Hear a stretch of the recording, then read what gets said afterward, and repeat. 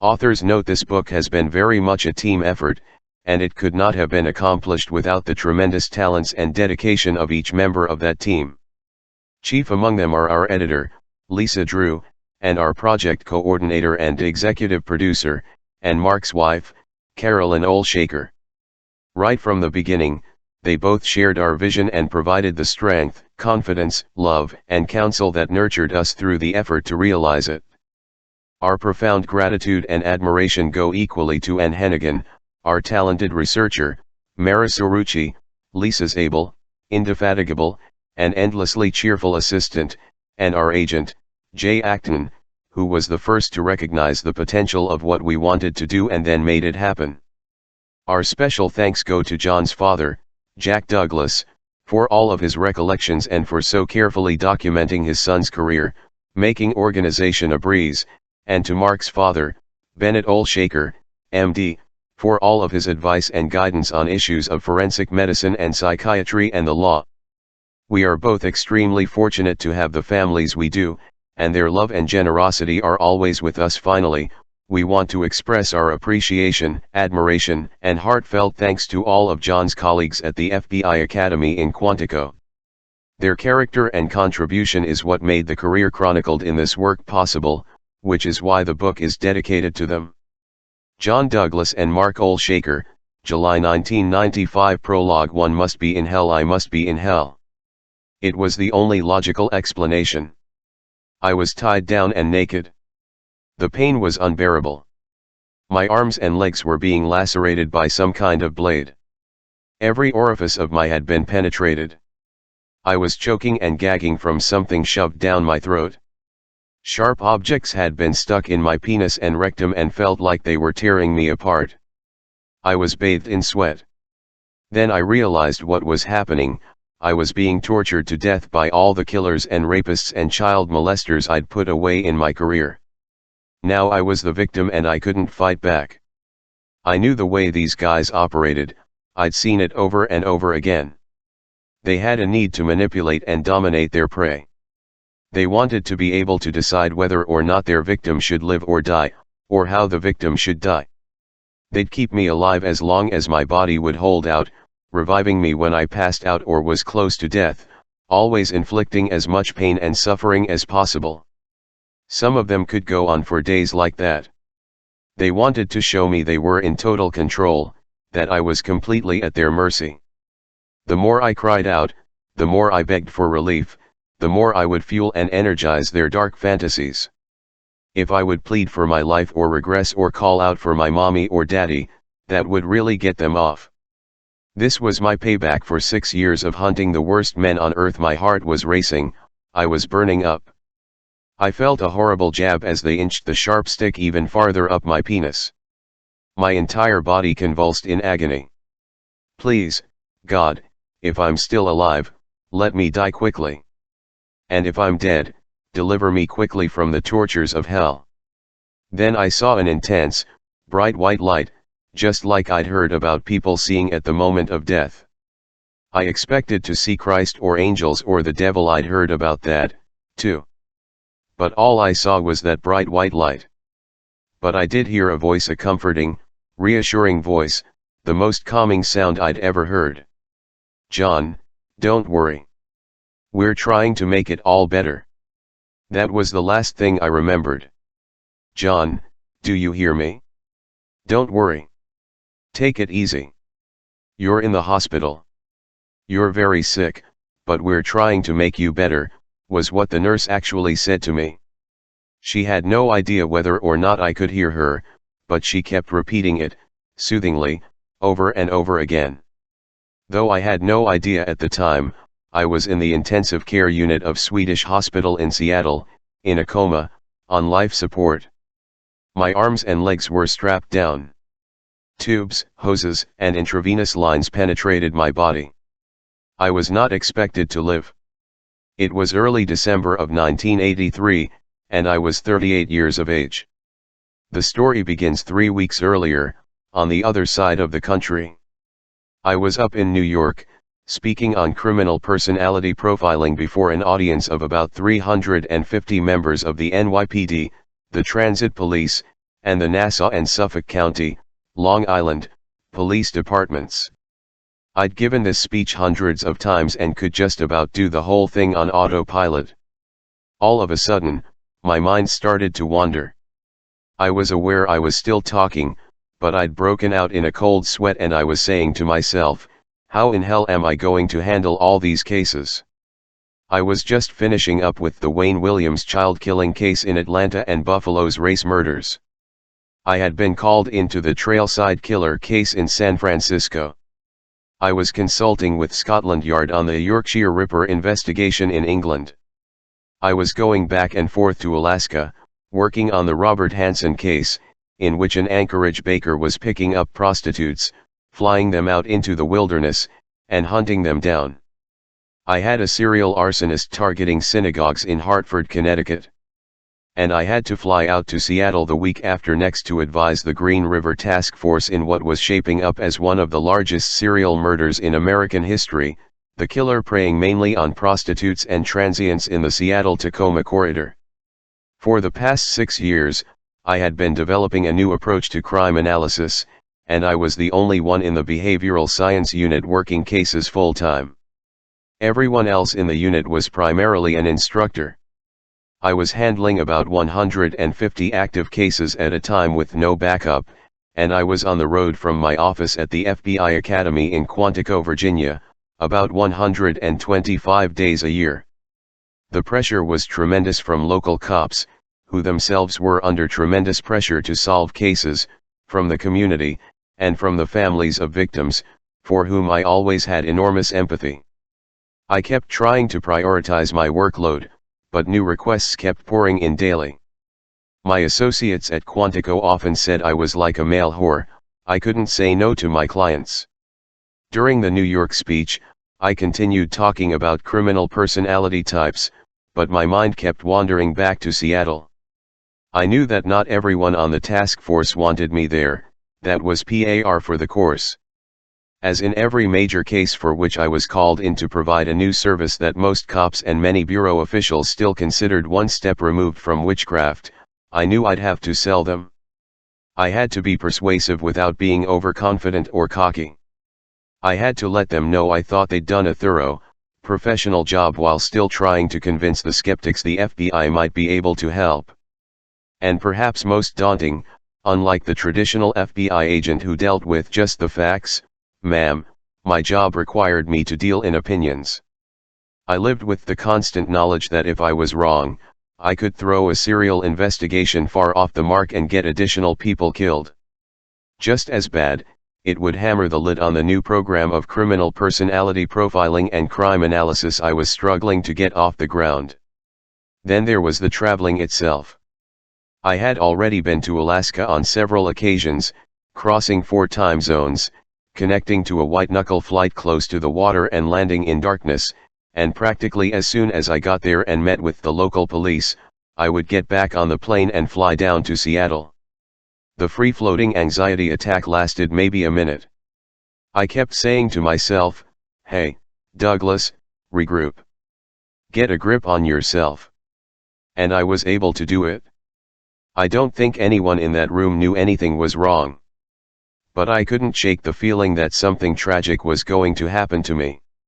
I couldn't shake this premonition, and when I got back to Quantico, I went to the personnel office and took out additional life insurance and income protection insurance in case I became disabled. I can't say exactly why I did this, except for that vague but powerful feeling of dread. I was physically run down, I was exercising too much and probably drinking more than I should have been to cope with the stress. I was having difficulty sleeping, and when I did fall asleep, often I'd awakened by a call from someone needing my instant help. When I would go back to sleep, I'd try to force myself to dream about the case in hopes that that would lead me to some insight about it. It's easy enough in retrospect to see where I was headed, but at the time there didn't seem to be anything I could do about it. Just before I left for the airport, something made me stop off at the elementary school where my wife, Pam, taught reading to learning disabled students, to tell her about the extra insurance. "VVH, why are you telling me this?" she asked, very concerned. I had a wicked headache on the right side and she said my eyes were bloodshot and strange looking. I just wanted you to know about everything before I left, I replied. At that time, we had 2 young daughters. Erica was 8 and Lauren was 3. For the trip to Seattle, I brought along 2 new special agents, Blaine McElwain and Ron Walker, to break them in on the case. We arrived in Seattle that night and checked into the Hilton Hotel downtown. As I was unpacking, I noticed I had only one black shoe. Either I hadn't packed the other one or somehow I'd lost it along the way. I would be making a presentation to the King County Police Department the next morning, and I decided I couldn't go on without my black shoes. I have always been something of a flashy dresser, and in my fatigue and stress, I became obsessed with having black shoes to wear with my suit. So I tore out into the downtown streets, rushed around until I found an open shoe store, and came back to the hotel, even more exhausted, with a suitable pair of black shoes.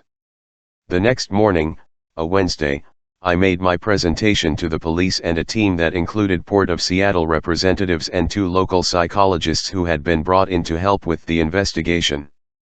Everyone was interested in my profile of the killer, whether there could be more than one offender, and what type of individual he, or they, might be. I tried to get across the point that in this type of case, the profile wouldn't be all that important. I was pretty sure of what kind of guy the killer would turn out to be, but just as sure there'd be a lot of guys who would easily fit the description. More important in this ongoing cycle of murders, I told them, was to begin going proactive, using police efforts and the media to try to lure the guy into a trap. For example, I suggested the police might set up a series of community meetings to discuss the crimes. I was reasonably certain the killer would show up at one or more of these. I also thought it would help answer the question of whether we were dealing with more than one offender. Another ploy I wanted the police to try was to announce to the press that there had been witnesses to one of the abductions. I felt that might draw out the killer to take his own proactive strategy and come forward to explain why he might have been innocently seen in the vicinity. The one thing of which I felt most certain was that whoever was behind these kills wasn't going to burn out. I then gave the team advice on how to interrogate potential subjects, both those they generated on their own and the many sad crazies who inevitably come forward in a high-profile case. McElwain, Walker, and I spent the rest of the day touring body dump sites, and by the time we got back to the hotel that evening, I was wiped out. Over drinks at the hotel bar, where we were trying to unwind from the day, I told Blaine and Ron I wasn't feeling well. I still had the headache, thought I might be coming down with the flu, and asked them to cover for me with the police the next day. I thought I might feel better if I spent the next day in bed, so when we said good night, I put the "Do Not Disturb" sign on my door and told my 2 associates I'd rejoin them Friday morning. All I remember is feeling terrible, sitting on the side of the bed and beginning to undress. My 2 fellow agents went back to the King County Courthouse on Thursday to follow up on the strategies I had outlined the day before. As I'd requested, they left me alone all day to try to sleep off my flu. But when I didn't show up for breakfast on Friday morning, they began to get concerned. They called there was no answer. They went to the room and knocked on the door. Nothing. Alarmed, they went back to the front desk and demanded a key from the manager. They came back upstairs and unlocked the door, only to find the security chain on. But they also heard faint moaning from inside the room.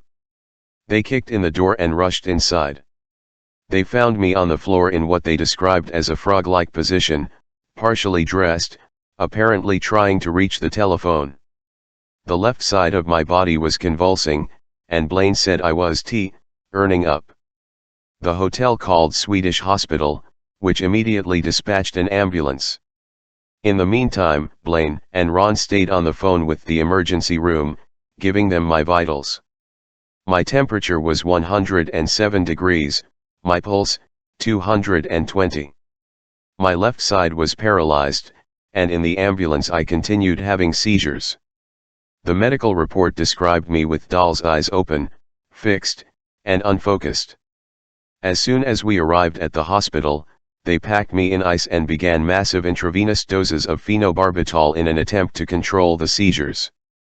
The doctor told Blaine and Ron he could practically have put the entire city of Seattle to sleep with what they were giving me. He also told the two agents that despite everyone's best efforts, I was probably going to die. A CAT scan showed the right side of my brain had ruptured and hemorrhaged from the high fever. In layman's terms, the doctor told them, his brain has been fried to a crisp. It was December 2, 1983. My new insurance had become active the day before. My unit chief, Roger Depew, went to Pam's school to give her the news in person. Then she and my father, Jack, flew out to Seattle to be with me, leaving the girls with my mother, Dolores. Two agents from the FBI Seattle field office, Rick Mathers and John Biner, picked them up at the airport and brought them straight to the hospital.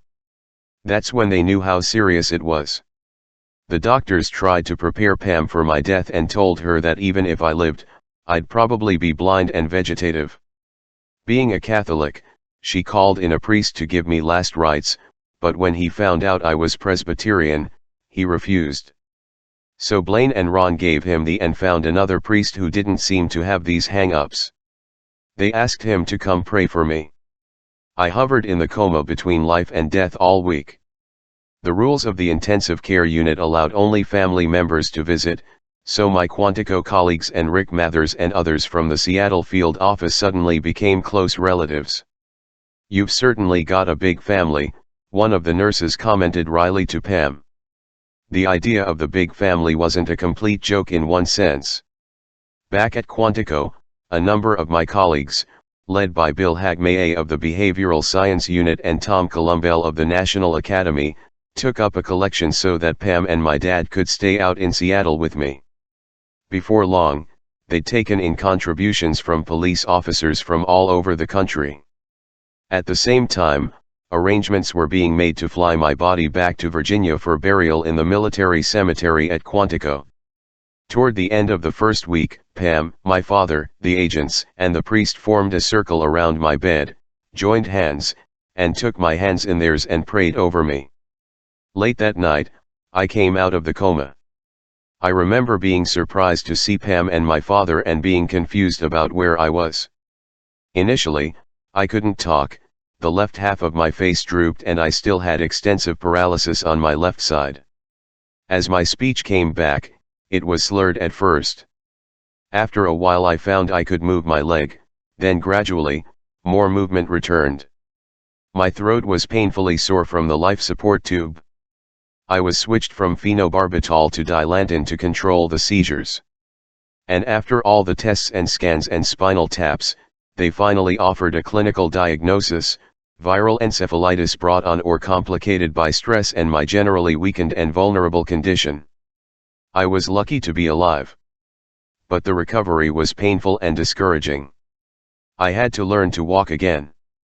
I was having memory problems. To help me remember the name of my primary physician, Siegel, Pam brought in for me a figurine of a seagull made of shells and sitting on a cork base. The next time the doctor came to give me a mental status exam and asked if I remembered his name, I slurred, "Sure, Dr. Siegel." Despite the wonderful support I was getting, I was tremendously frustrated with the rehabilitation. I'd never been able to sit around or take things slow. FBI Director William Webster called to encourage me. I told him I didn't think I could shoot anymore. "Don't worry about that, John," the director replied. "We want you for your mind." I didn't tell him I was afraid there wasn't much of that left, either. I finally left Swedish Hospital and came home 2 days before Christmas. Before leaving, I presented the emergency room and ICU staffs with plagues expressing my profound gratitude for all they had done to save my life. Roger Depew picked us up at Dulles Airport and drove us to our house in Fredericksburg, where an American flag and a huge "Welcome Home, John" sign were waiting. I had dropped from my normal 195 to 160 pounds. My kids, Erica and Lauren, were so upset by my appearance and the fact that I was in a wheelchair that for a long time afterward, they were afraid every time I went away on a trip. Christmas was pretty melancholy. I didn't see many friends, only Ron Walker, Blaine McElwain, Bill Hagmay, and another agent from Quantico, Jim Horn. I was out of the wheelchair, but moving around was still difficult. I had trouble carrying on a conversation. I found I cried easily and couldn't count on my memory.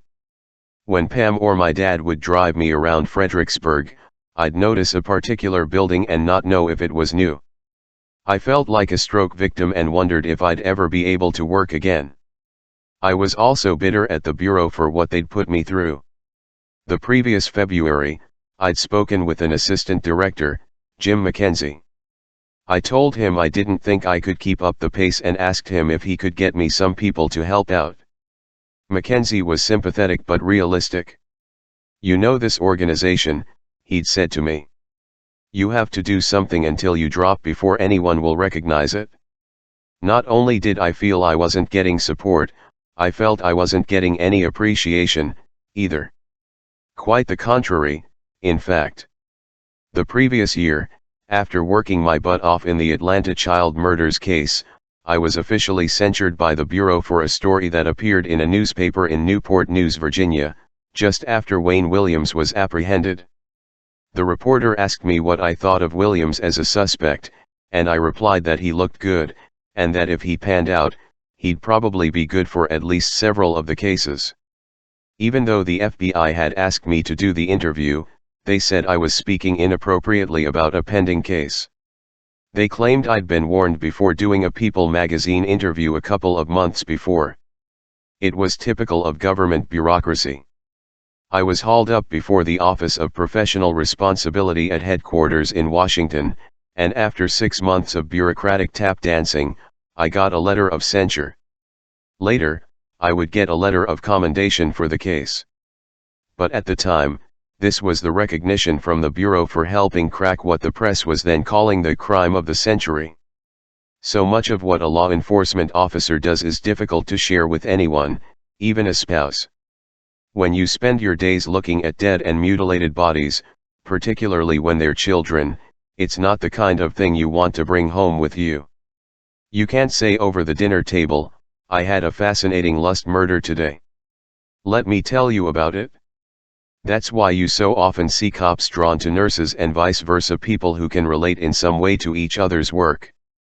And yet often when I was out in the park or the woods, say, with my own little girls, I'd see something and think to myself, that's just like the such and such scene, where we found the 8-year-old. As fearful as I was for their safety, seeing the things I saw, I also found it difficult to get emotionally involved in the minor, but important, scrapes and hurts of childhood. When I would come home and Pam would tell me that one of the girls had fallen off her bike and needed stitches, I'd flash to the autopsy of some child her age and think of all the stitches it had taken the medical examiner to close her wounds for burial. Pam had her own circle of friends who were involved with local politics, which didn't interest me at all. And with my travel schedule, she ended up with the lion's share of responsibility for raising the children, paying the bills, and running the house. This was one of the many problems with the marriage at the time, and I know that at least our oldest, Erica, was aware of the tension. I couldn't shake my resentment at the Bureau organization for letting this happen to me. About a month after I returned home, I was out burning leaves in the backyard. On an impulse, I went in, collected all the copies of profiles I had in the house, all the articles I'd written, carried them outside, and threw them all onto the fire. It felt like a catharsis, just getting rid of all of this stuff. Some weeks after that, when I could drive again, I went to Quantico National Cemetery to see where I would have been buried. Graves are positioned by date of death, and if I had died on December 1st or 2, I would have gotten a lousy sight. I noticed it happened to be near that of a young girl who had been stabbed to death on her driveway not far from where I lived. I'd worked on her case and the murder was still unsolved. As I stood there ruminating, I recalled how many times I'd advised police to surveil grave sites when I thought the killer might visit, and how ironic it would be if they were watching here and picked me up as a suspect. 4 months after my collapse in Seattle, I was still out on sick leave. I'd developed clots in my legs and lungs as a complication of the illness and so much time in bed, and I still felt as if I was struggling to get through every day. I still didn't know if I'd physically be able to work again and didn't know if I'd have the confidence even if I could. In the meantime, Roy Hazelwood, from the instructional side of the behavioral science unit, was doubling up and had taken on the burden of handling my ongoing cases. I made my first visit back to Quantico in April of 1984 to address an in-service group of about 50 profilers from FBI field offices. I stepped into the classroom, wearing slippers because my feet were still swollen from blood clots, and got a standing ovation from these agents from all over the country. The reaction was spontaneous and genuine from the people who, better than anyone, understood what I did and what I was trying to institute within the Bureau. And for the first time in many months, I felt cherished and appreciated. I also felt as if I had come home. I went back to work full-time a month later. Chapter 1 Inside the Mind of a Killer. Put yourself in the position of the hunter. That's what I have to do. Think of one of those nature films, a lion on the Serengeti plain in Africa. He sees this huge herd of antelope at a watering hole. But somehow we can see it in his eyes. The lion locks on a single one out of those thousands of animals. He's trained himself to sense weakness, vulnerability, something different in one antelope out of the herd that makes it the most likely victim. It's the same with certain people. If I'm one of them, then I'm on the hunt daily, looking for my victim of opportunity. Let's say I'm at a shopping mall where there are thousands of people. So I go into the video arcade, and as I look over the 50 or so children playing there, I've got to be a hunter, I've got to a profiler, I've got to be able to profile that potential prey. I've got to figure out which of those 50 children is the vulnerable one, which one is the likely victim. I have to look at the way the child is dressed. I have to train myself to pick up the nonverbal clues the child is putting out. And I have to do this all in a split second, so I have to be very, very good at it. Then, once I decide, once I make my move, I've got to know how I am going to get this child out of the mall quietly and without creating any fuss or suspicion when his or her parents are probably 2 stores down. I can't afford to make any mistakes. It's the thrill of the hunt that gets these guys going. If you could get a galvanic skin response reading on one of them as he focuses in on his potential victim, I think you'd get the same reaction as from that lion in the wilderness. And it doesn't matter whether we're talking about the ones who hunt children, who hunt young women or the elderly or prostitutes or any other definable group, or the ones who don't seem to have any particular preferred victim. In some ways, they're all the same. But it is the ways they are different, and the clues that they leave to their individual personalities, that have led us to a new weapon in the interpretation of certain types of violent crimes, and the hunting, apprehension, and prosecution of their perpetrators.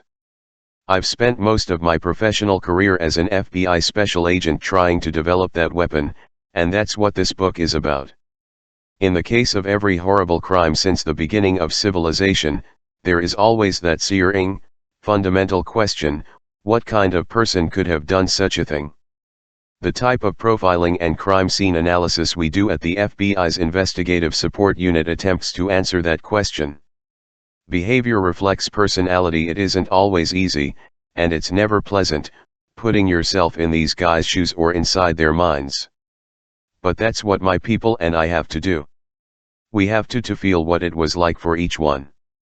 Everything we see at a crime scene tells us something about the unknown subject or unsub, in police jargon, who committed the crime.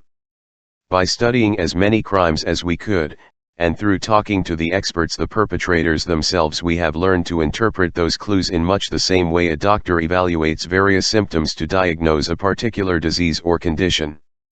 And just as a doctor can forming a diagnosis after recognizing several aspects of a disease presentation he or she has seen before, we can make various conclusions when we see patterns start to emerge. One time in the early 1980s, when I was actively interviewing incarcerated killers for our in-depth study, I was sitting in a circle of violent offenders in the ancient, stone, Gothic, Maryland State Penitentiary in Baltimore.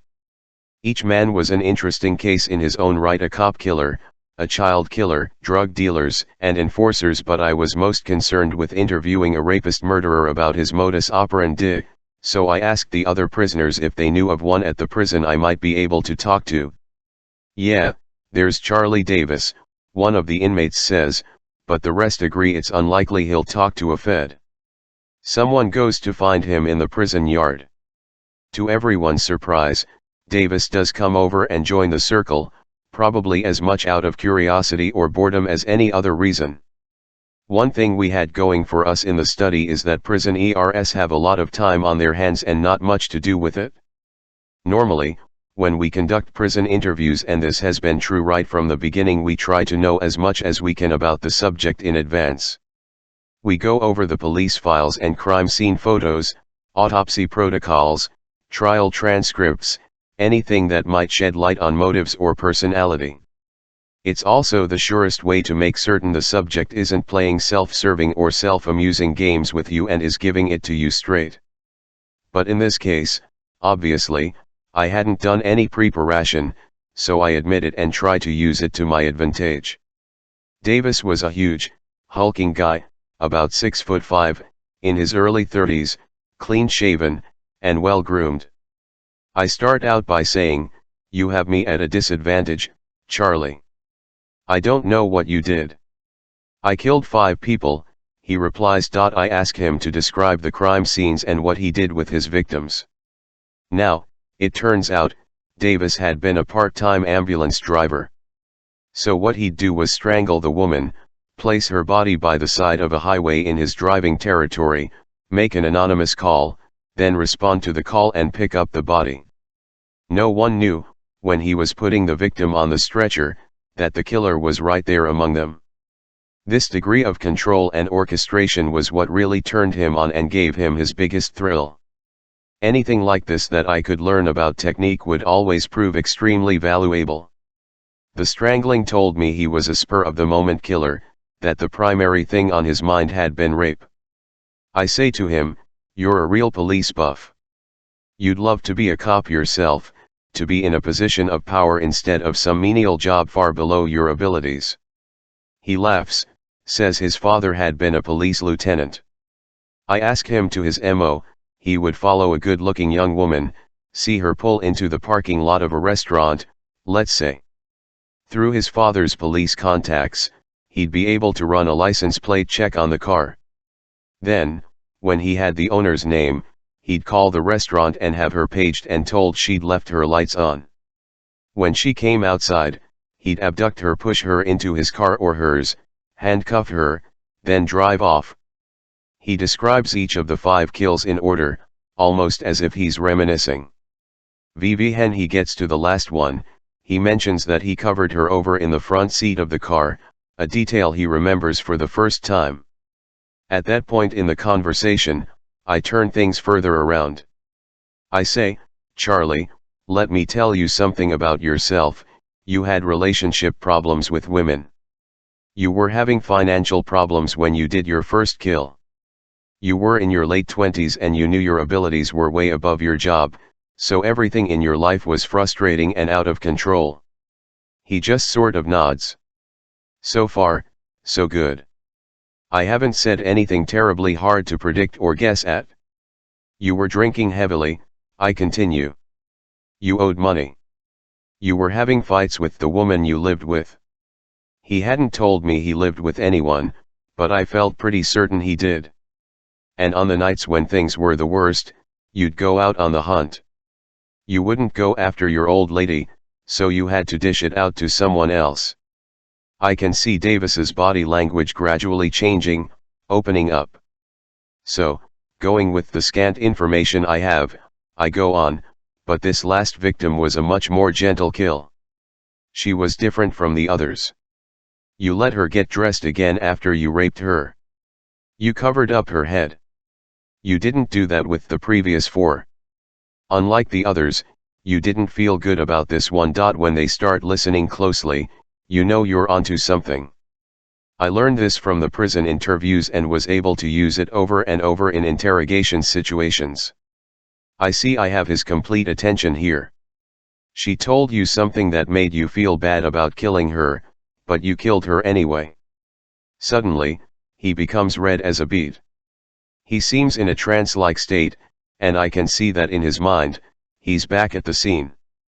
Hesitantly, he tells me the woman had said her husband was having serious health problems and that she was worried about him, he was sick and maybe dying. This may have been a ruse on her part, it may not have been, I don't have any way of knowing. But clearly, it had affected Davis. But I hadn't disguised myself. She knew who I was, so I had to kill her. I pause a few moments, then say, "You took something from her, didn't you?" He nods again, then admits he went into her wallet. He took out a photograph of her with her husband and child at Christ Moss and kept it. I'd never met this guy before, but I'm starting to get a firm image of him, so I say, "You went to the gravesite, Charlie, didn't you?" He becomes flushed, which also confirms for me he followed the press on the case so he'd know where his victim was buried. "You went because you didn't feel good about this particular murder. And you brought something with you to the cemetery and you put it right there on that grave." The other prisoners are completely silent, listening with rapt attention. They've never seen Davis like this. I repeat, "You brought something to that grave. What did you bring, Charlie? You brought that picture, didn't you?" He just nods again and hangs his head. This wasn't quite the witchcraft or pulling the rabbit out of the hat it might have seemed to the other prisoners. Obviously, I was guessing, but the guesses were based on a lot of background and research and experience my associates and I had logged by that time and continue to gather. For example, we'd learned that the old cliché about killers visiting the graves of their victims was often true, but not necessarily for the reasons we'd originally thought. Behavior reflects personality. One of the reasons our work is even necessary has to do with the changing nature of violent crime itself. We all know about the drug-related murders that plague most of our cities and the gun crimes that have an everyday occurrence as well as a national disgrace. Yet it used to be that most crime, particularly most violent crime, happened between people who in some way knew each other. We're not seeing that as much any longer. As recently as the 1960s, the solution rate to homicide in this country was well over 90%. We're not seeing that any longer, either. Now, despite impressive advances in science and technology, despite the advent of the computer age, despite many more police officers with far better and more sophisticated training and resources, the murder rate has been going up and the solution rate has been going down. More and more crimes are being committed by and against strangers, and in many cases we have no motive to work with, at least no obvious or logical motive. Traditionally, most murders and violent crimes were relatively easy for law enforcement officials to comprehend. They resulted from critically exaggerated manifestations of feelings we all experience: anger, greed, jealousy, profit, revenge. Once this emotional problem was taken care of, the crime or crime spree would end. Someone would dead, but that was that, and the police generally knew who and what they were looking for. But a new type of violent criminal has surfaced in recent years: the serial offender, who often doesn't stop until he is caught or killed, who learns by experience and who tends to get better and better at what he does, constantly perfecting his scenario from one crime to the next. I say surfaced because, to some degree, he was probably with us all along, going back long before 1880s London and Jack the Ripper, generally considered the first modern serial killer. And I say he because, for reasons we'll get into a little later, virtually all real serial killers are male. Serial murder may, in fact, be a much older phenomenon than we realize.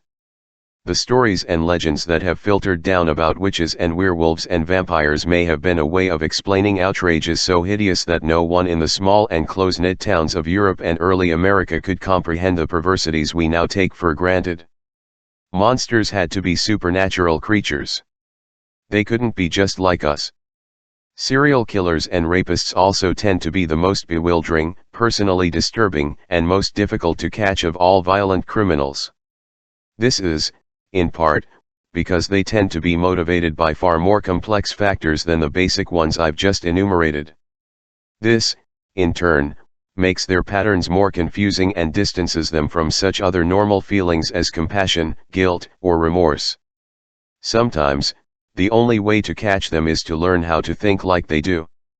Lest anyone think I will be giving away any closely guarded investigative secrets that could provide a how-to to would-be offenders, let me reassure you on that point right now. What I will be relating is how we developed the behavioral approach to criminal personality profiling, crime analysis, and prosecutorial strategy, but I couldn't make this a how-to course even if I wanted to. For one thing, it takes as much as 2 years for us to train the already experienced, highly accomplished agents selected to come into my unit. For another, no matter how much the criminal thinks he knows, the more he does to try to evade detection or throw us off the track, the more behavioral clues he's going to give us to work with. As Sir Arthur Conan Doyle had Sherlock Holmes say many decades ago, singularity is almost invariably a clue. The more featureless and commonplace a crime is, the more difficult it is to bring it home. In other words, the more behavior we have, the more complete the profile and analysis we can give to the local police. The better the profile the local police have to work with, the more they can slice down the potential suspect population and concentrate on finding the real guy. Which brings me to the other disclaimer about our work. In the Investigative Support Unit, which is part of the FBI's National Center for the Analysis of Violent Crime at Quantico, we don't catch criminals. Let me repeat that, we do not catch criminals. Local police catch criminals, and considering the incredible pressures they're under, most of them do a pretty damn good job of it. What we try to do is assist local police in focusing their investigations, then suggest some proactive techniques that might help draw a criminal out. Once they catch him, and again, I emphasize they, not we will try to formulate a strategy to help the prosecutor bring out the defendant's true personality during the trial. We're able to do this because of our research and our specialized experience. While a local Midwestern police department faced with a serial murder investigation might be seeing these horrors for the first time, my unit has probably handled hundreds, if not thousands, of similar crimes. I always tell my agents, if you want to understand the artist, you have to look at the painting. We've looked at many paintings over the years and talked extensively to the most accomplished artists. We began methodically developing the work of the FBI's Behavioral Science Unit, and what later came to be the Investigative Support Unit, in the late 1970s and early 1980s.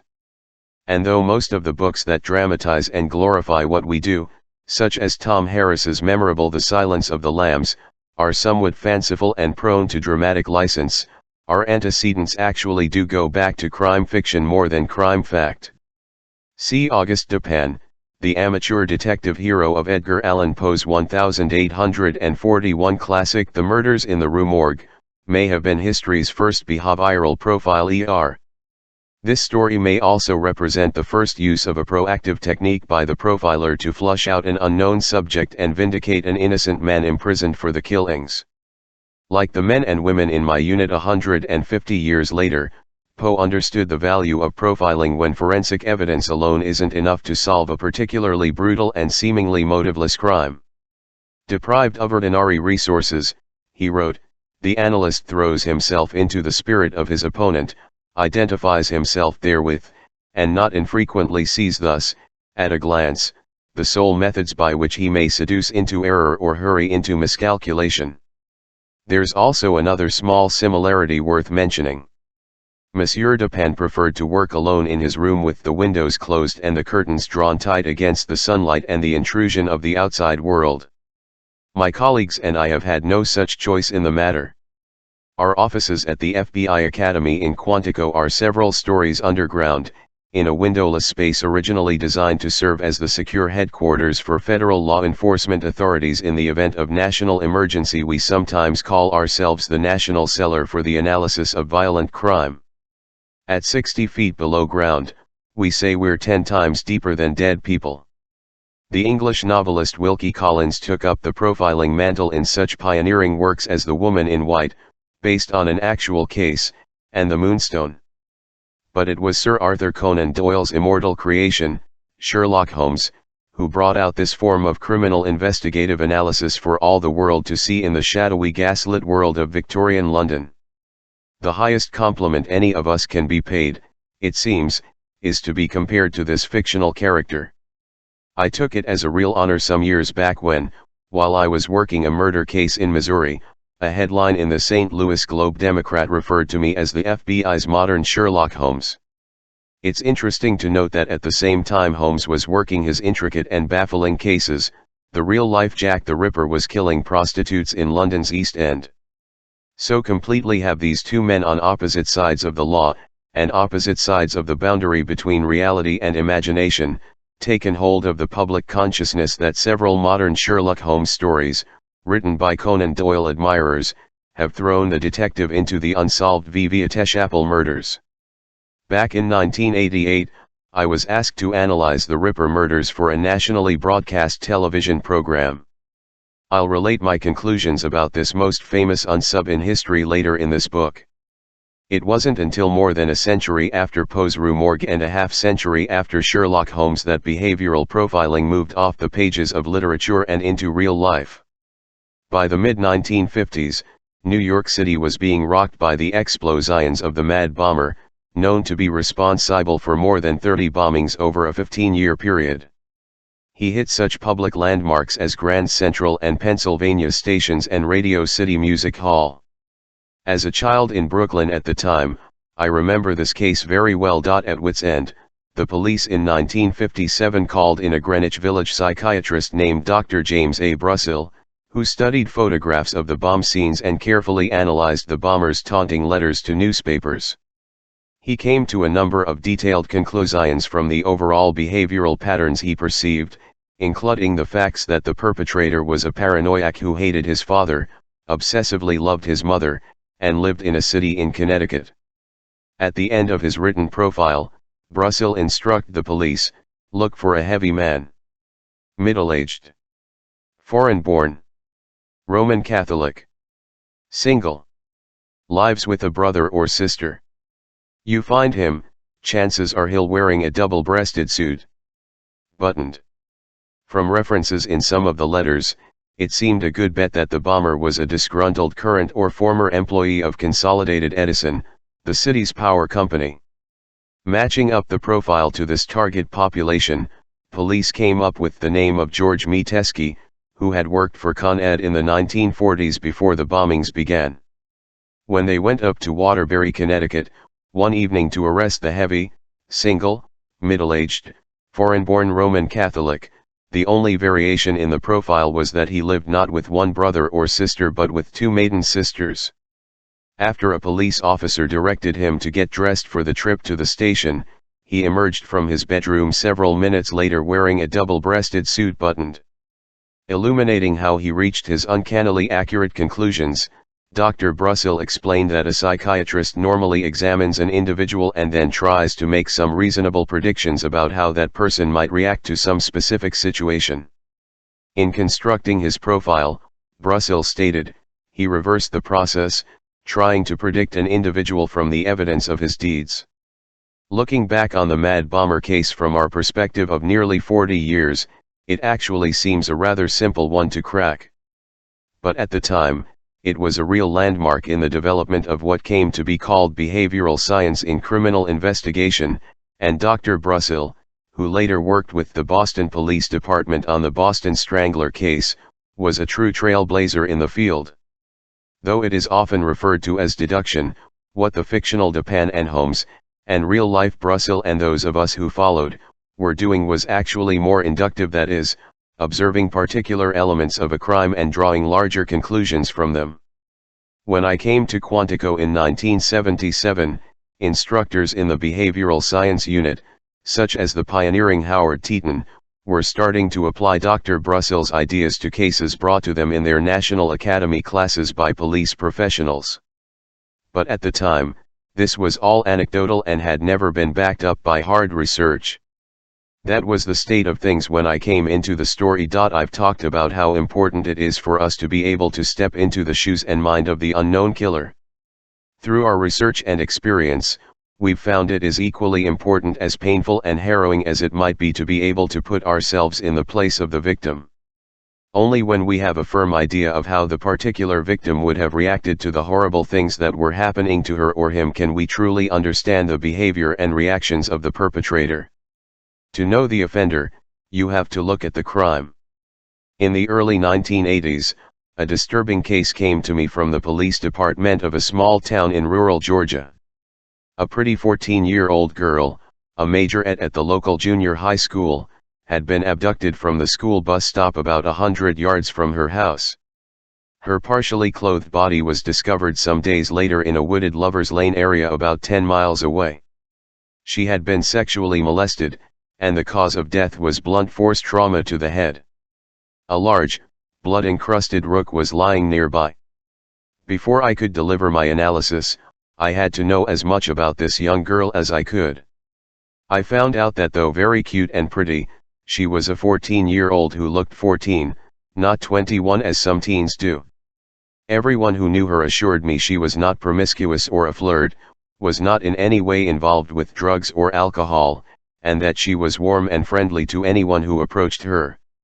Autopsy analysis indicated she had been a virgin when raped. This was all vital information to me, because it led me to understand how she would have reacted during and after the abduction and, therefore, how the offender would have reacted to her in the particular situation in which they found themselves. From this, I concluded that the murder had not been a planned outcome, but was a panicked reaction due to the surprise, based on the attacker's warped and delusional fantasy system, that the young girl did not welcome him with open arms. This, in turn, led me closer to the personality of the killer, and my profile led the police to focus on a suspect in a rape case from the year before in a nearby larger town. Understanding the victim also helped me construct a strategy for the police to use in interrogating this challenging suspect, who, as I predicted he would, had already passed a lie detector test.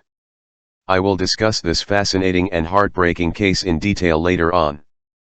But for now, suffice it to say that the individual ended up confessing both to the murder and the earlier rape. He was convicted and sentenced and, as of this writing, is on Georgia's death row. When we teach the elements of criminal personality profiling and crime scene analysis to FBI agents or law enforcement professionals attending the National Academy, we try to get them to think of the entire story of the crime. My colleague Roy Hazelwood, who taught the basic profiling course for several years before retiring from the Bureau in 1993, used to divide the analysis into 3 distinct questions and phases: what, why, and who, what took place. This includes everything that might be behaviorally significant about the crime. Why did it happen the way it did? Why, for example, was there mutilation after death? Why was nothing of value taken? Why was there no forced entry? What are the reasons for every behaviorally significant factor in the crime? And this, then, leads to, who would have committed this crime for these reasons? That is the task we set for ourselves. Chapter 2. My mother's name was Holmes. My mother's maiden name was Holmes, and my parents almost chose that as my middle name instead of the more prosaic Edward. Other than that, as I look back, not much about my early years indicated any particular future as a mind hunter or criminal profiler. I was born in Brooklyn, New York, near the border with Queens. My father, Jack, was a printer with the Brooklyn Eagle. I was 8, concerned about the rising crime rate.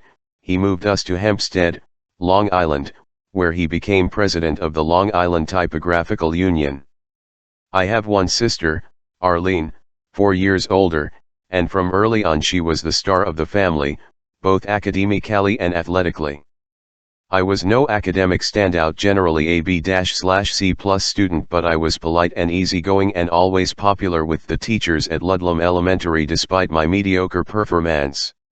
I was mostly interested in animals and at various times kept dogs, cats, rabbits, hamsters, and snakes, all of which my mother tolerated because I said I wanted to be a veterinarian. Since this endeavor showed promise of a legitimate career, she encouraged me down this path. The one pursuit in school for which I did show a flair was telling stories, and this might, in some way, have contributed to my becoming a crime investigator. Detectives and crime scene analysts have to take a bunch of disparate and seemingly unrelated clues and make them into a coherent narrative, so storytelling ability is an important talent, particularly in homicide investigations, where the victim can't relate his or her own story. At any rate, I often used my talent to get out of doing real work. I remember once in 9th grade, I was lazy to read a novel for an oral report before the class. So when my turn came, I still can't believe I had the balls to do this. I made up the title of a phony book, made up a phony author, and began telling this story about a group of campers around a campfire at night. I'm making it up as I go along, and I'm thinking to myself, how long can I keep pulling this off? I've got this bear stealthily stalking up on the campers, just about to pounce, and at that point I lose it. I start cracking up and have no choice but to confess to the teacher that I'd made up the whole thing. It must have been the guilty conscience, proving I wasn't a complete criminal personal ity. I'm up there, exposed as a fake, knowing I'm going to flunk, about to be embarrassed in front of all my peers, and I can already anticipate what my mother's going to say when she finds out. But to my surprise and amazement, the teacher and the other kids are totally into the story. And when I tell them I've been making it up, they all say, "Finish it. Tell us what happens next." So I did, and walked away with an A. I didn't tell this to my own children for a long time because I didn't want them to think that crime does pay, but I learned from it that if you can sell people your ideas and keep them interested, you can often get them to go along with you.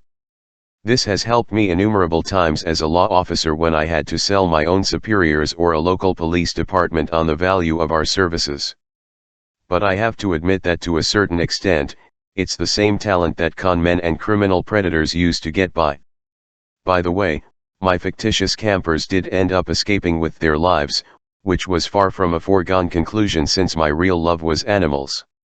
So, in preparation for becoming a vet, I spent 3 summers on dairy farms in upstate New York in the Cornell Farm Cadet Program sponsored by the university's veterinary school. This was a great opportunity for city kids to get out and live with nature, and in exchange for this privilege, I worked 70 to 80 hours a week at $15 per, while my school friends back home were sunning themselves at Jones Beach.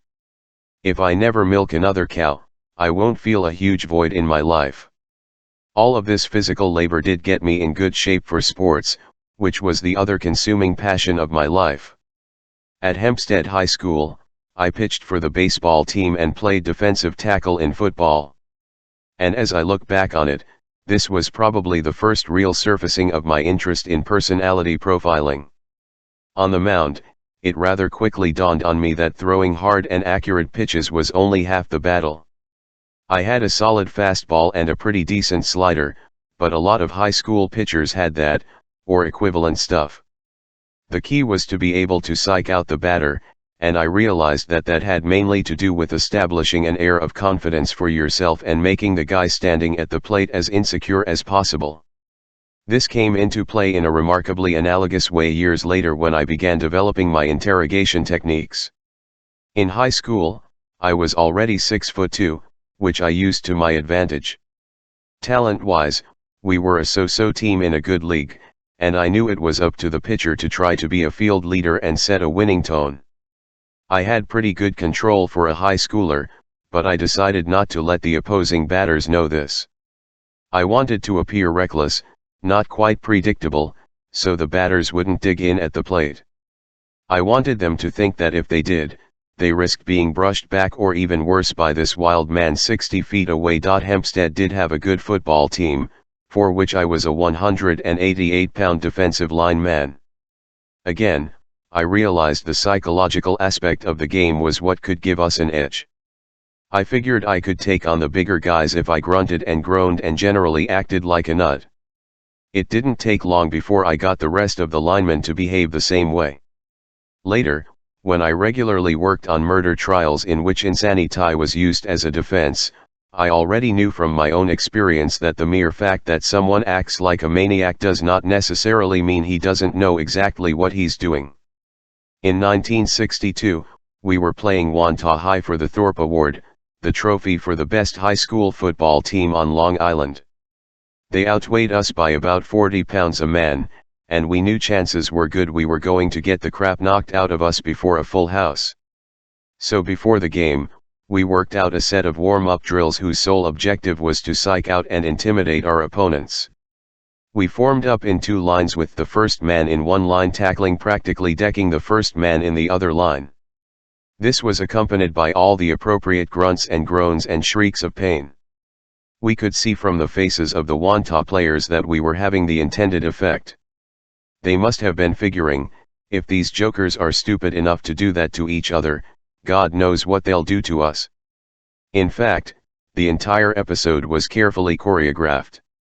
We practiced wrestling throws so we could appear to hit the ground hard, but without getting hurt, and when we got into the actual game, we kept up the general level of craziness to make it appear we'd only been let out of the asylum for this one afternoon and were going straight back as soon as the game was over. The contest was close all the way, but when the dust finally settled, we had won, 14-13, and captured the Thorpe Award for 1962. My first brush with law enforcement, in fact, my first real experience with profiling, came at age 18, when I got a job as a bouncer in a bar and club in Hempstead called the Gaslight East. I was so good at it that later I was given the same position at the Surf Club in Long Beach. At both places, my two main responsibilities were to keep out those below legal drinking age, in other words, anyone younger than me, and to short-circuit or break up the inevitable fights that crop up in places where alcohol is consumed. Standing at the door, I would request an ID from anyone whose age was questionable, then ask the person for his or her date of birth to see if it matched up. This is pretty standard procedure and it's what everyone expects, so they're all prepared for it. Seldom will a kid who's gone to the trouble of coming up with a fake ID be so careless as to fail to memorize the birth date on it. Looking straight into their eyes as I questioned them was an effective technique with some people, particularly girls, who generally have a more developed social conscience at that age. But those who want to get in can still get past most scrutiny if they just concentrate on their acting for a few moments.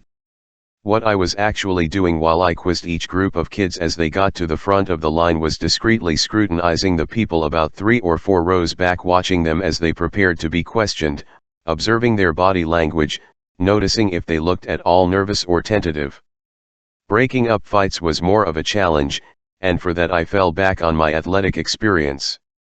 If they see a look in your eyes that tells them you're not quite predictable and you act just a little overtly screwy, then sometimes even the big guys will think twice about tangling with you. If they think you're just off enough not to be worried about your own safety, then you become a far more dangerous opponent.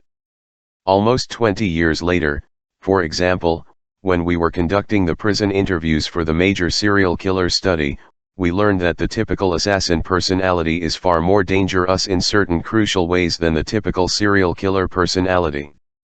Because unlike the serial killer, who will only choose a victim he thinks he can handle and then will go to elaborate lengths to avoid capture, the assassin is obsessively concerned with his mission and is generally willing to die to achieve it. The other consideration in making people have a particular opinion of you, such as that you're irrational and crazy enough to do something unpredictable, is that you have to maintain that persona all the time on the job, not just when you think people are looking at you. When I interviewed Gary Trapnell, a notorious armed robber and airplane hijacker, at the federal prison in Marion, Illinois, he claimed that he could fool any prison psychiatrist into believing he had any mental illness I cared to specify. The key to pulling it off, he informed me, was to behave that way all the time, even alone in your cell, so that when they interviewed you, you wouldn't have to think your way through it, which was what gave you away. So, long before I had the benefit of this type of expert advice, I seemed to have some instinct for thinking like a criminal. When I couldn't manage to scare people out of a fight at the bar, I tried to use my amateur profiling techniques to do the next best thing and head it off before it got serious. I found that with a little experience, by closely observing and body engage, I was able to correlate this with the sort of action that ended up breaking out into fights, so I could anticipate if an individual was about to start something.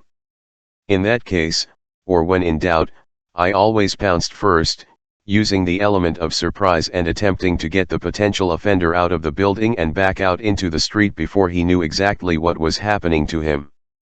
I always say that most sexual killers and serial rapists become skilled in domination, manipulation, and control, the same skills I was trying to master in a different context. But at least I was learning. When I graduated from high school, I still wanted to be a vet, but my grades weren't nearly good enough for Cornell. The best I could do to get a similar type of program was Montana State. So in September of 1963, the Brooklyn and Long Island boy headed out to the heart of Big Sky Country. The culture shock upon arriving in Bozeman couldn't have been greater. "Greetings from Montana," I wrote in one of my early letters home, "where men are men and sheep are nervous." Just as Montana seemed to embody all the stereotypes and cliches of Western and frontier life to me, that is how I came across to the people I met there as an Easterner. I joined the local chapter of Sigma Phi Epsilon, which was composed almost exclusively of local boys, so I stood out like a sore thumb.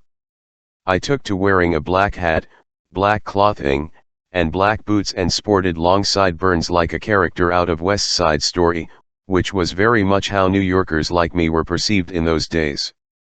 So I made the most of it. At all the social gatherings, the locals would be wearing Western garb and dancing the two-step, while I had spent the last several years religiously watching Chubby Checker on TV and knew every conceivable variation of the twist. Because my sister, Arlene, was 4 years older than I was, she'd long before enlisted me as her practice dance partner, so I quickly became the dance instructor for the entire college community. I felt like a missionary going into some remote area that had never before heard English spoken. I had never had much of a reputation as a scholar, but now my grades hit an all-time low as I concentrated on everything but. I'd already worked as a bouncer in a bar in New York, but here in Montana, the drinking age was 21, which was a real come down to me. Unfortunately, I didn't let that stop me. My first run-in with the law happened when one of my fraternity brothers and I had taken out these two swell girls who had met in a home for unwed mothers. They were mature for their age. We stopped at a bar and I went in to buy a six-pack. The bartender says, "Show me your ID."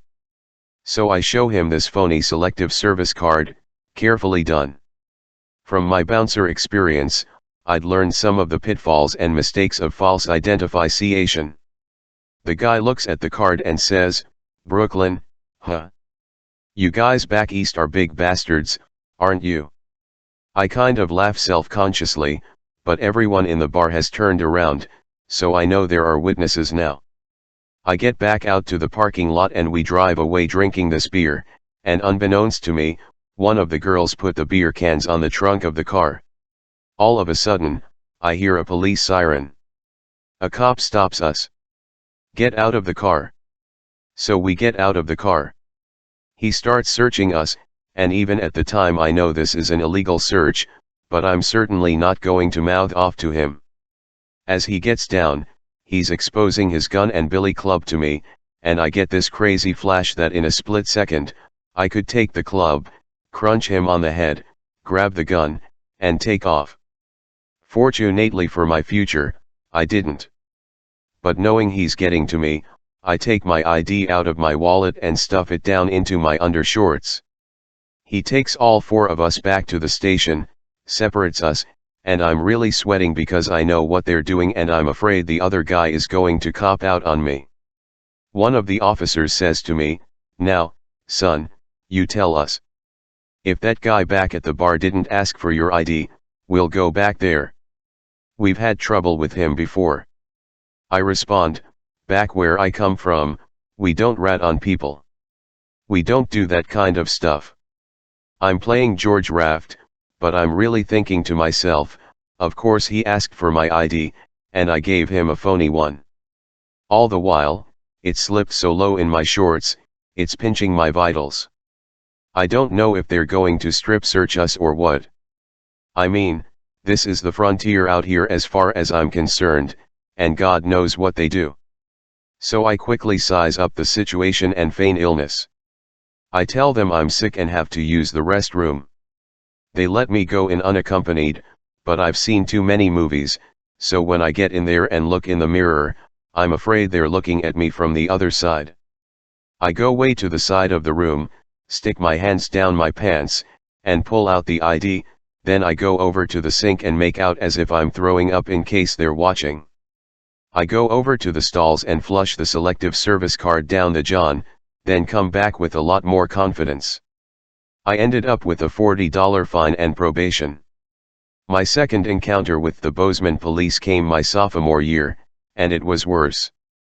I go to a rodeo along with 2 other guys from back east and 1 guy from Montana. We're leaving at the end, driving a '62 Studebaker, and we have beer in the car, so here we go again. It's snowing like crazy. The kid at the wheel is from Boston, I'm in the front passenger seat, and the local is between us. Anyway, the guy driving goes through a stop sign, and wouldn't you know it? There's a cop right there. That seems to be the hallmark of my Montana life. Whatever they say about cops not being around when you need them, not true in Bozeman in 1965. So this idiot fraternity brother of mine, I can't believe it, he doesn't stop. He takes off with this cop in the back in hot pursuit. Every time we make a turn and get out of the cop's view for a second, I'm throwing beer cans out of the car. We keep driving and reach this residential neighborhood, hitting speed bumps, boom, boom, boom. We come to a roadblock, the cop must have radioed ahead. We drive right around the roadblock, up across someone's lawn. All the time, I'm yelling, "Stop the goddamned car. Get me out of here." But this idiot keeps going. The car's spinning, it's still snowing like crazy, then right behind us we hear the sirens. We reach an intersection. He slams on the brakes, the car goes into a 360 spin, the door flies open, and I'm thrown out of the car. I'm hanging by the door and my ass is dragging in the snow on the ground, and all of a sudden someone yells, "Run." So we run. All in different directions. I end up in an alley, where I find an empty pickup truck and get in. I ditched my black hat while I was running, and I'm wearing a reversible black and gold jacket, so I take it off and turn the gold side outward for some disguise. But I'm sweating and fogging up the windows. I'm thinking, oh, shit, they're going to be able to see me. And I'm afraid the owners are going to come back any minute, and out here, they probably have guns. So I wipe off a small area on the glass so I can see out, and there's all kinds of activity around the car we've abandoned, cop cars, tracking dogs, you name it. And now they're coming up the alley, their flashlights are shining on the pickup, and I'm about ready to shit my pants. But I can't believe that they drive right by and leave me there. I steal back to school and everyone's already heard about this thing, and I find out that the other 2 Eastern guys and I got away, but they caught the one from Montana and he spilled his guts. He names names and they come after each of us. When they get to me, I cop a plea that I wasn't in control of the car, that I was scared and pleading with the guy to stop. Meanwhile, the driver from Boston gets thrown in a jail cell with springs and no mattress, bread and water and the whole bit, while my incredible luck holds out and I just get slapped with another $40 fine for possession of alcohol and prohibition. But they notify the school, they notify our parents, who are all royally pissed off, and things aren't going any better academically. I have a straight D average. I've failed a speech class because I never went to class, which is my all-time low since I'd always felt that being able to talk was about my best asset, and I'm not figuring out any way to pull myself out of this morass. By the end of the second year, it's clear that my adventure in the western wilderness is at an end. If it appears that all of my memories from this period are of mishaps and personal screw-ups, that's the way it seemed to me at the time. I came home from college, living under the eyes of my disappointed parents. My mother was specially upset, knowing now I'd never become a veterinarian. As usual, when I didn't know what to do with myself, I fell back on my athletics and took a job lifeguarding for the summer of 1965. When the summer ended and I wasn't going back to school, I found a job running the health club at the Holiday Inn in Patchogue. Not long after I started working there, I met Sandy, who worked at the hotel as a cocktail waitress. She was a beautiful young woman with a young son, and I was instantly crazy about her. She looked spectacular in her little cocktail outfit. I was still in great shape physically from all of my exercise and working out, and she seemed to like me, too. I was living at home and she would call me all the time. My father would say to me, "Who the hell is calling you all hours of the day and night? There's always this child crying and screaming in the background." Living at home didn't provide the opportunity for much action, but Sandy told me that if you worked at the hotel, you could get an unbooked room really cheap. So one day we got a room together. The next morning, early, the phone rings. She answers it and I hear, "No. No. I don't want to talk to him." As I wake up, I say, "Who is that?" She says, "The front desk. They said my husband's here and he's on his way up." Now I'm wide awake. I say, "Your husband? What do you mean, your husband? You never told me you were still married." She pointed out that she'd never told me she wasn't, either, then went on to explain that they were separated. Big deal, I'm thinking as I begin to hear this maniac running down the hall. He starts pounding on the door. "Sandy. I know you're in there, Sandy." The room had a window onto the hallway made of glass louvers, and he's tearing at them, trying to rip them off the frame. Meanwhile, I'm LCK, king for a place to jump from. We were on the second floor, but there's no window for me to jump out of. I ask, "Does this guy carry guns or anything?"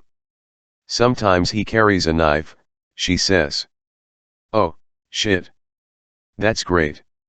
I've got to get out of here. Open the door." I get into this pugilistic stance. She opens the door. The husband comes running in. He comes straight at me. But then he sees me in silhouette in the shadows, and I must look big and tough, so he changes his mind and stops. But he's still yelling, "You son of a bitch. You get the hell out of here." Figuring I've been macho enough for one day and it's still early, I say, very politely, "Yes, sir.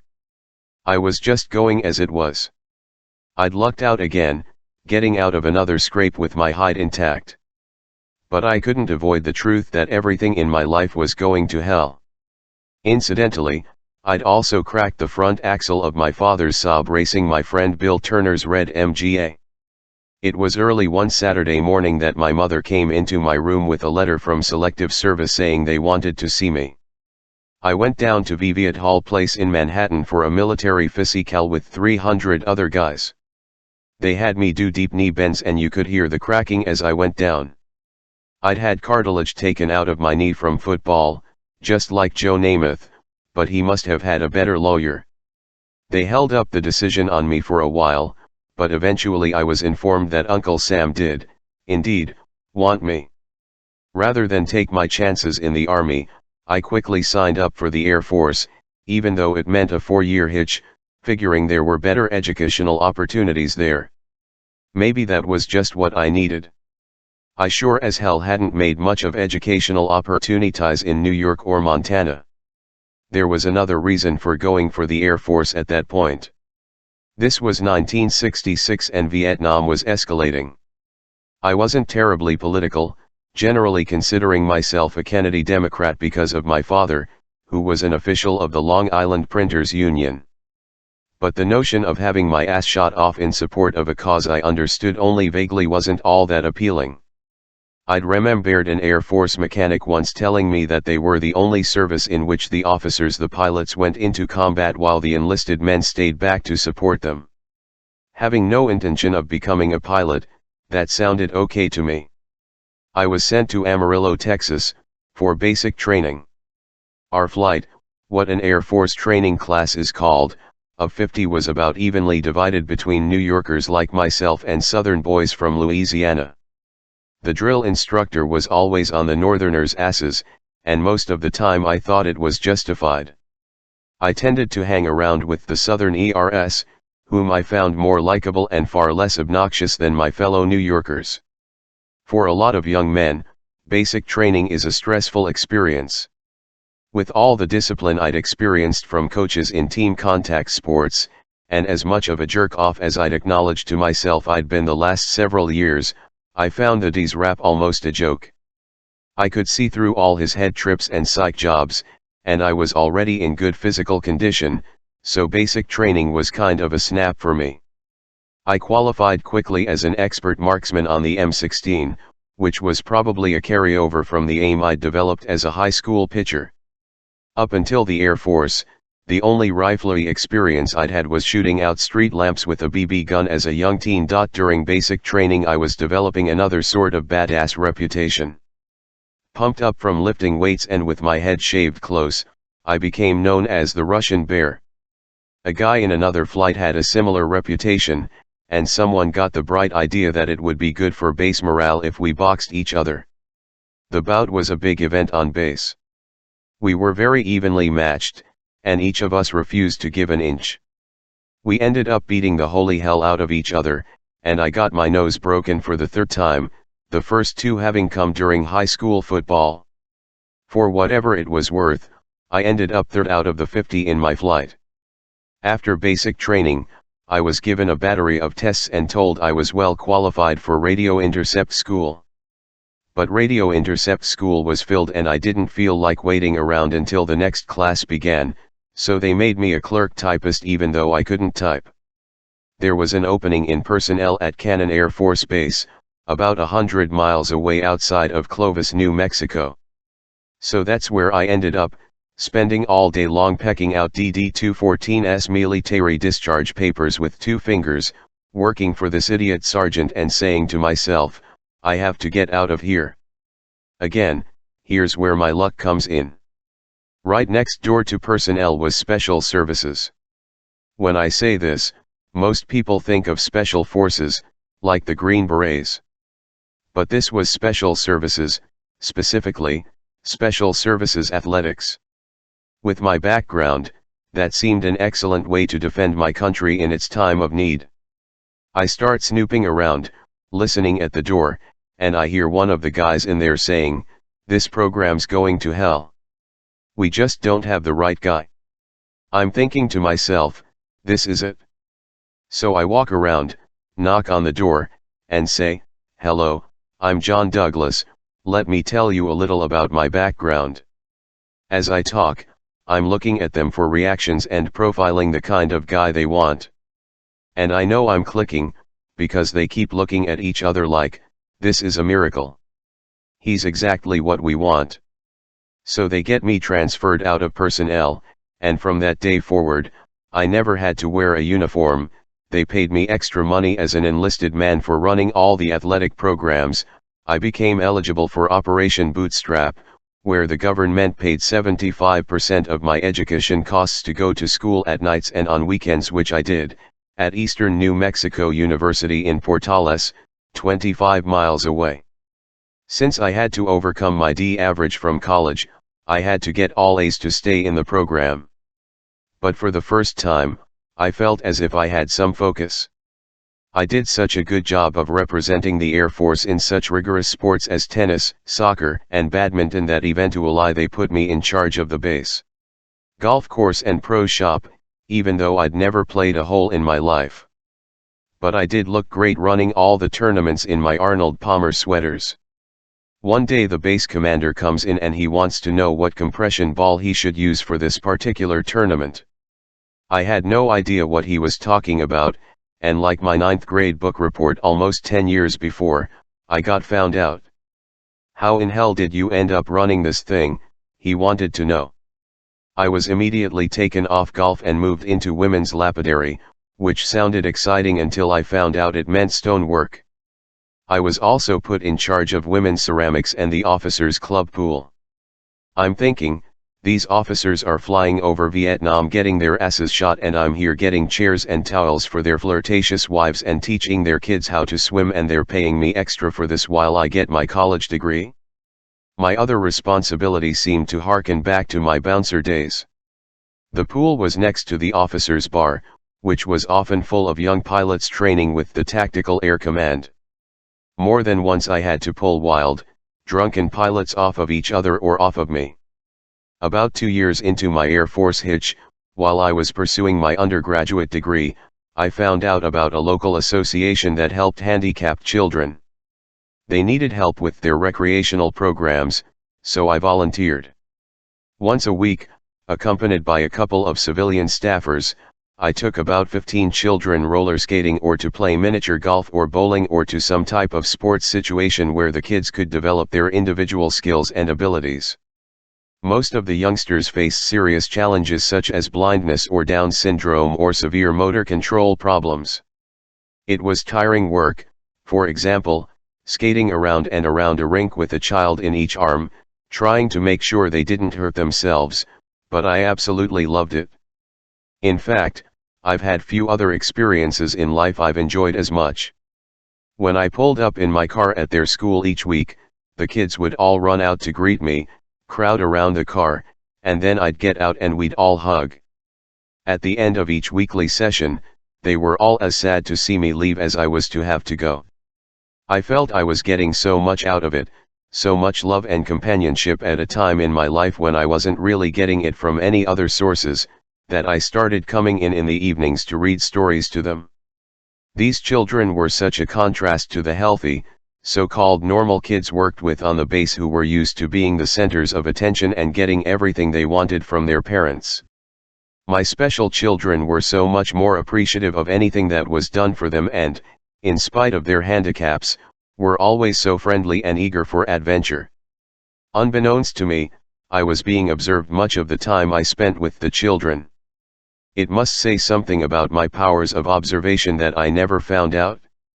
At any rate, my performance was being evaluated by members of the Eastern New Mexico University Psychology Department, who then offered me a 4-year scholarship in special education. Though I had been thinking about industrial psychology, I loved the kids and thought this might be a good choice. In fact, I could stay in the Air Force and become an officer with this as a career. I submitted the university's offer to the base's civilian-run personnel board, but after consideration, they decided the Air Force didn't need anyone with a degree in special education. I thought this was rather strange because of all the dependents on base, but that was their decision. So I gave up my thoughts of going into special ed as a career, but continued the volunteer work I loved so much. Christmas of 1969, I was going home to see my family. I had to drive the 100 miles back to Amarillo to catch the plane to New York, and my Volkswagen Beetle wasn't in such great shape for the trip. So my best friend in the Air Force, Robert LaFont, swaps me his Carmen Ghia for the trip. I didn't want to miss the Special Services Christmas party, but that was the only way I could get to Amarillo in time for the flight. When I got off the plane at LaGuardia, my parents met me. They looked grim, almost shell-shocked, and I couldn't figure out why. After all, I was turning my life around and finally giving them reason not to be disappointed in what had happened. They'd received a report of an unidentified driver killed near the base in a VW that matched the description of mine. Until they saw me get off the plane, they didn't know if I was alive or dead. It turned out that Robert LaFont, like a lot of other guys, had gotten drunk and passed out at the Christmas party. People who were there told me that some of the officers and non-coms had carried him out to my car, put him in with the key in the ignition, and when he came to, he tried to drive off the base. It was snowing and freezing out. He hit a station wagon head-on with a military mother and her children inside. Thank God, they weren't hurt, but in my flimsy car, Robert went into the steering wheel, through the windshield, and was killed. This haunted me.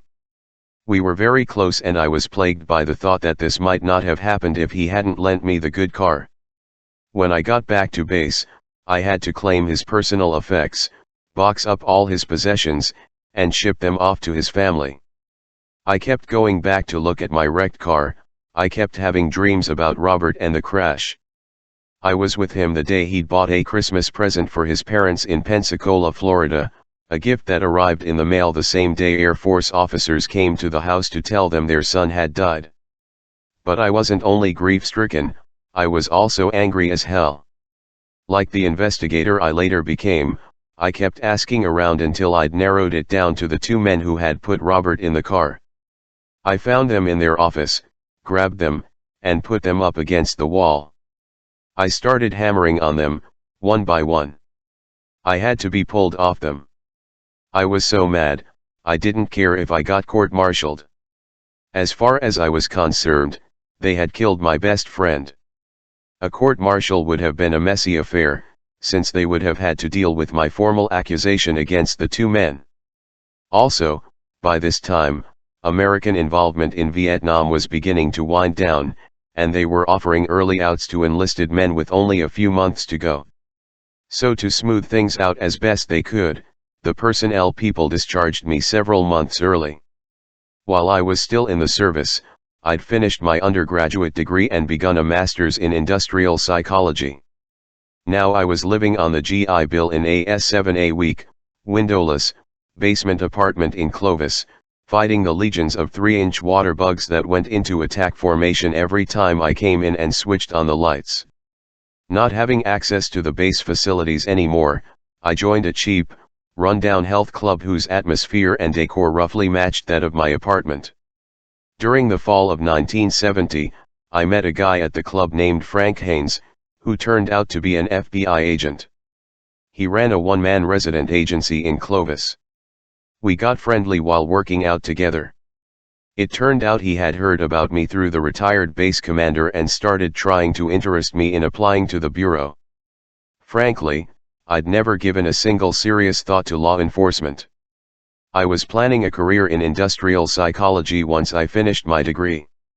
Working for a large company, dealing with such issues as personnel matters, employee assistance, and stress management, seemed to offer a solid, predictable future.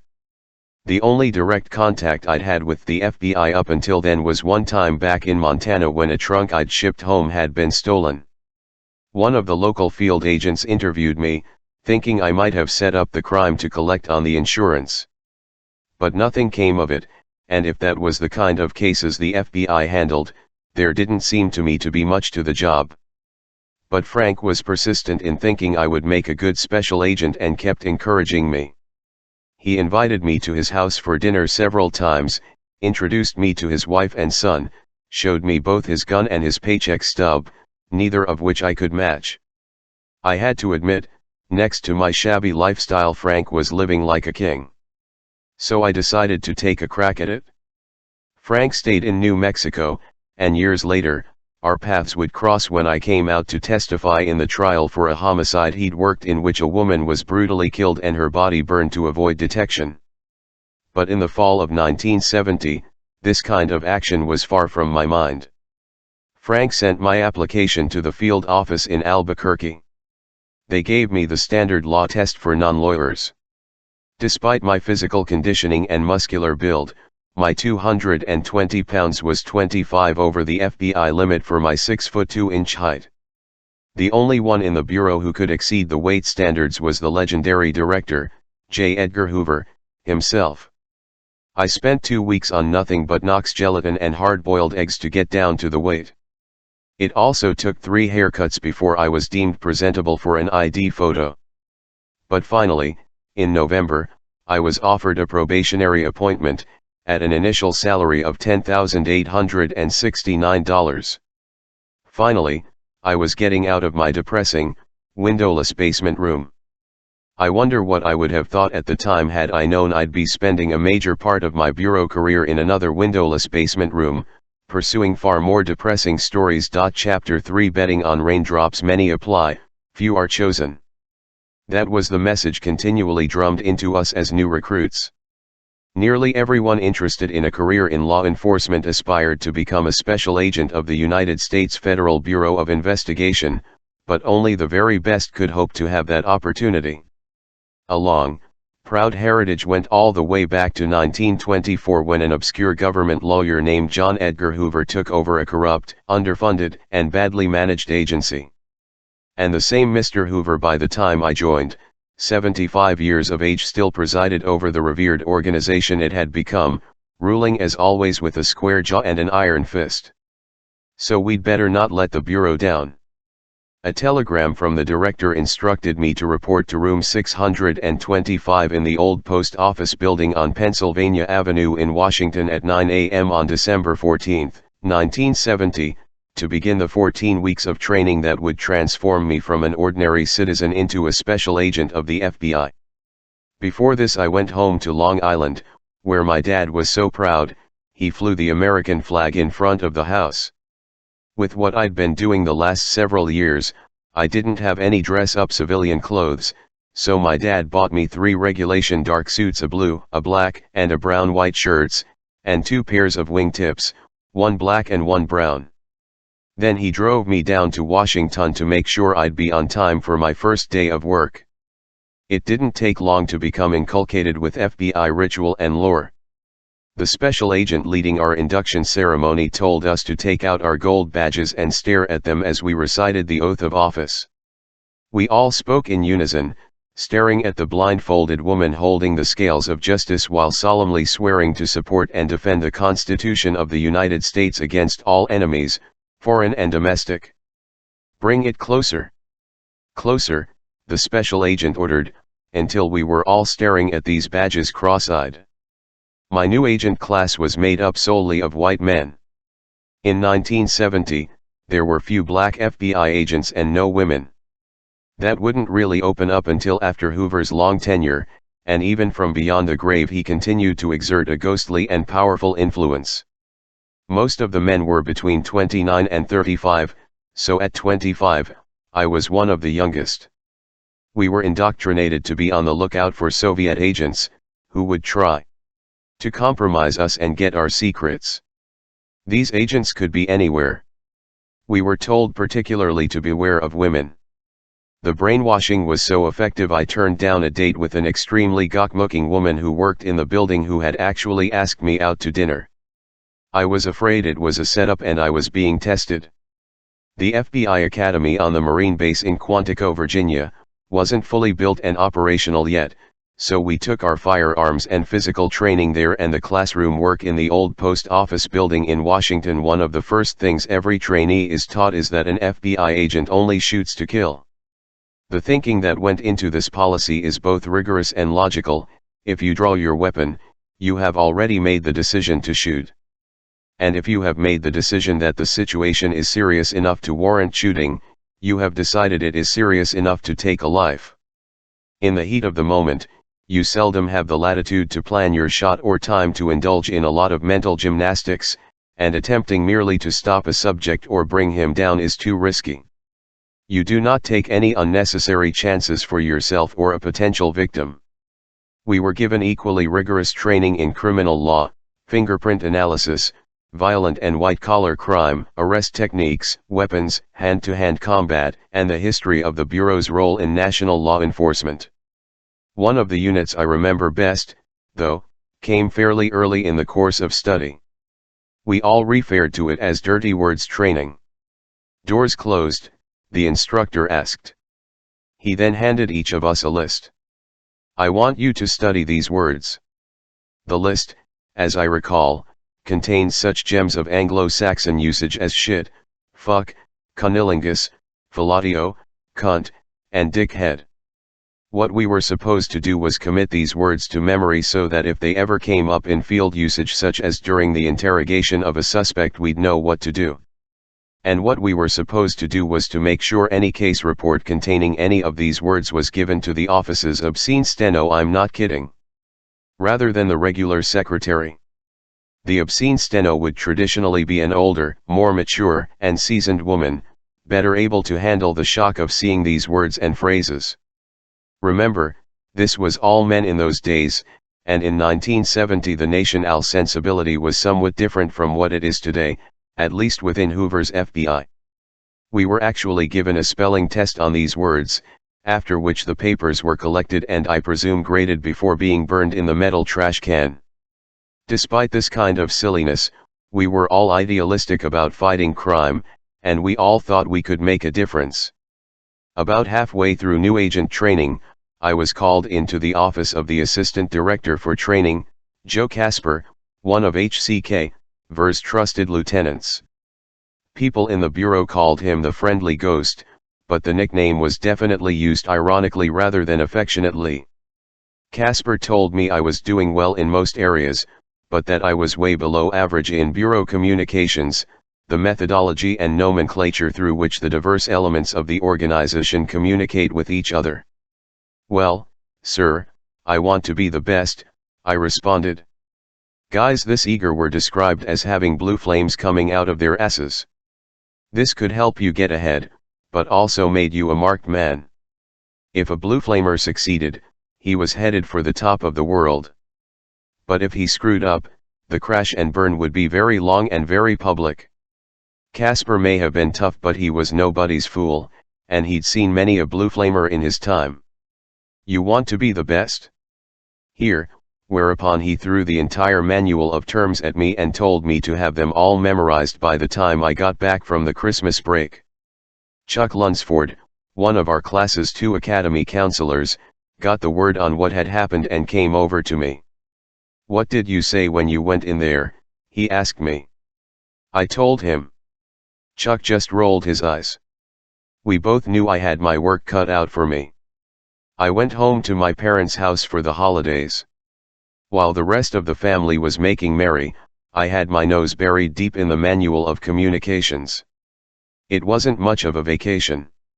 When I got back to Washington in early January, still sweating out the consequences of my blue flame performance, I had to take a written test of what I'd learned. I can't express how relieved I was when our other counselor, Charlie Price, told me I'd scored a 99%. "You actually scored 100, Charlie confided to me, but Mr. Hoover says no one's perfect." About halfway through the 14-week program we were each asked our preference for a first field office assignment. Most of the FBI was dispersed among 59 field offices around the country. I sensed there must be some gamesmanship in the choosing a giant chess match between the new recruits and headquarters, and as always, I tried to think like the other side. I was from New York and had no particular interest in going back there. I figured LA, San Francisco, Miami, possibly Seattle, and San Diego would be the most sought-after postings. So if I selected a second-tier city, I'd be much more likely to get my first choice. I chose Atlanta. I got Detroit. Upon graduation, we were all given permanent credentials, a Smith & Wesson Model 10 6-shot .38 revolver, 6 bullets, and instructions to get out of town as fast as possible. Headquarters was always terrified that the raw new agents would get in trouble in Washington, right under Mr. Hoover's nose, which would reflect badly on everyone. The other item I was given was a booklet entitled Survival Guide to Detroit. The city was among the most racially polarized in the country, still reeling from the repercussions of the 1967 riots, and could claim the title of the nation's crime capital, with more than 800 murders a year. In fact, we had a gruesome pool in the office, betting on exactly how many homicides would be chalked up by year's end. Like most new agents, I started out idealistic and energetic, but soon realized what we were up against. I had spent 4 years in the Air Force, but the closest to combat I'd been was in the base hospital next to wounded Vietnam vets when I had my nose operated on for football and boxing injuries. So until I got to Detroit, I'd never been in the position of being the enemy. The FBI was hated in many quarters. They'd infiltrated college campuses and had set up networks of urban informers. With our somber black cars, we were marked men. In many neighborhoods, people threw rocks at us. Their German shepherds and Dobermans didn't like us much, either. We were told not to find ourselves in some sections of the city without extremely heavy backup and firepower. Local police were angry at us, too. They accused the Bureau of scooping cases, putting out press releases before a case was complete, then adding police-solved crimes to the FBI's own clearance rate stats.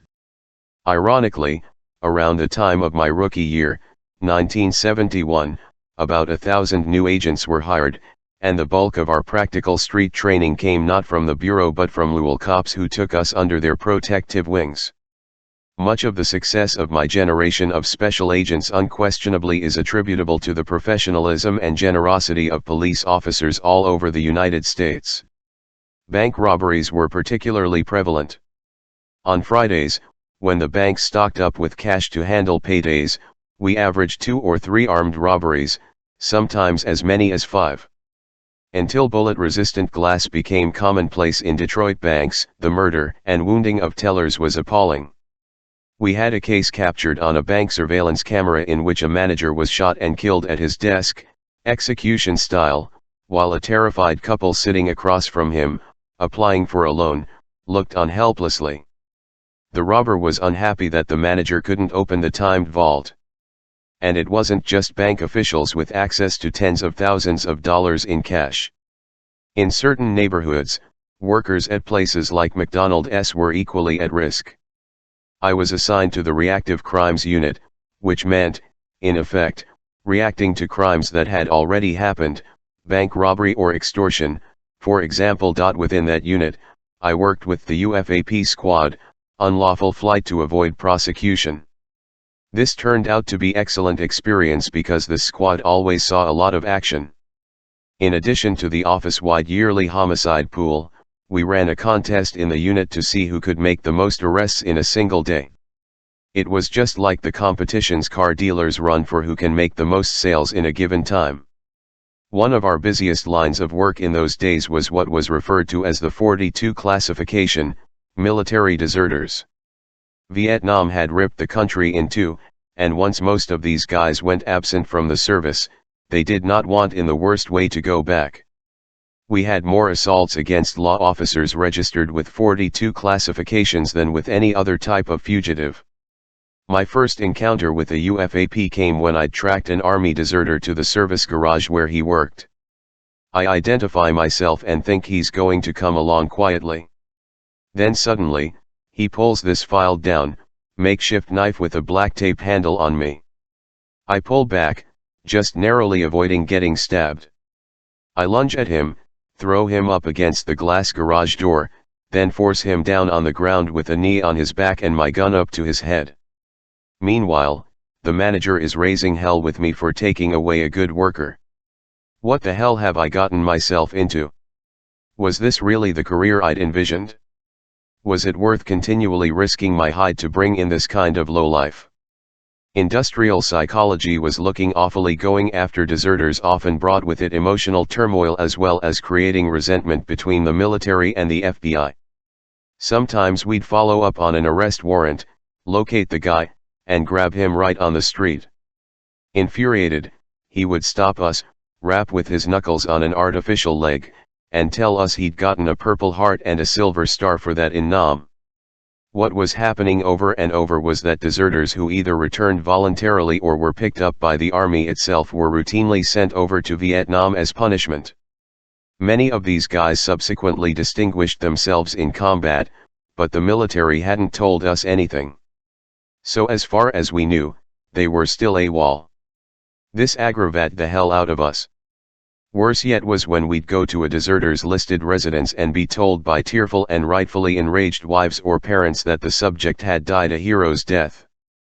We'd be chasing down dead men, killed in action, and the military never got around to letting us know. Regardless of the profession you're in, when you get out into the field, you start realizing all the big and little things they never taught you in school or training. For one, what do you do with your gun in various situations, such as while using a public men's room stall? Do you leave it on your belt down on the floor? Do you try to hang it up on the stall door? For a while I tried holding it in my lap, but that made me very nervous. It's the kind of thing each of us faces, but not the kind of thing you feel comfortable discussing with your more experienced colleagues. By the time I'd been on the job a month, it became a problem. When I moved to Detroit, I'd bought another Volkswagen Beetle, the same kind of car, Ironically, that was becoming the serial killer vehicle of choice. Ted Bundy had one, and it was one of the ways he was ultimately identified. Anyway, I'd stopped in a local shopping center to go into a men's store to buy a suit. Knowing I'm going to be trying on clothes, I figure I'd better leave my gun someplace safe. So I stick it in the glove compartment and head into the store. Now, the VW Beetle had a couple of interesting characteristics. Since it was a rear-engine car, the spare tire was stored in the trunk in front. Since it was practically ubiquitous in those days, not to mention easy to break into, spare tires were an extremely common theft item. After all, just about everyone needed one. And last but not least, the trunk was opened through a switch in the glove compartment. I'm sure you can guess the rest. I come out to the car and find the window broken. As I reconstruct this highly sophisticated crime, the tire thief breaks into the car, goes in the glove compartment to open the trunk for the tire, but sees there a much greater prize. I deduce this because my gun is gone but the tire's still there.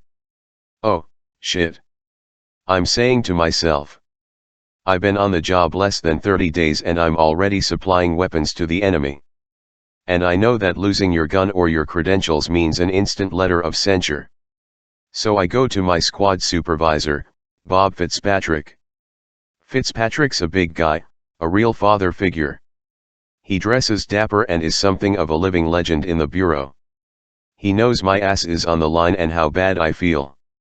The gun loss has to be reported to the director's office, which is just great since that'll be the first field entry in my personnel file.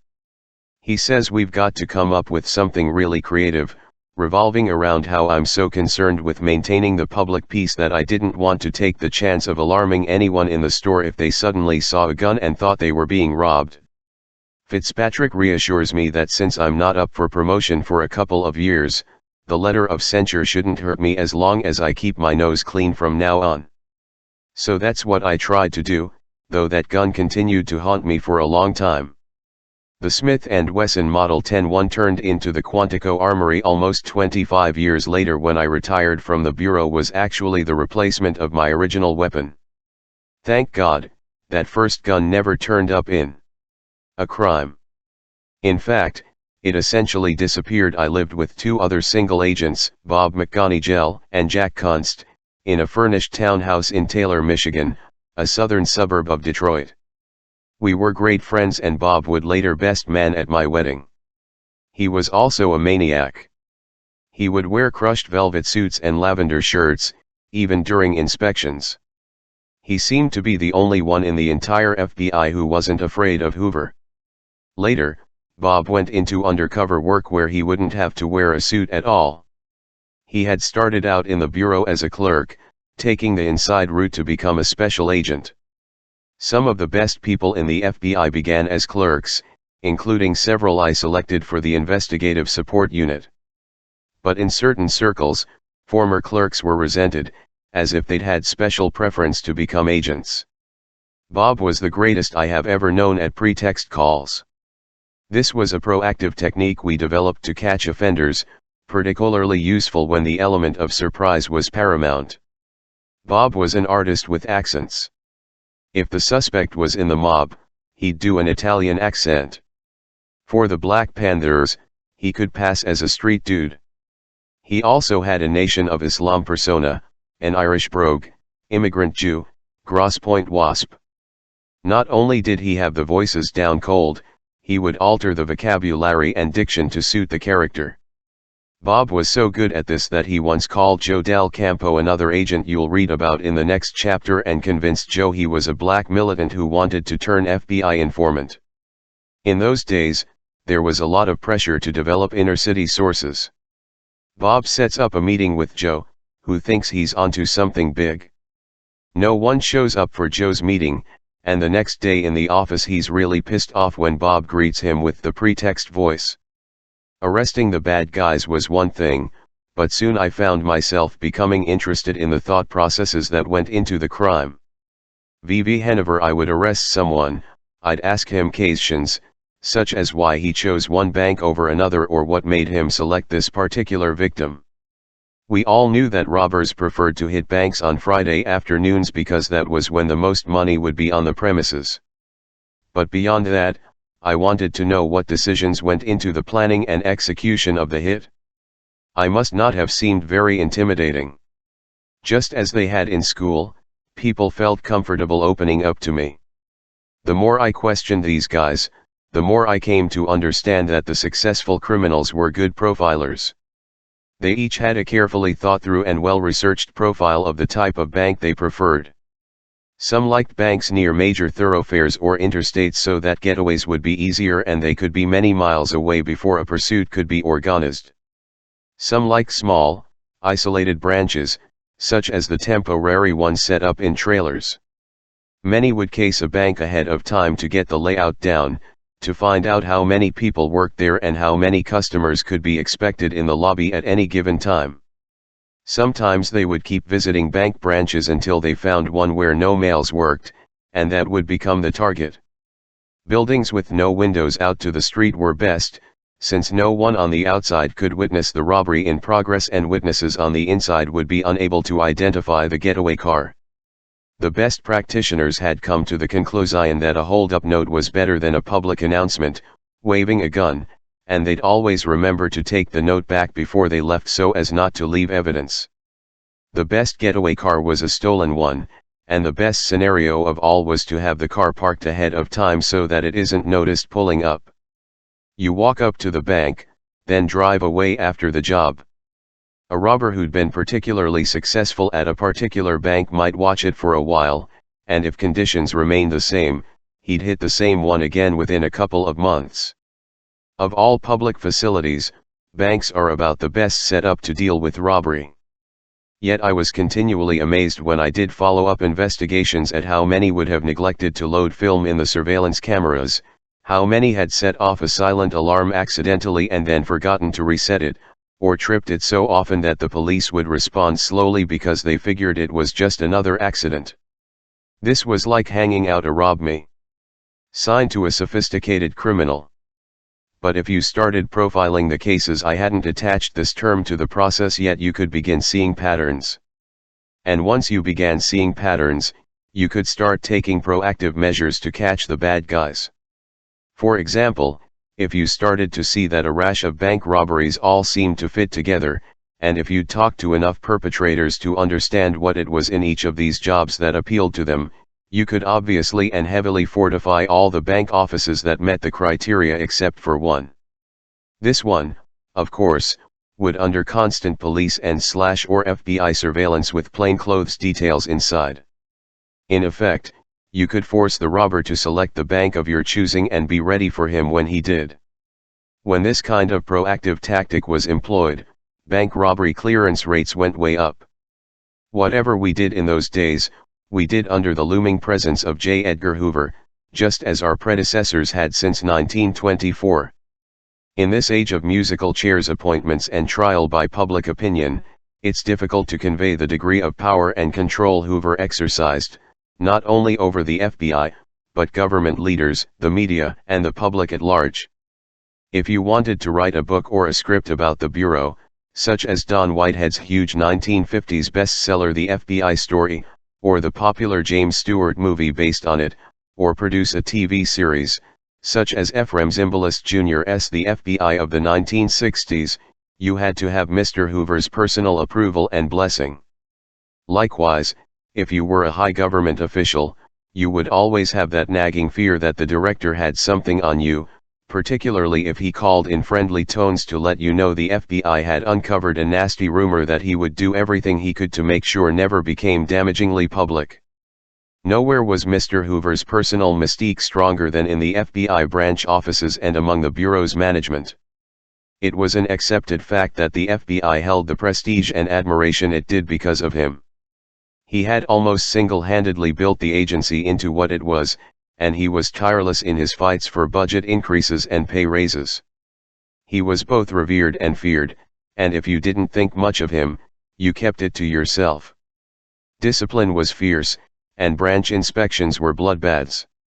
If the inspectors didn't find enough things that needed improvement, Hoover might suspect they weren't doing their jobs exhaustively enough, which meant they would require a certain number of letters of censure from each inspection, whether the conditions warranted them or not. It was like a quota for issuing traffic tickets. It got so bad that special agents in charge, known as SACs, would find sacrificial lambs who weren't immediately up for promotion so that letters of censure wouldn't hurt their careers. One time, in a story that no longer has a very humorous ring after the horrific 1995 bombing of the Federal Building in Oklahoma City, a bomb threat to the FBI office was called in after an inspection. The call was traced to a phone booth just outside the Federal Building downtown where the field office was located. Authorities from headquarters came in and removed the entire phone booth and wanted to compare the fingerprints on the coins in the phone box with those of all 350 individuals in the office. Fortunately for all of us, reason prevailed and the examination never took place. But that was an example of the tension Mr. Hoover's policies could cause. There were standard operating procedures for everything. Though I never had the opportunity to meet Mr. Hoover in a one-on-one setting, I did, and still do, have a personally autographed photo of him in my office. There was even a standard procedure for getting such a photo as a young agent. The SAC would tell you to have his secretary write a kiss-ass letter for you, elaborating on how proud you were to be an FBI special agent and how much you admired Mr. Hoover. If you'd written your letter properly, you'd receive a photo with best wishes to you as a sign for all to see of your personal connection to the leader. Certain other procedures, we never knew for sure where they came from, whether they were Hoover's personal directives or merely an overzealous interpretation of the director's wishes. Everyone in the office was expected to put in overtime, and everyone was supposed to be above the office average. I'm sure you see the dilemma. Month by month, like some crazy pyramid scheme, the hours would keep growing. Agents who came into the bureau with the highest morals and character would be forced to learn to inflate their timesheets.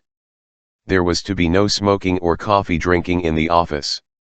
And like a force of door-to-door salesmen, agents were discouraged from hanging around the office at all, even to use the telephone. Therefore, each man developed his own work habits to get around this. I spent a lot of time going over my cases at a corral at the public library. One of the greatest adherents to the gospel according to St. Edgar was our SAC, Neil Welch, nicknamed the Grape. Welch was a big guy, about 6'4", with heavy horn-rim glasses. He was stern and stoic, not at all warm and fuzzy. He enjoyed a distinguished career in the bureau, going on to head field offices in Philadelphia and New York, among others. There was some talk he would take Hoover's place when, or should I say, if, the inevitable day finally arrived.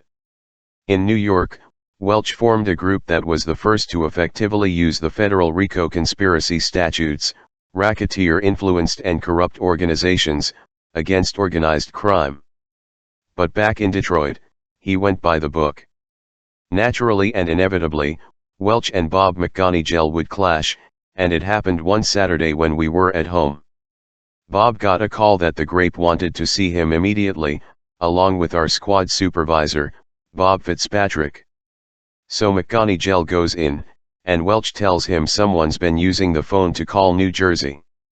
It's against the rules to use the phone for personal business. Actually, what he'd been doing could have been interpreted either way, but in the FBI, you erred on the side of caution.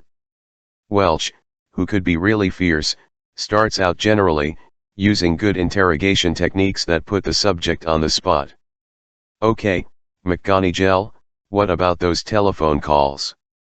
So Bob starts confessing to any call he can think of because he's afraid Welch might have something more serious on him and maybe he can satisfy the SAC's wrath by giving him the petty stuff. Welch rises to his full imposing height, leans over his desk, and points his finger menacingly. McGonigal, let me tell you something, you've got 2 strikes against you. First, you're a former clerk. I hate fucking clerks. The second thing is, if I ever see you wearing a lavender-colored shirt, particularly during inspection, I'm gonna kick your ass up and down East Jefferson Street. And if I ever see you near a telephone, I'm gonna throw your ass down the elevator shaft. Now get out of my office. Bob comes home a beaten man, convinced he's going to be fired. Jack Kunst and I really feel sorry for him. But what Fitzpatrick tells me the next day is that after McGonigal left, he and Welch sat there laughing their asses off. Years later, when I headed up the investigative support unit, I would get asked if with all that we knew about criminal behavior and crime scene analysis any of us could commit the perfect murder. I always told them no, that even with all we knew, our post-offense behavior would still give us away. I think the incident between McGonigal and Welch proves that even a first-rate FBI agent isn't immune to the pressures of the right interrogator. By the way, from the moment he left the Saks office that Saturday afternoon, Bob wore the whitest shirts in town. Until Neil Welch was transferred to Philadelphia. Much of Hoover's leverage in getting his funding requests through Congress had to do with the statistics he could throw around. But for the director to be able to use these numbers, everyone in the field had to deliver. Early in 1972, so the story goes, Welch promised the boss 150 gambling arrests. That, apparently, was the category needing a boost in numbers at the time. So we set up an elaborate sting with informants, wiretaps, and military-like planning, all to culminate on Super Bowl Sunday, the biggest illegal gambling day of the year. The Dallas Cowboys, who'd lost a close contest to the Baltimore Colts the year before, were playing the Miami Dolphins in New Orleans. Arrests of bookies have to be lightning fast, precision procedures because they use flash paper, which burns instantly, or potato paper, which is water-soluble. The operation promised to be something of a mess because there had been intermittent showers all day. Our sting netted more than 200 gamblers on that rainy afternoon. At one point, I had a subject handcuffed in the back of the car, bringing him back to the armory where we were booking them all. He was a charming guy, friendly. He was handsome, too, looked like Paul Newman. He said to me, "Sometime when this is all over, we ought to get together for some racquetball." He was approachable enough, so I started asking him questions, just the way I'd been asking bank robbers. "Why do you do this stuff?" "I love it," he replied. "You can arrest all of us today, John. It won't make a bit of difference. But for a smart guy like you, making money legitimately should be easy." He shook his head, like I still didn't get it. It was raining harder now. He glanced to the side, directing my attention to the car's window. "You see those two raindrops?" He pointed. "I'll bet you the one on the left will get to the bottom of the glass before the one on the right does. We don't need the Super Bowl. All we need is two little raindrops. You can't stop us, John, no matter what you do. It's what we are." For me, this brief encounter was like a bolt out of the blue, like an instant cessation of ignorance. It may seem naive in retrospect, but suddenly, everything I'd been asking, all of my research with bank robbers and other criminals, came crystal clear. It's what we are. There was something inherent, deep within the criminal's mind and psyche, that compelled him to do things in a certain way. Later, when I started research into the minds and motivations of serial murderers, then, when I began analyzing crime scenes for behavioral clues, I would look for the one element or set of elements that made the crime and the criminal stand out, that represented what he was. Eventually, I would come up with the term signature to describe this unique element and personal compulsion, which remains static. And I would use it as distinguishable from the traditional concept of modus operandi, which is fluid and can change. This became the core of what we do in the investigative support unit. As it turned out, all the hundreds of arrests we made that Super Bowl Sunday were thrown out of court on technical procedure. In everyone's haste to get the operation up and running, an assistant to the Attorney General, rather than the Attorney General himself, had signed the search warrants. But the SAC Welch had fulfilled his promise and delivered his numbers to Hoover, at least long enough for them to have the desired impact on Capitol Hill. And I had come up with an insight that was to become critical in my law enforcement career, simply by betting on raindrops. Chapter 4 Between Two Worlds. It was a hijacking case involving the interstate theft of a truckload of J&B Scotch worth about $SIOOOO. It was spring of 1971 and I had been on the job in Detroit going on 6 months. The warehouse foreman had tipped us off where they were going to make the exchange of money for the stolen booze. We were working it as a joint FBI Detroit police operation, but both organizations had met separately for planning. Only the higher UPS had talked to each other, and whatever they decided hadn't filtered down to the street. So when the time came to make the arrest, no one was quite sure what anyone else was doing. It's nighttime, the outskirts of the city, by a set of railroad tracks. I'm driving one of the FBI cars with my squad supervisor, Bob Fitzpatrick, in the seat next to me. The informant was Fitzpatrick's, and Bob McGonigal was the case agent. Word comes over the radio, "Bust M. Bust M." We all come screeching to a halt, surrounding the semi. The driver opens the door, bolts out, and starts running. Along with an agent in another car, I open the door and get out, pull out my gun, and start running after him. It's dark, we're all dressed down, no suits or ties or anything, and I will never ever forget the whites of his eyes as I see a uniformed cop holding a shotgun aimed directly at me and he's yelling, "Halt! Police! Drop the gun!" We're less than 8 feet from each other, and I realize, this guy's about to shoot me. I freeze, at the same time coming to grips with the fact that if I make one wrong move, I'm history. I'm about to drop my gun and put up my hands when I hear Bob Fitzpatrick's voice frantically shouting, "He's FBI. He's an FBI agent." The cop lowers his shotgun, and instinctively I take off again after the driver, adrenaline pumping, trying to make up the distance I've lost. The other agent and I reach him together. We tackle him to the ground and cuff him, more roughly than necessary, I'm so keyed up. But that frozen couple of seconds when I thought I was going to be blown away was one of the most terrifying experiences I've ever had. Many times since then, as I've tried to put myself in the shoes and heads of rape and murder victims, as I've forced myself to imagine what they must have been thinking and going through at the moment of attack, I've recalled my own fear, and it's helped me to really understand cases from the victim's point of view. At the same time that a lot of us younger guys were busting our humps trying to make as many arrests as we could, many of the burnt-out old-timers seemed to have the attitude that rocking the boat was senseless, that you got paid the same whether you put yourself out on the limb or not, and that initiative was something for salesmen. Since we were encouraged to spend most of our time out of the office, window shopping, sitting in the park, and reading the Wall Street Journal became favorite pastimes for a certain segment of the agent force. Being the blue flamer that I was, I took it upon myself to write a memo suggesting a merit pay system to encourage the people who were being most productive. I gave my memo to our ASAC, pronounced ASAC, or Assistant Special Agent in Charge, Tom Nally. Tom calls me into his office, closes the door, picks up the memo from his desk, and smiles benevolently at me. "What are you worried about, John? You'll get your GS2, he says as he rips the memo in half. You'll get your GS12, he says as he tears it in half again. You'll get your GS13. Another rip, and by now, he's really laughing. "Don't rock the boat, Douglas," is his final advice as he lets the pieces of the memo flutter into the trash can.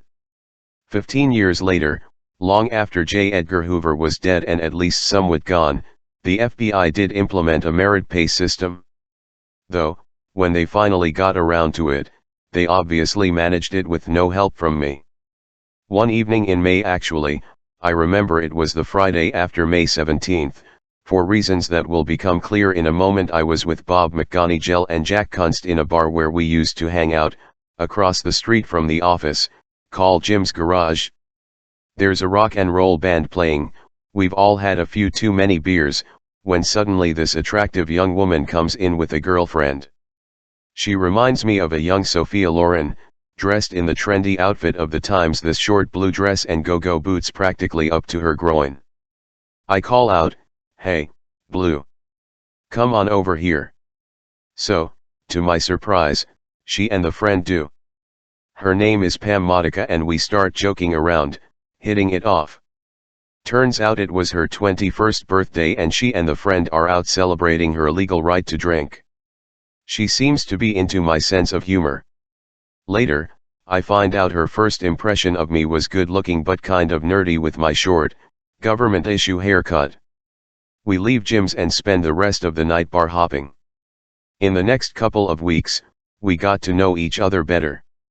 She lived within the city of Detroit and had gone to Pershing High, a practically all-black school where basketball great Elvin Hayes went.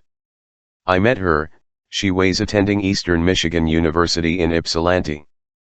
Things developed pretty quickly between us, although not without its social costs to Pam.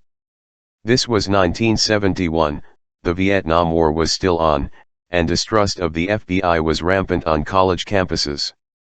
Many of her friends didn't want to associate with us, convinced I was an establishment plant who was reporting back on their activities to some higher authority. The entire notion that these kids were important enough to be spied on was ludicrous, except that the FBI was doing that sort of thing back then.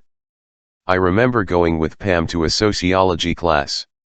I sat in the back of the room, listening to the lecturer, a young, radical assistant professor, very cool, very with it. But I kept looking at the professor and her gaze kept coming back to me, and it was obvious she was really bothered by my being there. Anyone from the FBI was the enemy, even if he was the boyfriend of one of her students. Looking back on the incident, I realized how unsettling an effect you can sometimes have just by being yourself, and my unit and I used this to our advantage. In a vicious murder case up in Alaska, my colleague Judd Ray, who is black, got a racist defendant to come unglued on the witness stand by sitting next to and being friendly to the man's girlfriend. During Pam's early college years at Eastern Michigan, a serial killer was working, though we didn't yet use that terminology. He'd struck first in July of 1967, when a young woman named Mary Flzar disappeared from the campus. Her decomposed body was found a month later. She had been stabbed to death and her hands and feet hacked off. A year later, the body of Joan Schell, a student at the University of Michigan in nearby Ann Arbor, was discovered. She'd been raped and stabbed almost 50 times. Then another body was found in Ypsilanti. The killings, which became known as the Michigan murders, escalated, and women at both universities lived in terror. Each one that turned up bore evidence of horrible abuse. By the time a University of Michigan student named John Norman Collins was arrested in 1969 almost by chance by his uncle, State Police Corporal David, like 6 co-eds and one 13-year-old girl had met grisly deaths. Collins was convicted and sentenced to life imprisonment about 3 months before I entered the Bureau. But I often wondered if the Bureau had known then what we do now, if the monster could have been trapped before he had been responsible for so much misery. Even after his capture, his specter continued to haunt both campuses, as Ted Bundy's would haunt other colleges only a few years later. With the memory of the hideous crimes so much a part of Pam's recent life, they became a part of mine as well. And I think it's more than likely, at least on a subconscious level, that when I began studying, then hunting, serial killers, John Norman Collins and his beautiful, innocent victims were very much with me. I was 5 years older than Pam, but since she was in college and I was out in the working world of law enforcement, it often seemed like a generation gap. In public, she was often quiet and seemingly passive around me and my friends, and I'm afraid we sometimes took advantage of this. One time, Bob McGonigal and I met Pam for lunch at a hotel restaurant that overlooked the downtown area. We're both in dark suits and wingtips, and Pam is in perky co-ed casual. Afterward, we're taking the elevator back down to the lobby, and it seems like it's stopping on every floor. Each time, it gets a little more packed. About halfway down, Bob turns to Pam and says, "We really enjoyed ourselves today. Next time we're in town, we'll definitely give you a call." Pam is looking down at the floor, trying not to react at all when I jump in, and next time, I'll bring the whipped cream and you bring the cherries.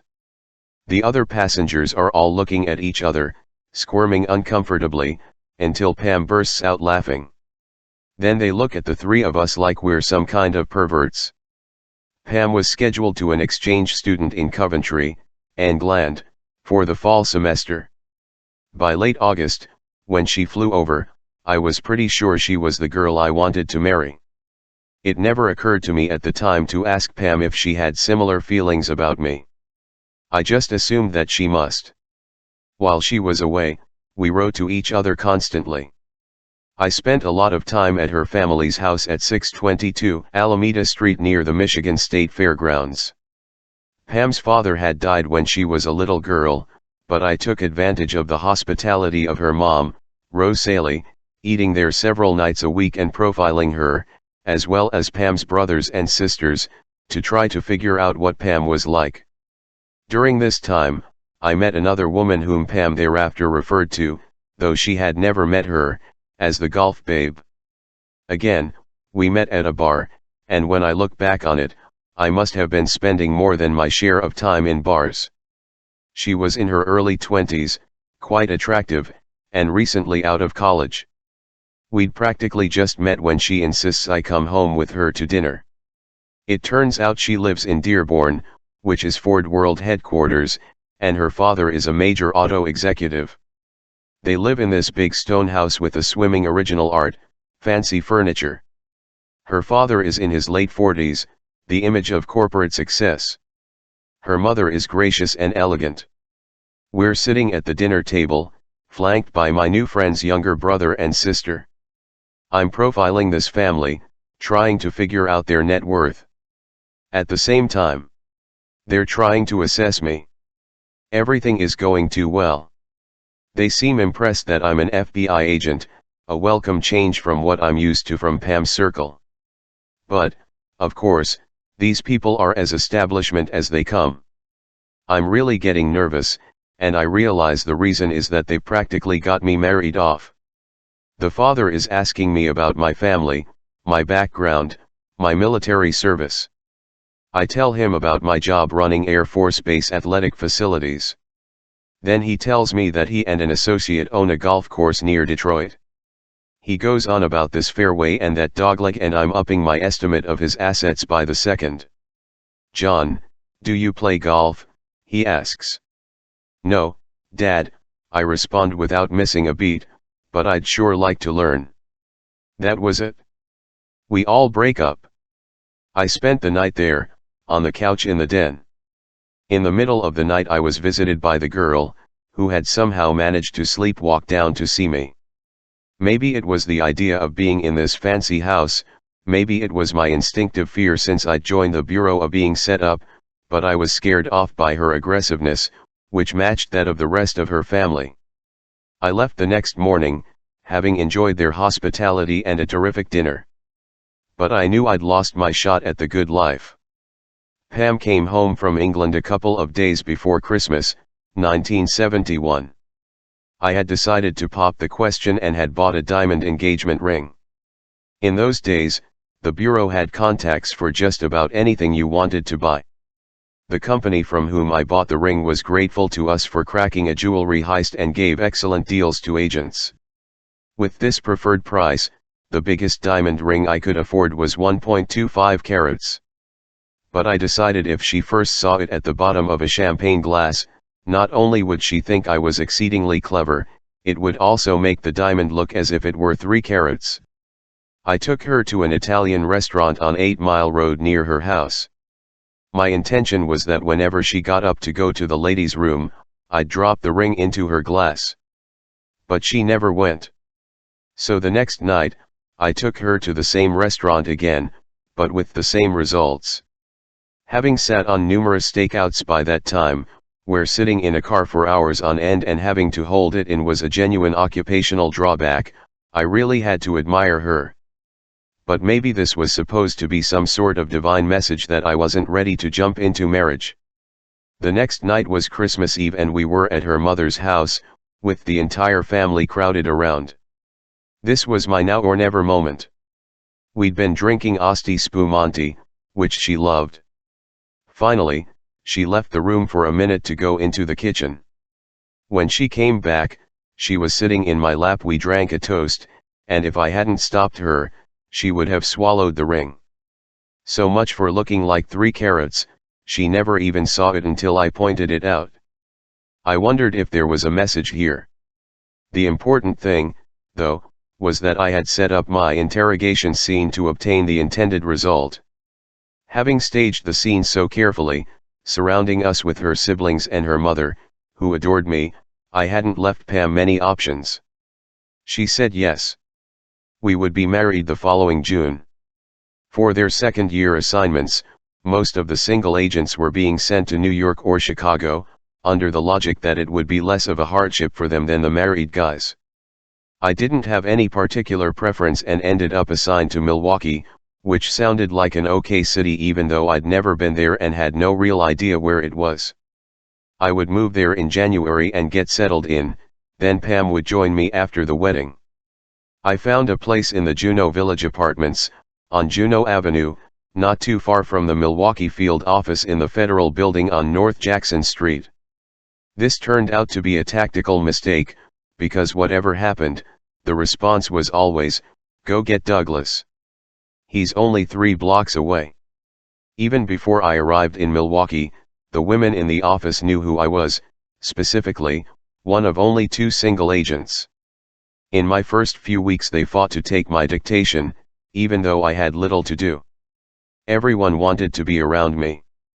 But after a few weeks, when word gradually got around that I was engaged, I quickly became like the 6th day of a 5-day deodorant. The atmosphere in the Milwaukee field office turned out to be a replay of Detroit, only more so. My first sack there was a man named Ed Hayes, whom everyone called Fast Eddie. He was always red as a beet, and dropped dead from high blood pressure shortly after his retirement, and was always walking around snapping his fingers and shouting, "Get out of the office! Get out of the office!" I said, "VV, here am I supposed to go? I just got here. I don't have a car. I don't have any cases." He shot back, "I don't care where you go. Get out of the office." So I left.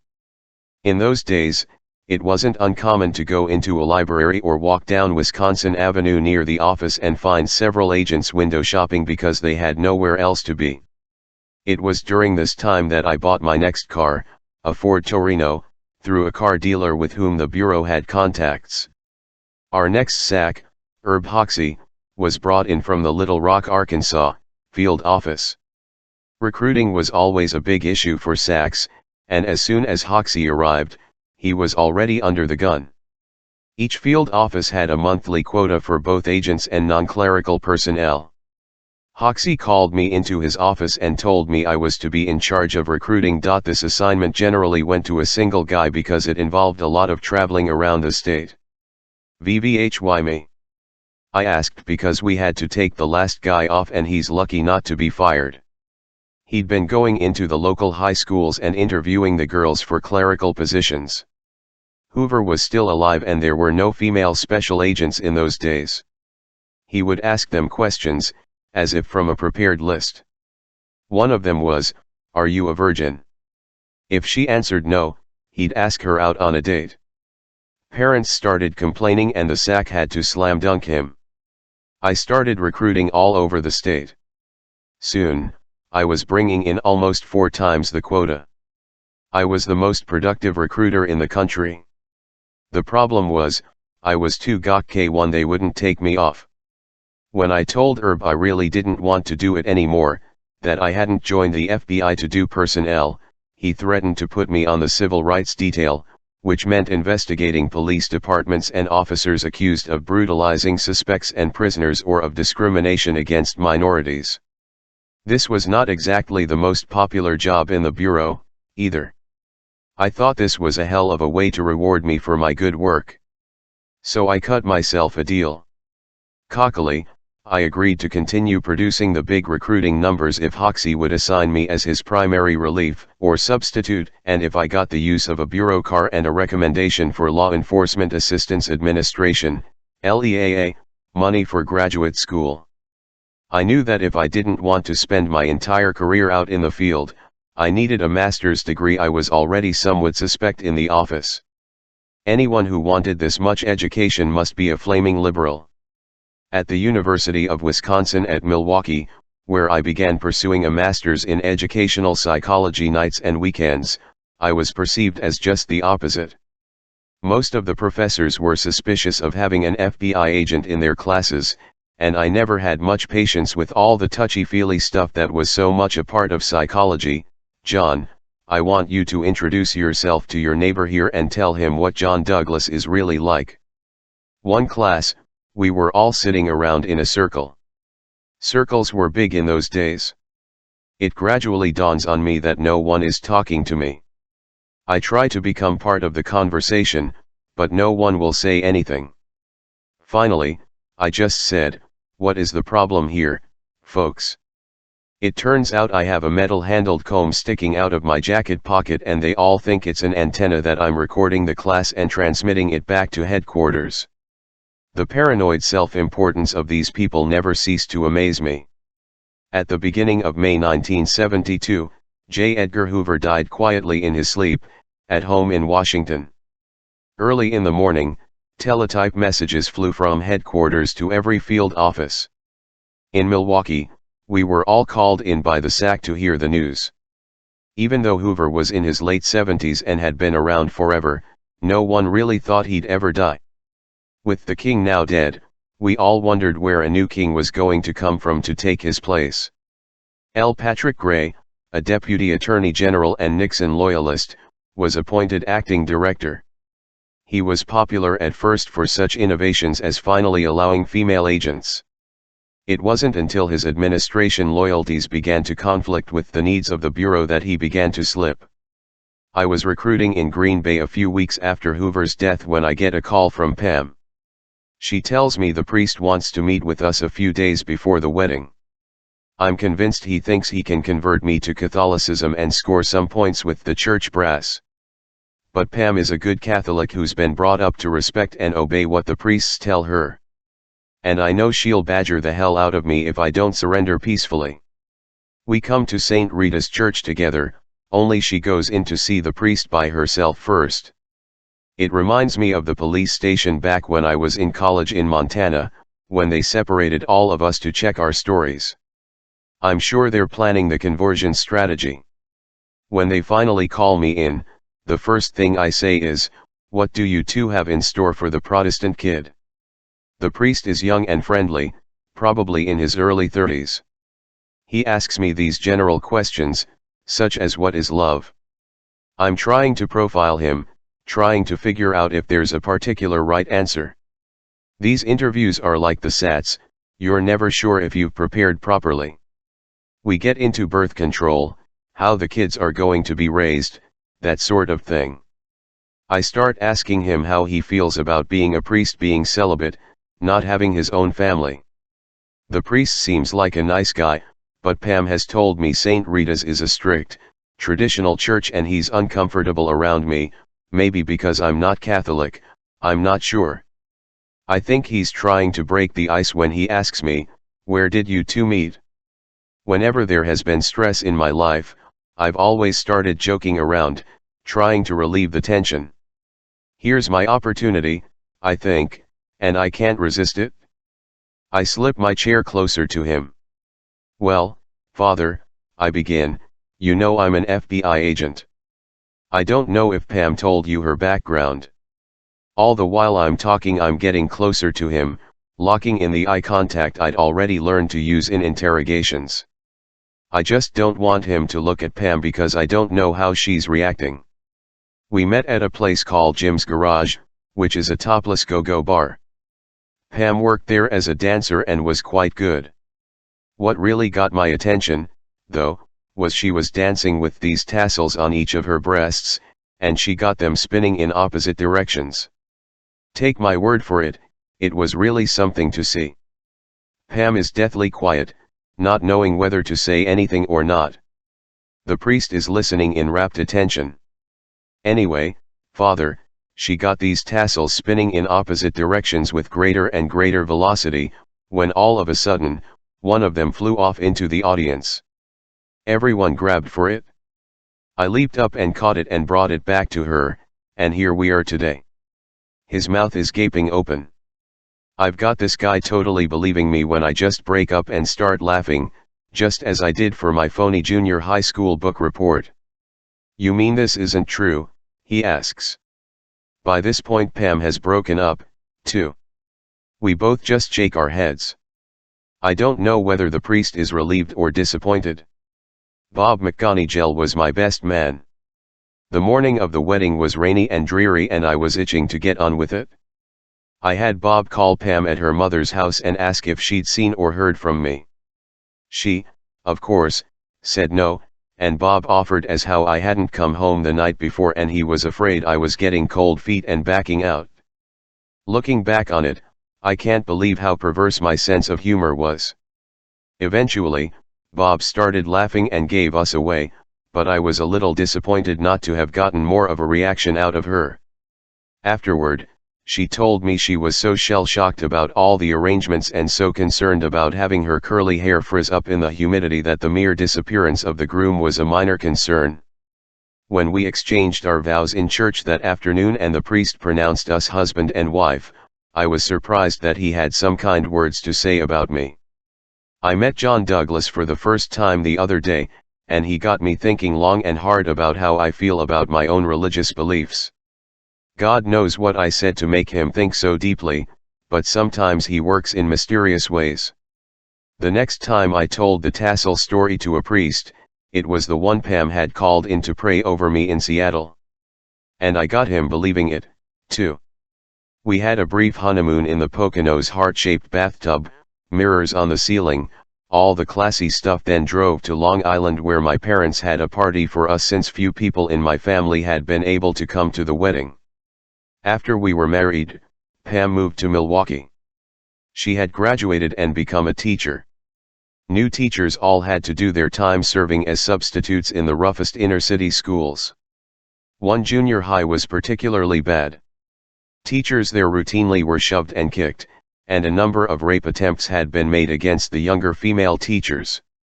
I'd finally gotten off the recruiting detail and was putting in long hours on the reactive squad, mostly handling bank robberies. In spite of the inherent danger of my work, I was more concerned about Pam's situation.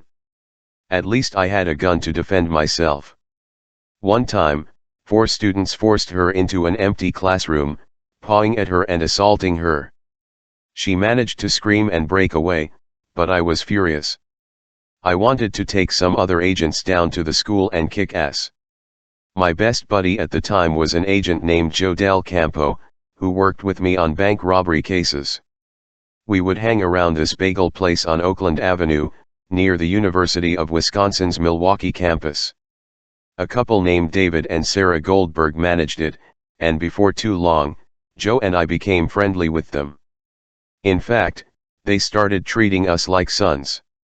Some mornings, we'd be in there bright and early, wearing our guns and helping the Goldbergs put bagels and bialas in the oven. We'd eat breakfast, go out and catch a fugitive, follow up on a couple of leads in other cases, then go back for lunch. Joe and I both worked out at the Jewish Community Center, and around Christmas and Hanukkah time, we bought the Goldbergs a membership. Eventually, other agents started hanging around what we simply called Goldberg's Place, and we had a party there, attended by both the SAC and ASAC. Joe Del Campo was a bright guy, multilingual, and excellent with firearms. His prowess played the central role in perhaps the strangest and most confusing situation I've ever been involved with. One day during the winter, Joe and I are in the office interrogating a fugitive we'd brought in that morning when we get a call that Milwaukee police have a hostage situation. Joe's been up all night on night duty, but we leave our own subject to cool his heels and head out to the scene.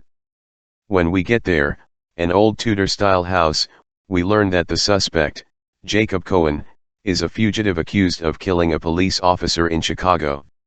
He's just shot an FBI agent, Richard Carr, who tried to approach him in his apartment complex, which had been surrounded by a newly trained FBI SWAT team. The crazy guy then ran through the SWAT team perimeter, taking 2 rounds in the buttocks. He grabs a young boy shoveling snow and runs into a house. Now he's got 3 hostages, 2 children and an adult. Ultimately, he lets the adult and one of the kids go. He holds on to the young boy, whose age we estimate at about 10 to 12. At this point, everyone is pissed off. It's freezing cold. Cohen is mad as hell, not exactly helped by the fact he's now got an ass full of lead. The FBI and Milwaukee police are angry at each other for letting the situation degenerate. The SWAT team is pissed off because this was their first big case and they missed him and let him slip through their perimeter. The FBI in general is now out for blood because he's taken down one of their own. And Chicago police have already gotten out the word that they want to come get him, and that if anyone's going to shoot the suspect, they should have that right. SAC Herb Hoxie arrives on the scene and makes what I consider a couple of mistakes to compound the ones already made by everyone else. First, he uses a bullhorn, which makes him come across as dictatorial. A private telephone link-up is more sensitive, plus it gives you the flexibility of negotiating in private. Then he makes what I consider his second error, he offers himself as hostage in exchange for the boy. So Hoxie gets behind the wheel of an FBI car. The police form a circle around the car as it backs into the driveway. Meanwhile, Del Campo tells me to give him a boost onto the roof of the house. Remember, it's a Tudor with steep sloping roofs that are slick with ice, and Joe's been up all night. The only weapon he's got is his 2.5-inch barrel .357 Magnum. Cohen comes out of the house with his arm wrapped around the boy's head, holding him close to his body. Detective Beasley of the Milwaukee Police Department steps out from the circle of cops and says, "Jack, we've got what you want. Leave the boy alone." Del Campo is still creeping up the pitch of the roof. The police see him up there and realize what he's up to. The subject and the hostage are getting closer to the car. There's ice and snow everywhere.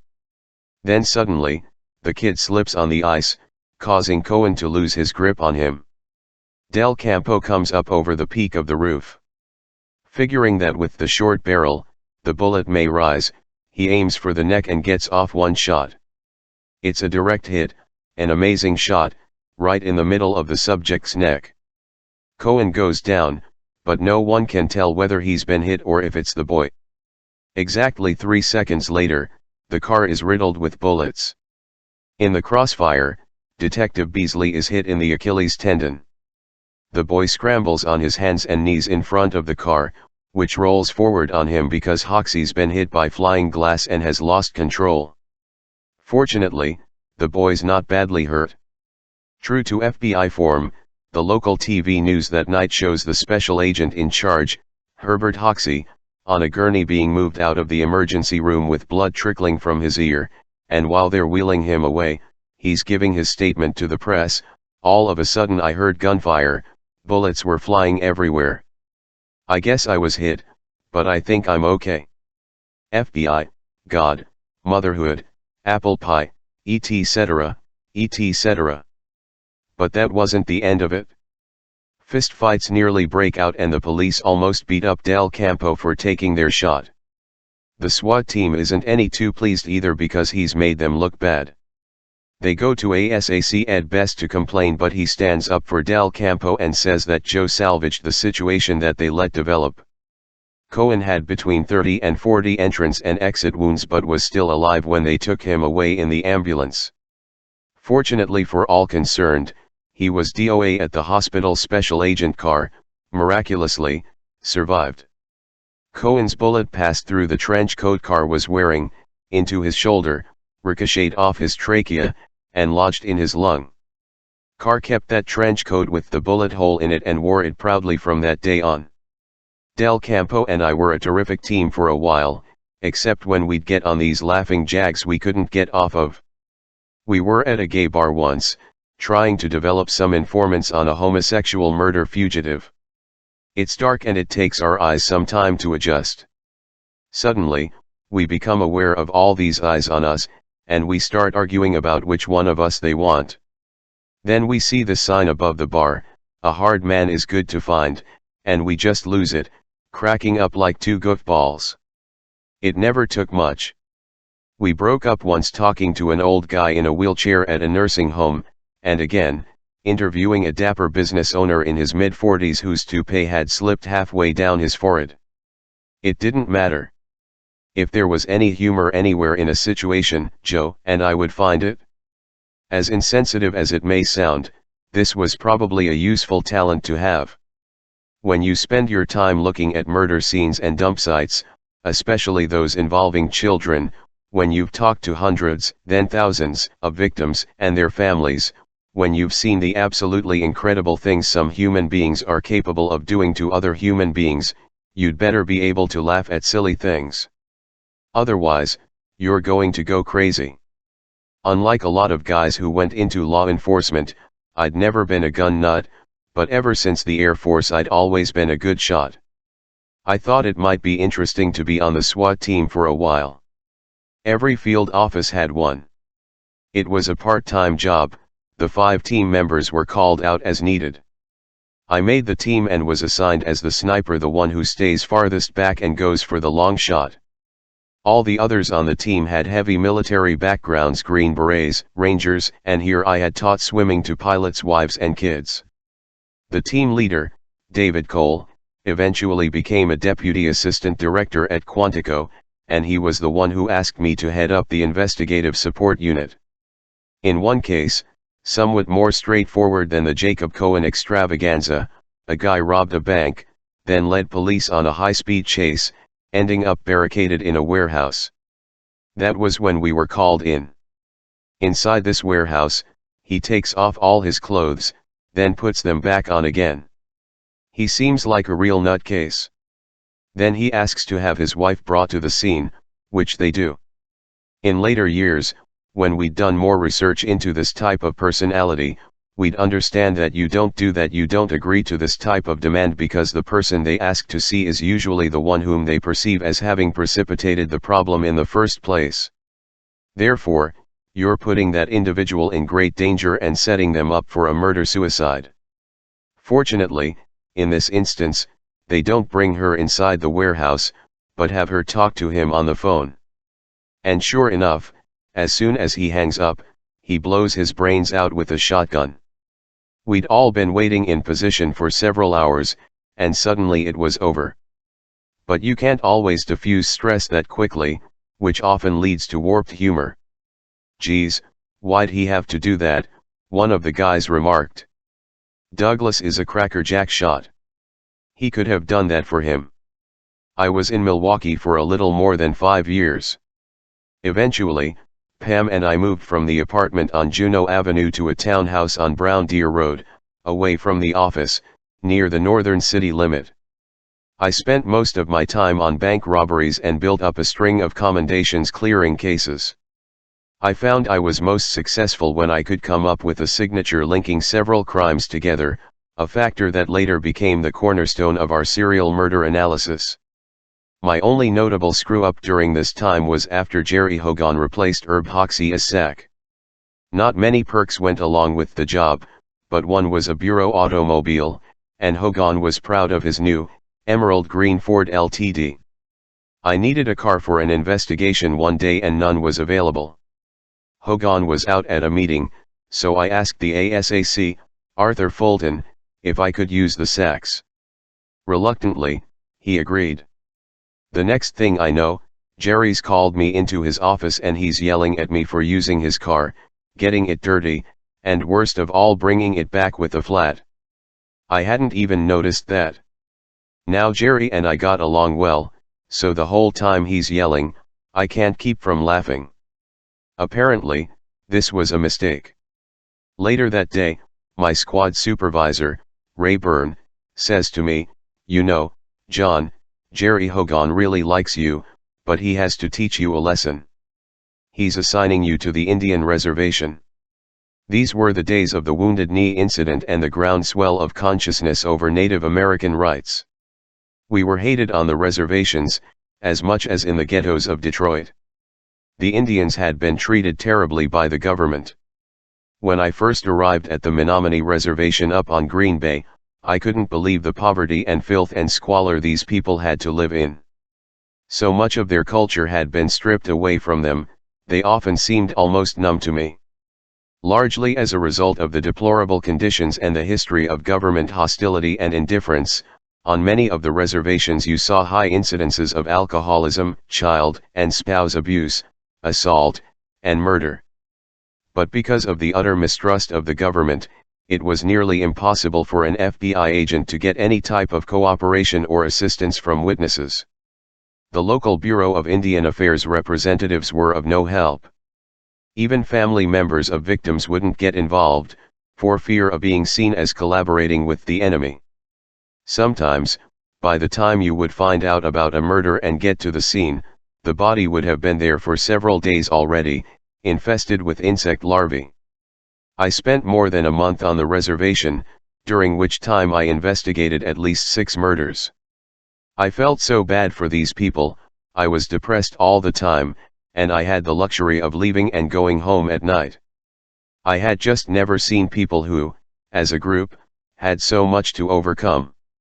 While it was dicey, my time on the Menominee Reservation was the first concentrated dose of murder scene investigation I'd had, which turned out to be grim but excellent experience. Without question, the best thing that happened during my time in Milwaukee was the birth of our first child, Erica, in November of 1975. We were to have Thanksgiving dinner at a local country club with some friends, Sam and Esther Ruskin, when Pam went into labor. Erica was born the next day. I was working long hours on bank cases and finishing up my graduate degree, and the new baby meant even less sleep. But needless to say, Pam bore the brunt of this. I felt much more family-oriented responsibility as a result of fatherhood, and I loved watching Erica grow. Fortunately for all of us, I think, had not yet begun working child abduction and murder. If I'd really stopped and thought about what was out there, I don't know that I could have adjusted to fatherhood as comfortably. By the time our next child, Lauren, was born in 1980, I was well into it. Becoming a father, I think, also motivated me to make more out of myself. I knew that what I was doing wasn't what I wanted to be doing my entire career. Jerry Hogan advised me to put in 10 years in the field. I thought about applying for anything else, that way, I'd have the experience for an ASAC and eventually a SAC posting, then maybe eventually make it to headquarters. But with one child and, I hoped, more to come, the life of a field agent, moving from office to office, didn't seem terribly appealing. As time went on, other perspectives about the job began to evolve. The sniper training and SWAT team exercises had lost their appeal. With my background and interest in psychology, I had my master's by this time. The challenging part of the work, it seemed to me, was trying to manage the situation before it got to the shooting stage. The SAC recommended me for a 2-week hostage negotiation course at the FBI Academy in Quantico, which had only been in operation for a couple of years. There, under the tutelage of such legendary agents as Howard Teeton and Pat Mullany, I got my first real exposure to what was already known then as behavioral science. And that changed my career. Chapter 5 Behavioral Science or BS. I hadn't been back to Quantico since new agent training almost 5 years before, and in many ways the place had changed. For one thing, by spring of 1975, the FBI Academy had become a complete and self-contained facility, carved out of a chunk of the U.S. Marine base in the beautiful, gently rolling Virginia woodlands about an hour south of Washington. But some things hadn't changed. The tactical units still commanded all the prestige and status, and of these, the firearms unit was the star. It was headed by George Zeiss, the special agent who had been sent to bring James Earl Ray back from England to face American justice after the 1968 assassination of Drive Martin Luther King Jr. Zeiss was a huge, powerful bear of a man who broke handcuffs with his bare hands as a parlor trick. One time, some of the guys on the range took a pair and soldered the chain, then gave them to Zeiss to do his thing. He twisted so hard, he snapped his wrist and had to be in a cast for weeks. Hostage negotiation was taught by the Behavioral Science Unit, a group of between 7 and 9 special agent instructors. Psychology and the soft sciences were never held in much esteem by Hoover and his cohorts, so until he died, this was something of a backroom endeavor. In fact, much of the FBI at that time, as well as the law enforcement world in general, considered psychology and behavioral science as they applied to criminology to be so much worthless bullshit. While clearly I never felt this way, I had to acknowledge that a lot of what was known and taught in this field had no real relevance to the business of understanding and catching criminals, a circumstance several of us would try to begin to rectify a couple of years later. When I took over as chief of the operational side of the Behavioral Science Unit, I changed the name to the Investigative Support Unit. And when people asked me why, I told them, quite frankly, I wanted to take the BS out of what we were doing. The BSU, under Unit Chief Jack Pfaff at the time I took my hostage negotiation training, was dominated by two strong and insightful personalities, Howard Teeton and Patrick Mullany. Teeton is about 6'4" with penetrating eyes behind wire-rim glasses. Though an ex-Marine, he's a contemplative type, always totally dignified, the model of an intellectual professor. He joined the Bureau in 1962 after serving with the San Leandro, California, Police Department, near San Francisco. In 1969, he began teaching a landmark course called Applied Criminology, which eventually, after Hoover's death, I suspect, became known as Applied Criminal Psychology. By 1972, Teeton had gone up to New York to consult with Dr. James Brussill, the psychiatrist who had cracked the Mad Bomber case, who agreed to personally teach Teeton his profiling technique. Armed with this knowledge, the big breakthrough of Teeton's approach was how much you could learn about criminal behavior and motives by focusing on the evidence of the crime scene. In some ways, everything we've done in behavioral science and criminal investigative analysis since then has been based on this. Pat Mullany always reminded me of a leprechaun. At about 5'10", he's a roly-poly type with a quick wit and high energy level.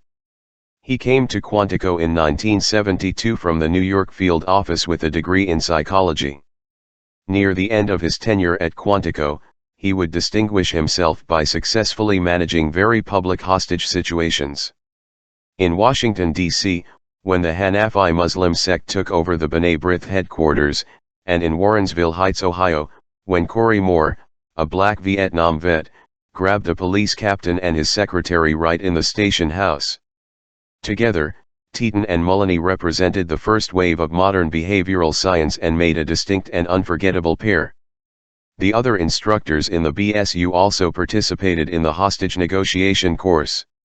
These included Dick Alt and Robert Ressler, who'd arrived at Quantico a short time before. If Teeton and Mullany constituted the first wave, Alt and Ressler constituted the second, moving the discipline further along as something that could be of real value to police departments throughout the United States and the world.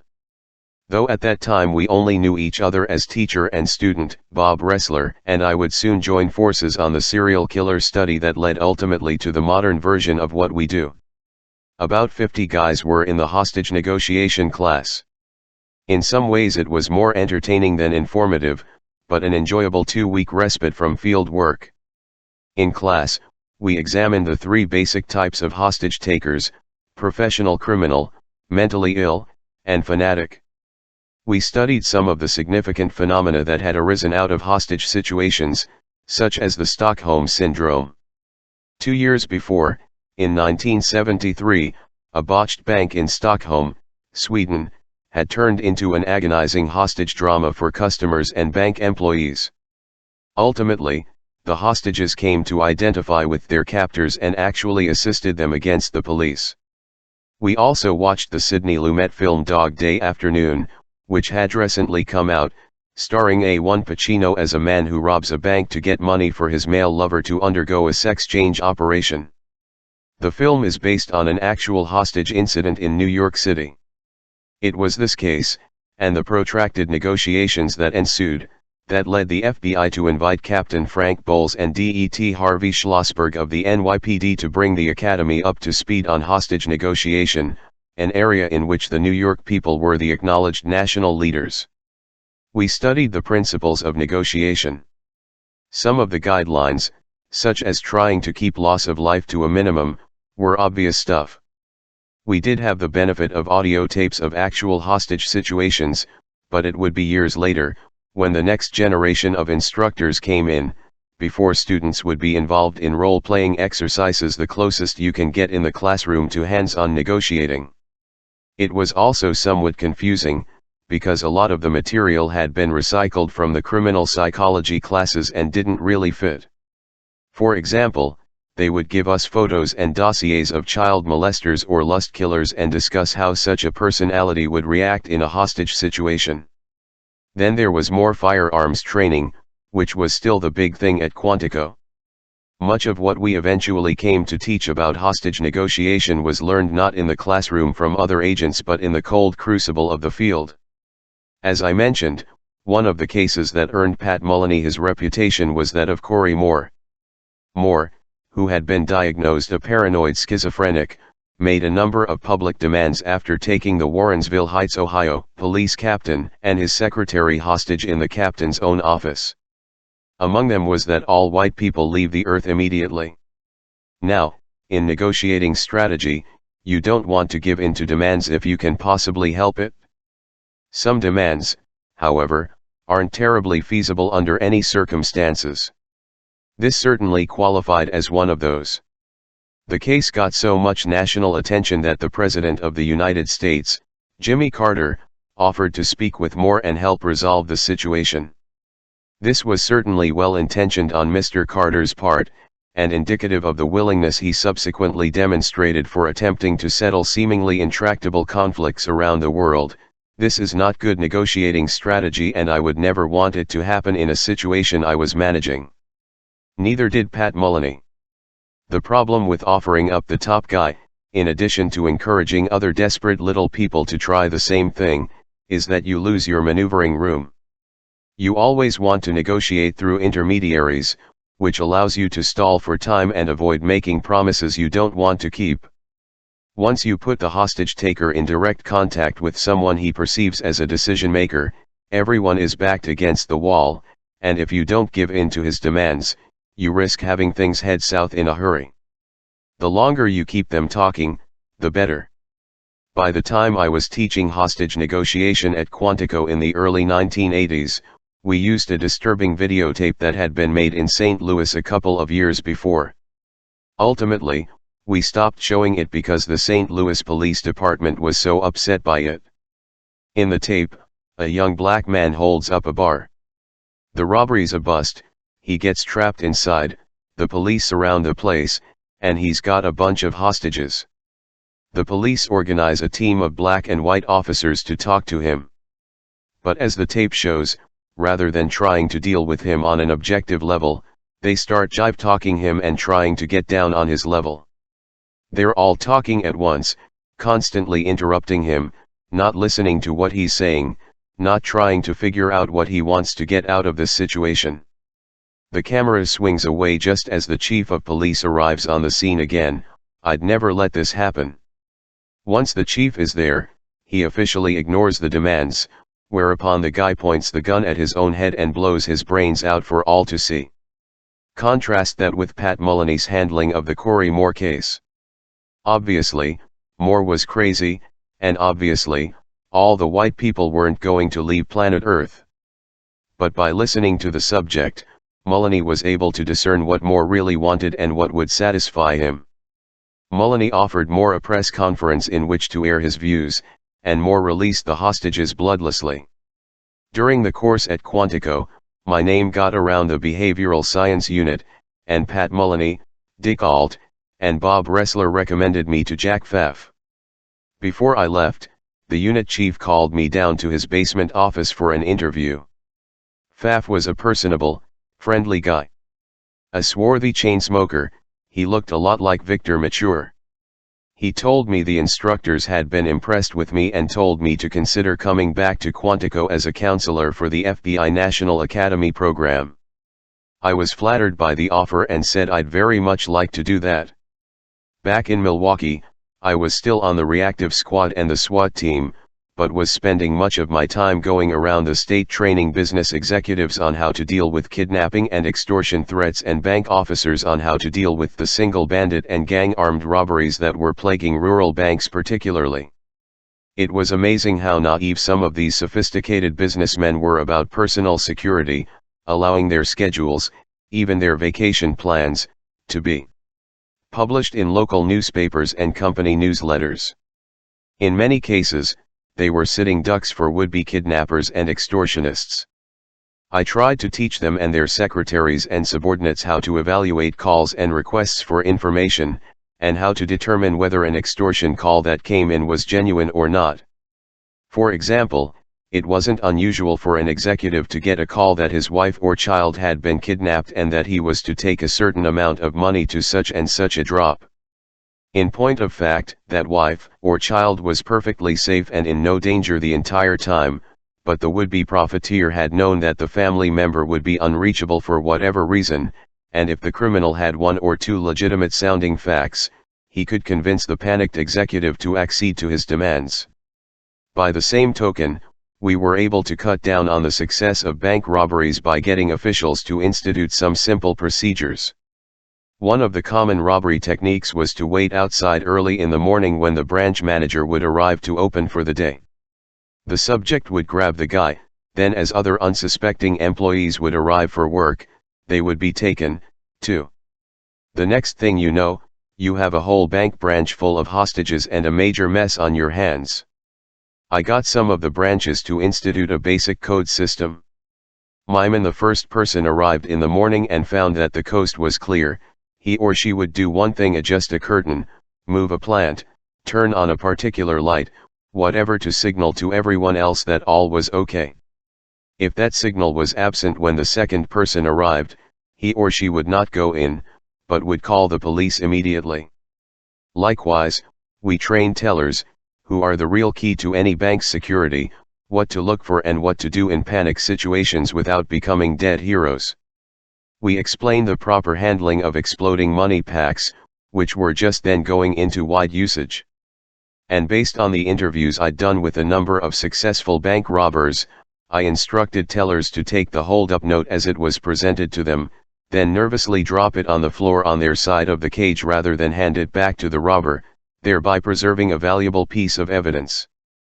I knew from my interviews that robbers don't like to hit banks cold, so it could be extremely valuable to make a note of individuals coming into the branch whom you've never seen before, particularly with a simple or routine request, such as the exchange of paper money for a roll of dimes.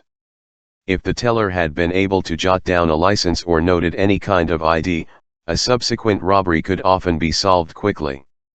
I'd begun hanging out with city homicide detectives and around the medical examiner's office. Any forensic pathologist, as well as most good detectives, will tell you that the single most important piece of evidence in any murder investigation is the victim's body, and I wanted to learn as much as I could. I'm sure part of the fascination also went back to my youthful days of wanting to be a veterinarian and to understand how the structures and functions of the body related to living. But though I enjoyed working both with the homicide squad and the ME staff, what really interested me was the psychological side. What makes a killer tick? What makes him commit a murder under the particular circumstances he does? During my weeks at Quantico, I'd been exposed to some of the more bizarre murder cases, and one of the most bizarre of all turned out to practically in my backyard, actually about 140 miles away. But that was close enough. Back in the 1950s, Edward Gain had been a recluse living in the farming community of Plainfield, Wisconsin, population 642. He had begun his criminal career quietly, as a grave robber. His particular interest was the corpse's skin, which he removed, tanned, and draped across his own in addition to adorning a tailor's dummy and various home furnishings. At one point he had considered a sex change operation still revolutionary in the Midwest of the 1950s, and when that seemed impractical, decided on the next best thing, which was making himself a woman suit out of real women. Some speculate he was trying to become his dead, domineering mother. If this case is starting to sound familiar, Aspects of it were used by both Robert Bloch in his novel Psycho, made into the Hitchcock film classic, and Thomas Harris in The Silence of the Lambs. Harris picked up the story while sitting in on our classes at Quantico. Gain could probably have continued living in ghoulish obscurity had his fantasy needs not expanded into creating more corpses to harvest. When we began our serial killer study, this escalation is something we came to recognize in virtually all cases. Gain was charged with the murder of 2 middle-aged women, though likely there were more.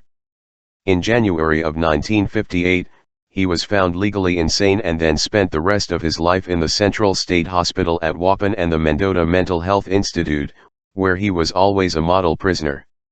In 1984, Gain died peacefully at age 77 in the Mendota Geriatric Ward.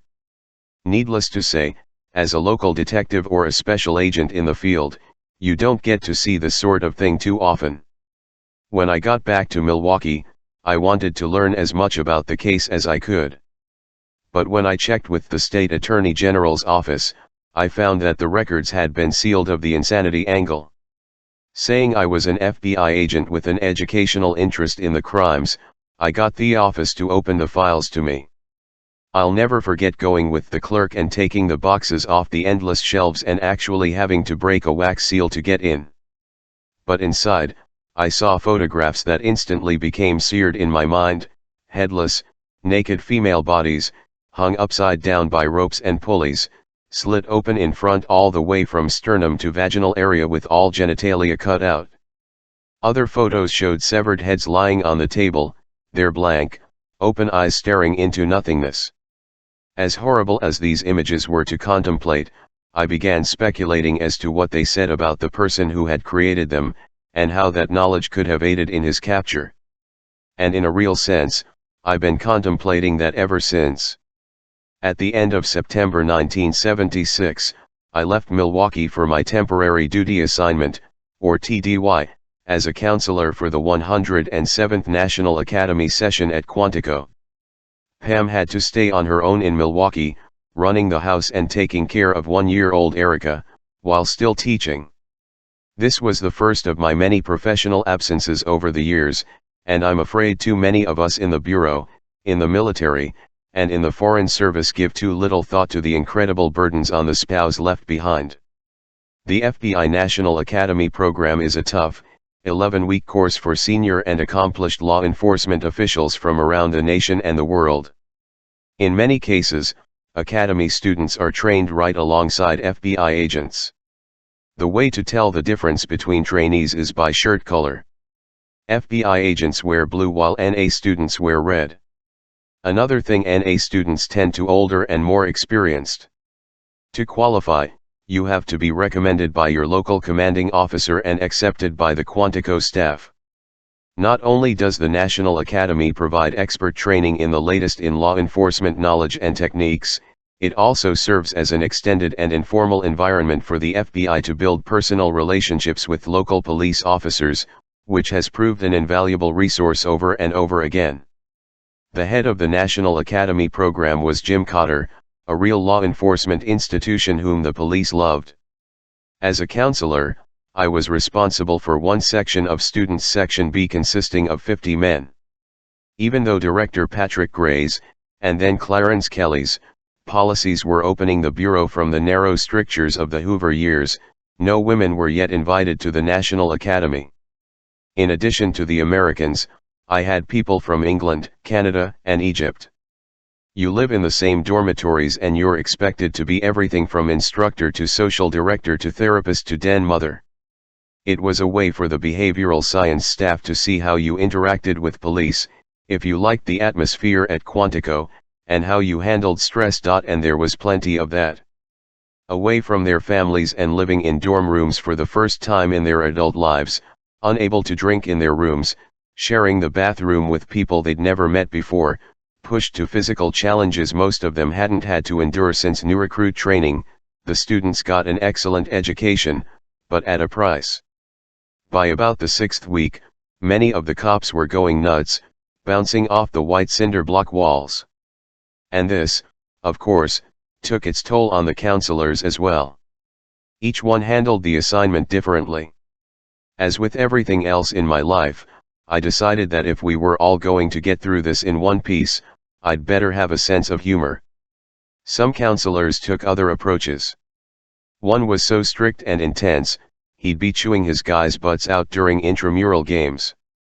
By the third week, his section was so pissed off, they gave him a set of luggage, the symbolic message being, "Get the hell out of here." Another counselor was a special agent I'll call Fred. He'd never had a drinking problem until he came to Quantico, but he sure got one there. The counselors were all supposed to watch for signs of students becoming depressed. In fact, Fred had taken to locking himself in his room, smoking and drinking himself into oblivion. When you're dealing with street-hardened cops, it's survival of the fittest. Any weakness and you're dead meat. A really nice guy, Fred was so sensitive and understanding and gullible, he didn't stand a chance with this crew. There was a standing rule, no women on the floor. One night, one of the cops comes to Fred saying he can't take it anymore. That's not something you want to hear as a counselor. His roommate has a different woman in bed every night and he can't sleep. So Fred goes with the guy to the room and sees half a dozen other men standing outside the door, waiting their turn, holding money in their sweaty hands. Fred freaks, he barges in on the guy who's on top of this long-haired blonde, grabs him, and pulls him off the woman, who turns out to be an inflatable doll. 1 week later, another cop comes to Fred's room in the middle of the night saying his depressed roommate, Harry, has just opened the window and jumped. First of all, the windows in the dorm building aren't supposed to open. So Fred races down the hall, into the room, peers out the open window, and sees Harry covered with blood lying on the grass. Fred races down the stairs and out to the suicide scene, whereupon Harry jumps up and scares the shit out of him. It happens a bottle of ketchup had been appropriated from the cafeteria that very night. By graduation, Fred's hair was falling out, he wasn't shaving, his leg was numb, and he was walking with a limp. A neurologist could find nothing clinically wrong with him a year later. Back in his field office, he was out on medical disability discharge. I felt sorry for the guy, but in one respect at least cops are a lot like criminals, you've got to prove how tough you are with each. Despite my easygoing and humorous approach, I was not immune either, though fortunately, most of it was camp stuff. On one occasion, my group removed all the furniture from my room, on another, they short-sheeted my bed, and on several more, they stretched cellophane across my toilet seat. You have to be able to relieve stress somehow. There came a point when they were driving me nuts. I was desperate to get away for a little while, and like the good cops they were, they sensed that moment precisely. They propped my green MGB up with cinder blocks, lifting it just enough off the ground so that the wheels missed by a small fraction of an inch. I get in, turn on the engine, I pop the clutch, put the car in gear, and futilely gun the engine, unable to figure out why I'm going nowhere fast. I get out, cursing at the damn British engineering, I open the hood, I kick the tires, I bend down and look under the car. And all of a sudden, the entire parking lot is lit up. They're all in their cars shining their headlights at me. Since they claim to like me, they actually put the car back on terra firma for me after they'd had there. The foreign students were in for their share, too. A lot of these guys would come over with empty suitcases, go to the PX, and buy like crazy. I particularly remember one high-ranking Egyptian colonel. He'd asked a cop from Detroit what fuck meant. Big mistake. The cop had told him, somewhat accurately, that this was an all-purpose word that had many different usages depending on the situation, but it was almost always appropriate. One of its meanings is beautiful or classy. So he's in the PX, goes over to the photography counter, points, and booms out, "I wish to buy that fucking camera." The horrified young woman clerk says, "Excuse me.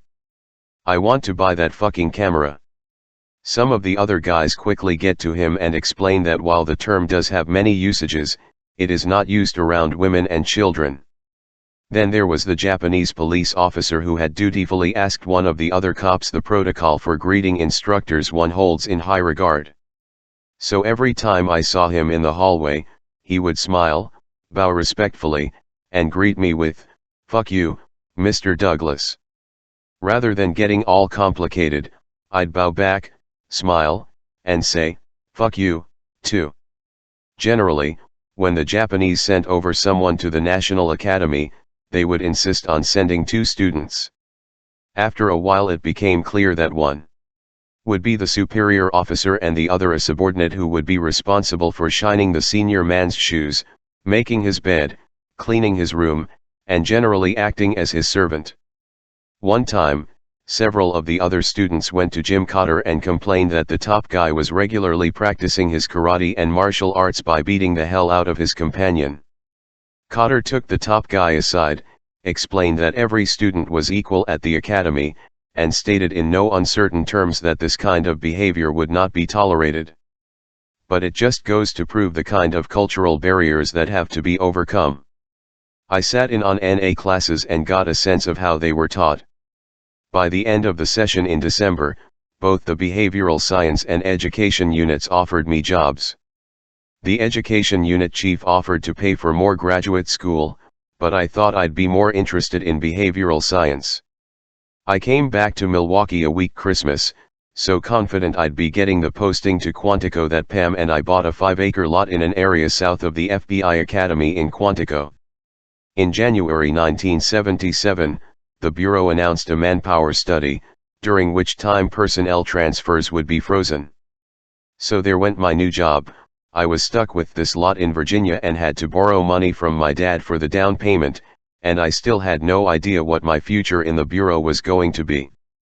But then, several weeks later, I'm out on a case with an agent named Henry McCaslin when I get a call from headquarters that I'm going to be transferred to Quantico in June and assigned to behavioral science. At 32 years of age, I would be taking the place of Pat Mullany, who was going on to the inspection staff at headquarters. Those were big shoes to fill and I looked forward to the challenge. My only real concern was the people I'd be teaching. I knew how they could take apart counselors, even ones they liked. I could only imagine how tough they'd be on instructors who were trying to teach them their own business. I had the right dance down, but I wasn't sure if I knew the song well enough. If I was going to be teaching them behavioral science, I'd better figure out some way to eliminate as much of the BS as I could. And if I was going to be able to say anything of value to a police chief 15 or 20 years older than me, I knew I'd better have the goods to back it up. And it was that fear that led me to the next stage of the journey. Chapter 6 Taking the show on the road. 9 special agents were assigned to behavioral science when I joined the unit in June of 1977, all primarily involved in teaching. The main course offered to both FBI personnel and National Academy students was applied criminal psychology. Howard Teeton had originated it back in 1972, focusing on the issue with which detectives and other crime solvers are most concerned: motive. The idea was to try to give students an understanding of why violent criminals think and act as they do. Yet as popular and useful as this course was, it was based mainly on research and teaching from the academic discipline of psychology. Some of the material came from Teeton's own experience, and later that of the other instructors. But at that time, the only ones who could speak from the authority of organized, methodical, broadly conducted studies were the academics. And there was a dawning realization among many of us that these studies, and this professional perspective, had only limited applicability to the field of law enforcement and crime detection. Other courses offered at the academy included contemporary police problems, which dealt with labor management issues, police unions, community relations, and associated topics, sociology and psychology, which mirrored the typical introductory college curriculum, and sex crimes, which often, unfortunately, was more entertaining than useful or informative. Depending on who was teaching sex crimes, it was taken with greater or lesser seriousness. One of the instructors set the tone with a dirty old man doll dressed in a raincoat. When you pushed down on the head, the raincoat flashed open and the penis popped up. They would also show hundreds of photographs of people with various types of what are now called paraphilias but were then generally known simply as perversions, transvestism, various fetishes, exhibitionism, and so on. These would often elicit an inappropriate laugh from the room. When you're dealing with voyeurism or showing a man dressed in women's clothing, you might be able to squeeze a few chuckles out of a particular photo. When you get into the extremes of sadomasochism or pedophilia, if you're still laughing, then there's something wrong with you or the instructor or both. It took several long years and a lot of sensitization before Roy Hazelwood and Ken Lanning came in and put the study of such topics as rape and the sexual exploitation of children on a serious and professional level. Hazelwood is retired now but still an active consultant, and Lanning will retire soon. These two guys remain among the leading law enforcement experts in the world in their respective fields. But back in the just the facts, ma'am Hoover days, no one in any position of authority considered what became known as profiling to be a valid crime-solving tool. In fact, the very phrase behavioral science would have been considered an oxymoron, and its proponents might as well have been advocating witchcraft or psychic visions. So anyone dabbling in it would have had to do so very informally with no records kept. V.S. Owen Teton and Mullany began offering personality profiles. It was all done verbally, nothing on paper. The first rule was always, don't embarrass the Bureau, and you never wanted to document something that could blow up in your or your SAC's face. Through Teton's initiative and based on what he had learned from Dr. Brussel in New York, some informal consulting was provided to individual police officials who requested it, but there was no organized program nor any thought that this was a function the behavioral science unit should perform. What normally happened was that a graduate of the NA course would call Teton or Mullany to talk about a case he was having trouble with. One of the early ones came from a police officer in California desperate to solve the case of a woman who'd been murdered by multiple stab wounds. Other than the viciousness of the killing, nothing in particular stood out, and there wasn't much to go on forensically. When the officer described the few facts he had, Teton advised him to start looking in the victim's own neighborhood for a slightly built, unattractive loner in his late teens who had killed the woman impulsively and was now wrestling with tremendous guilt and fear of being found out. When you go to his house and he comes to the door, Teton suggested, just stand there, stare right at him, and say, "You know why I'm here." It shouldn't be difficult to get a confession out of him. 2 days later, the officer called back and reported that they'd begun systematically knocking on doors in the neighborhood. When a kid fitting Teton's profile answered at one house, before the cop could get out his rehearsed line, the young man blurted out, "Okay, you got me." While it probably seemed at the time that Teton was pulling rabbits out of a hat, there was a logic to the type of individual and situation he described. And over the years, we would make that logic more and more rigorous and make what he and Pat Mullany were dabbling with in their spare time an important weapon in the fight against violent crime. As is often true with advances in a particular field, this one came about largely by serendipity. The serendipity in this case was that as a behavioral science unit instructor, I really didn't think I knew what I was doing and felt I needed a way to get more first-hand information. By the time I got to Quantico, Mullany was just about to leave and Teton was the overall guru. So responsibility for breaking me in fell to the two guys closest to me in age and seniority, Dick Alt and Bob Ressler. Dick was about 6 years older than I was, and Bob, about 8. Both had done police work in the Army before joining the Bureau. Applied criminal psychology represented about 40 hours of classroom instruction over the 11 weeks of the National Academy course.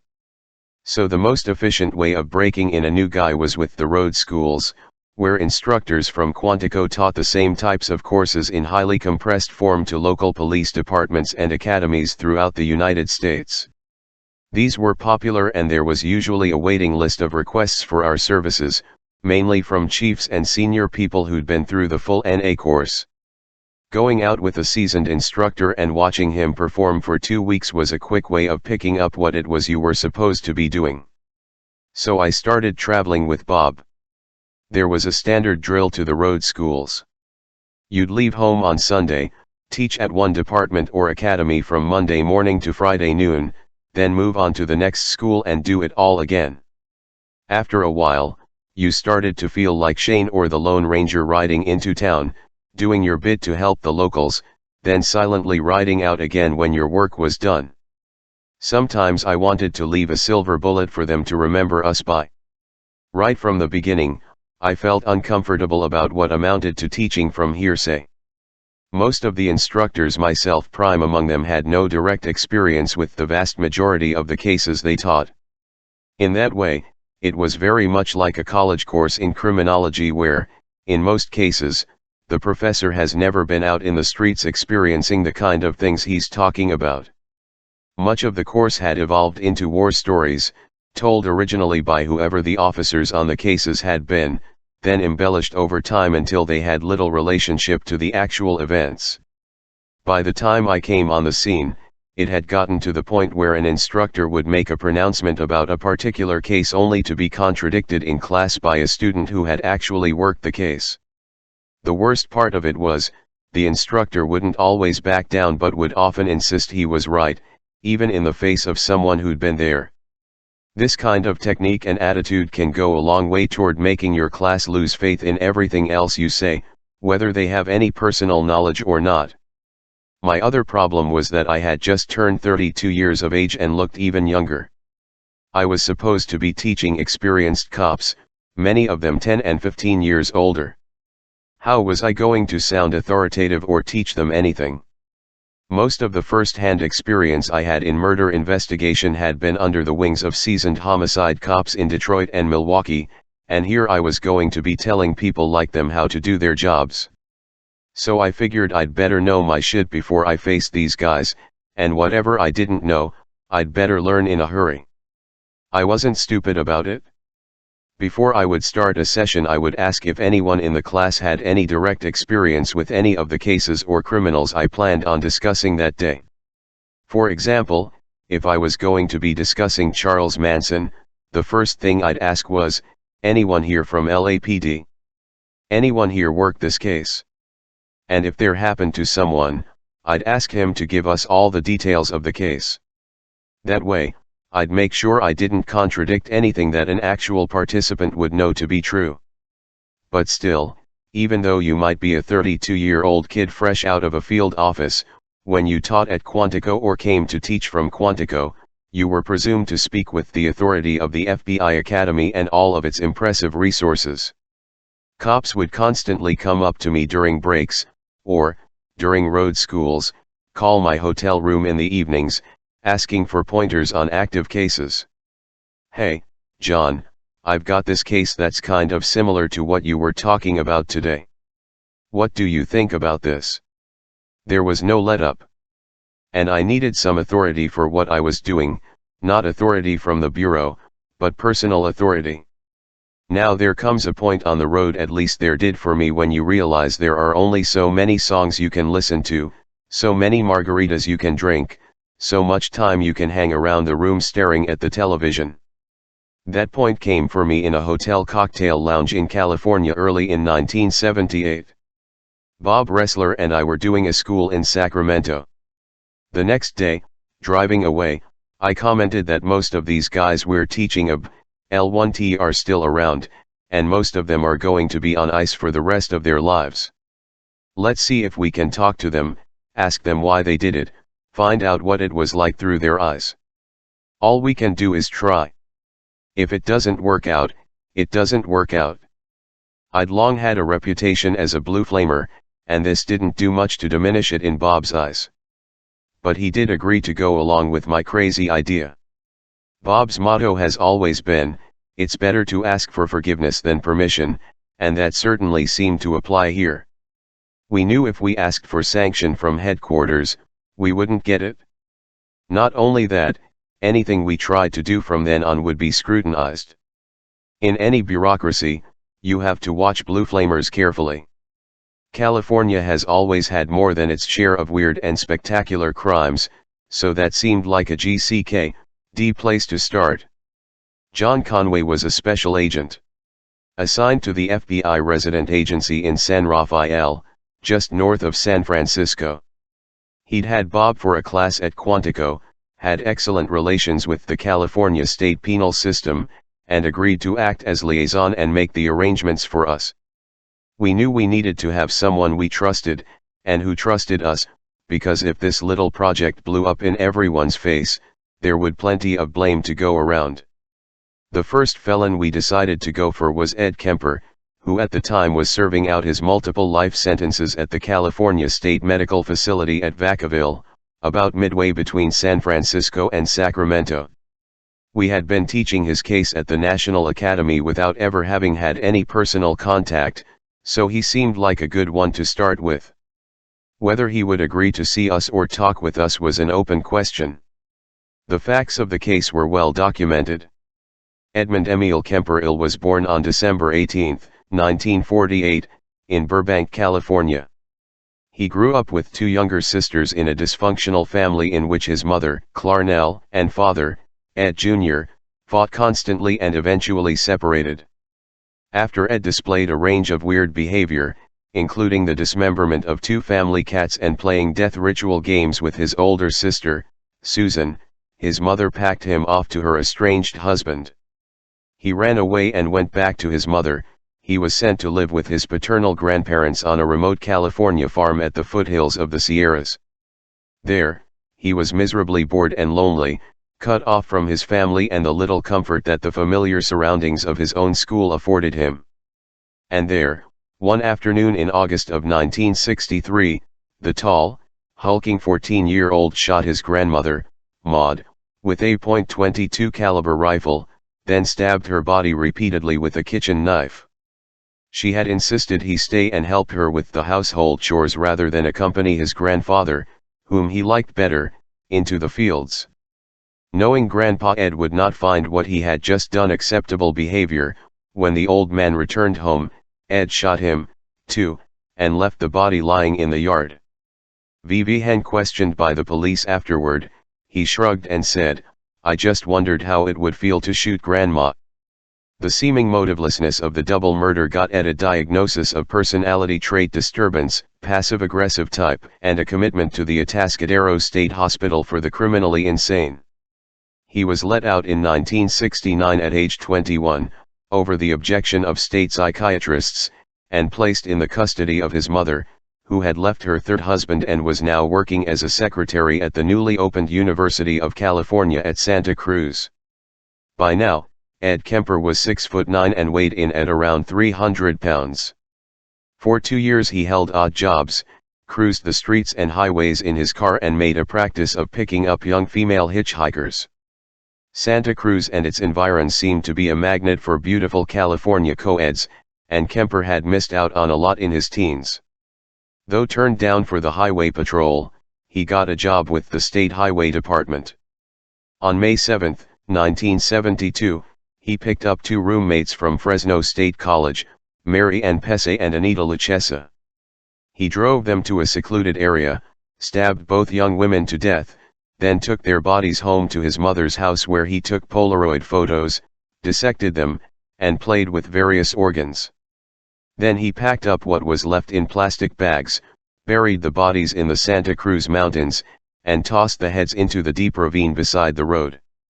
On September 14, Kemper gave a ride to a 15-year-old high school girl, Ikoku, suffocated her, sexually assaulted her corpse, then brought it home for dissection. The next morning, when he had one of his periodic visits with state psychiatrists to monitor and evaluate his mental health, Ku's head was lying in his car trunk. The interview went well, though, and the psychiatrists declared him no longer a threat to himself or others and recommended that his juvenile record be sealed.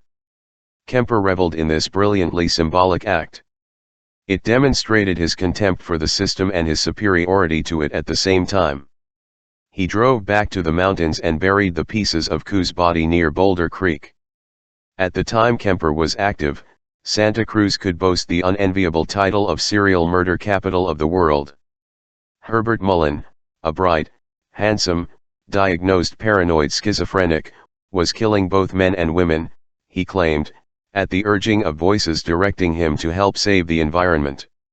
On a similar theme, a 24-year-old recluse car mechanic who lived in the WOCK1S outside of town. John Linley Fraser had burned down a house and killed a family of 6 as a warning to those who would destroy nature. "Materialism must die or mankind must stop," was the note left under the windshield wiper of the family's Rolls-Royce. It seemed as if every week another outrage was taking place. On January 9 of 1973, Kemper picked up Santa Cruz student Cindy Schall, forced her into his trunk at gunpoint, then shot her. As had become his custom, he carried her body back to his mother's house, had sex with it in his bed, dissected it in the bathtub, then bagged the remains and flung them over the cliff into the ocean at Carmel. His innovation this time was to bury Schall's head face up in the backyard, looking toward his mother's bedroom window, since she'd always wanted people to look up to her. By now, Santa Cruz was gripped with terror of the co-ed killer. Young women were warned not to accept rides from strangers, particularly from people outside the supposedly safe confines of the university community. But Kemper's mother worked for the college, and so he had a university sticker on his car. Less than a month later, Kemper picked up Rosalind Thorpe and Alice Liu, both of whom he shot, then piled in the trunk. They received the same treatment as his previous victims when he got them home. He dumped their mutilated bodies in Eden Canyon, near San Francisco, where they were found a week later. His compulsion to kill was escalating at an alarming rate, even to him. He considered shooting everyone on the block, but finally decided against it. He had a better idea, what he realized he'd been wanting to do all along.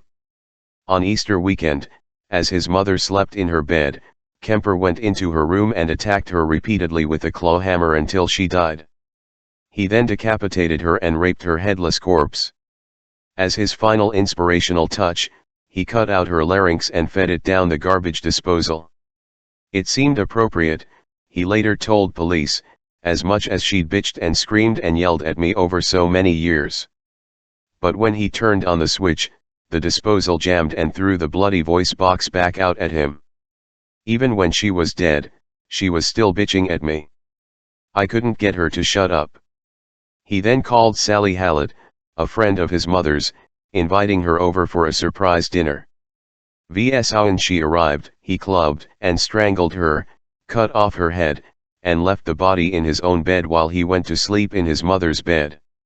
On Easter Sunday morning, he took off in his car, driving aimlessly eastward. He kept listening to the radio, expecting to have become a huge national celebrity. Yet there was nothing. Outside of Pueblo, Colorado, dazed and exhausted from lack of sleep, disappointed that his grand gesture had not had more of an impact, he pulled over at a phone booth beside the road, called the Santa Cruz Police Department, and after repeated attempts to convince them he was telling the truth, confessed to the murders and his identity as the co-ed killer. He then waited patiently as local police were dispatched to pick him up.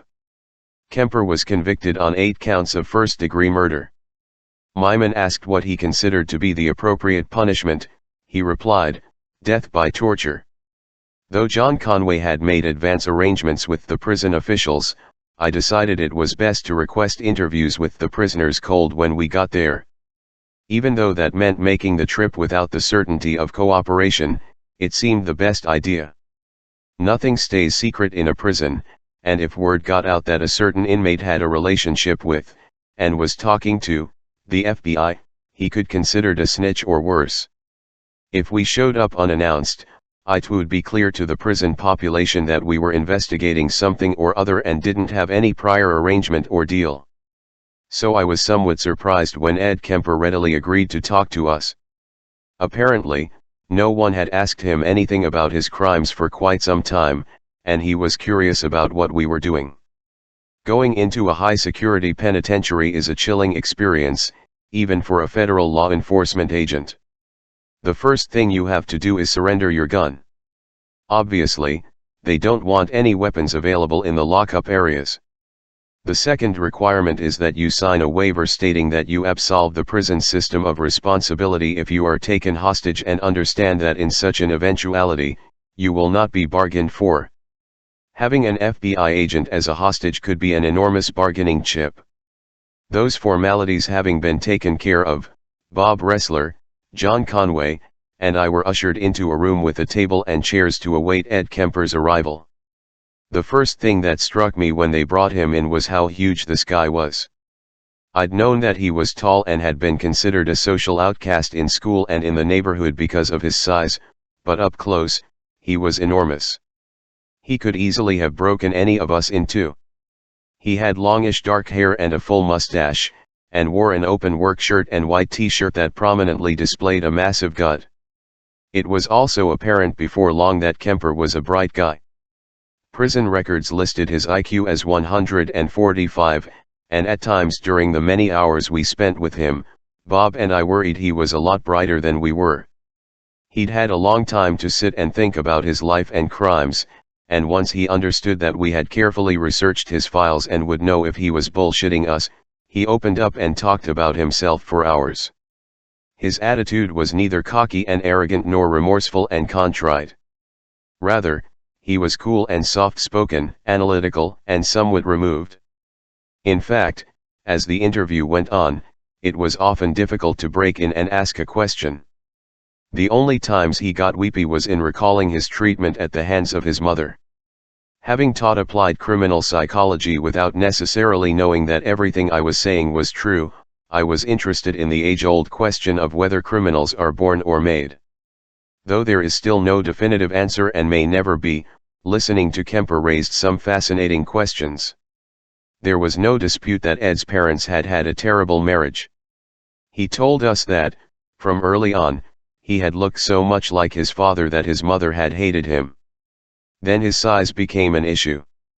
By the time he was 10, he was already a giant for his age, and Clarnell worried that he would molest his sister Susan. So she made him sleep in a windowless basement room near the furnace. Every night at bedtime, Clarnell would close the basement door on him while she and Susan went to their rooms upstairs. This terrified him and made him totally resentful of the two women. It also coincided with his mother's final breakup from Ed's father. Because of his size, shy personality, and lack of a role model in the house to identify with, Ed had always been withdrawn and different.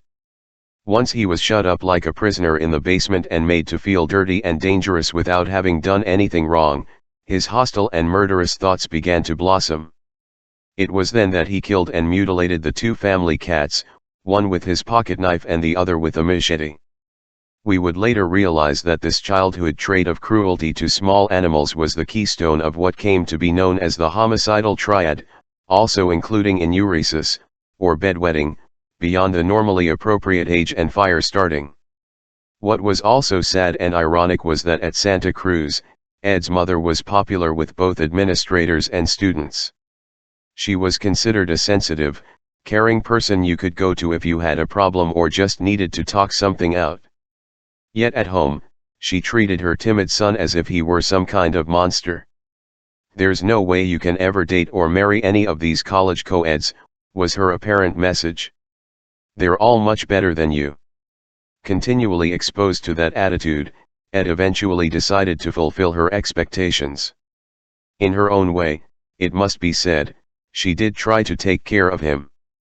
When he expressed an interest in joining the California Highway Patrol, she endeavored to have his juvenile record expunged so the stigma of having murdered his grandparents wouldn't hold him back in adult life. This desire to work with the police was another interesting revelation, which was to come up over and over again in our serial killer studies. The three most common motives of serial rapists and murderers turn out to be domination, manipulation, and control.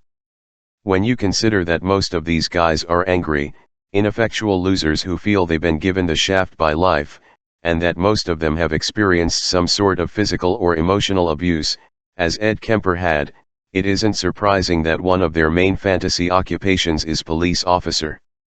A policeman represents power and public respect. When called upon to do so, he is authorized to hurt bad people for the common good. In our research, we discovered that, while few police officers go bad and commit violent crimes, frequently serial offenders had failed in their efforts to join police departments and had taken jobs in related fields, such as security guard or night watchman. One of the things we began saying in some of our profiles was that the unsub would drive a police-like vehicle, say a Ford Crown Victoria or Chevrolet Caprice. Sometimes, as in the case of the Atlanta child murders, the subject had purchased a used and stripped police car. Even more common is the police buff. One of the things Ed Kemper told us was that he would frequent bars and restaurants known to be police hangouts and strike up conversations. This made him feel like an insider, gave him the vicarious thrill of a policeman's power. But also, once the co-ed killer was on the rampage, he had a direct line into the progress of the investigation, allowing him to anticipate their next move. In fact, when Kemper called from Colorado at the end of his long, bloody mission, he had a difficult time convincing the Santa Cruz cops that this wasn't all some drunken joke, that the co-ed killer was really their friend Ed. Now, because of what we've learned, we routinely consider the likelihood that a subject will attempt to insinuate himself into the investigation.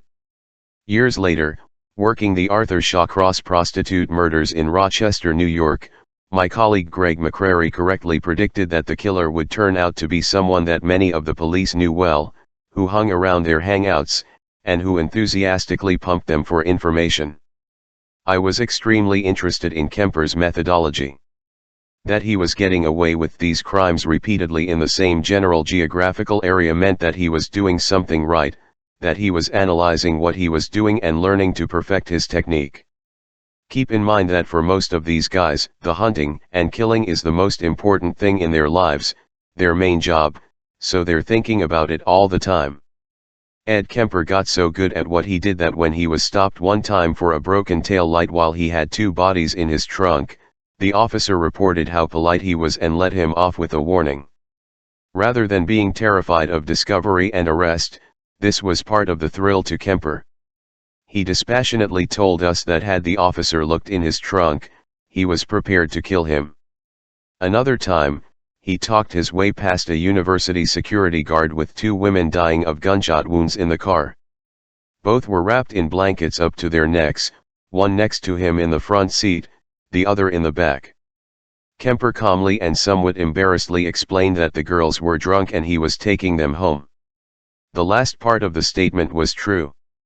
And on one occasion, he picked up a woman hitchhiking with her young teenaged son, planning to kill them both.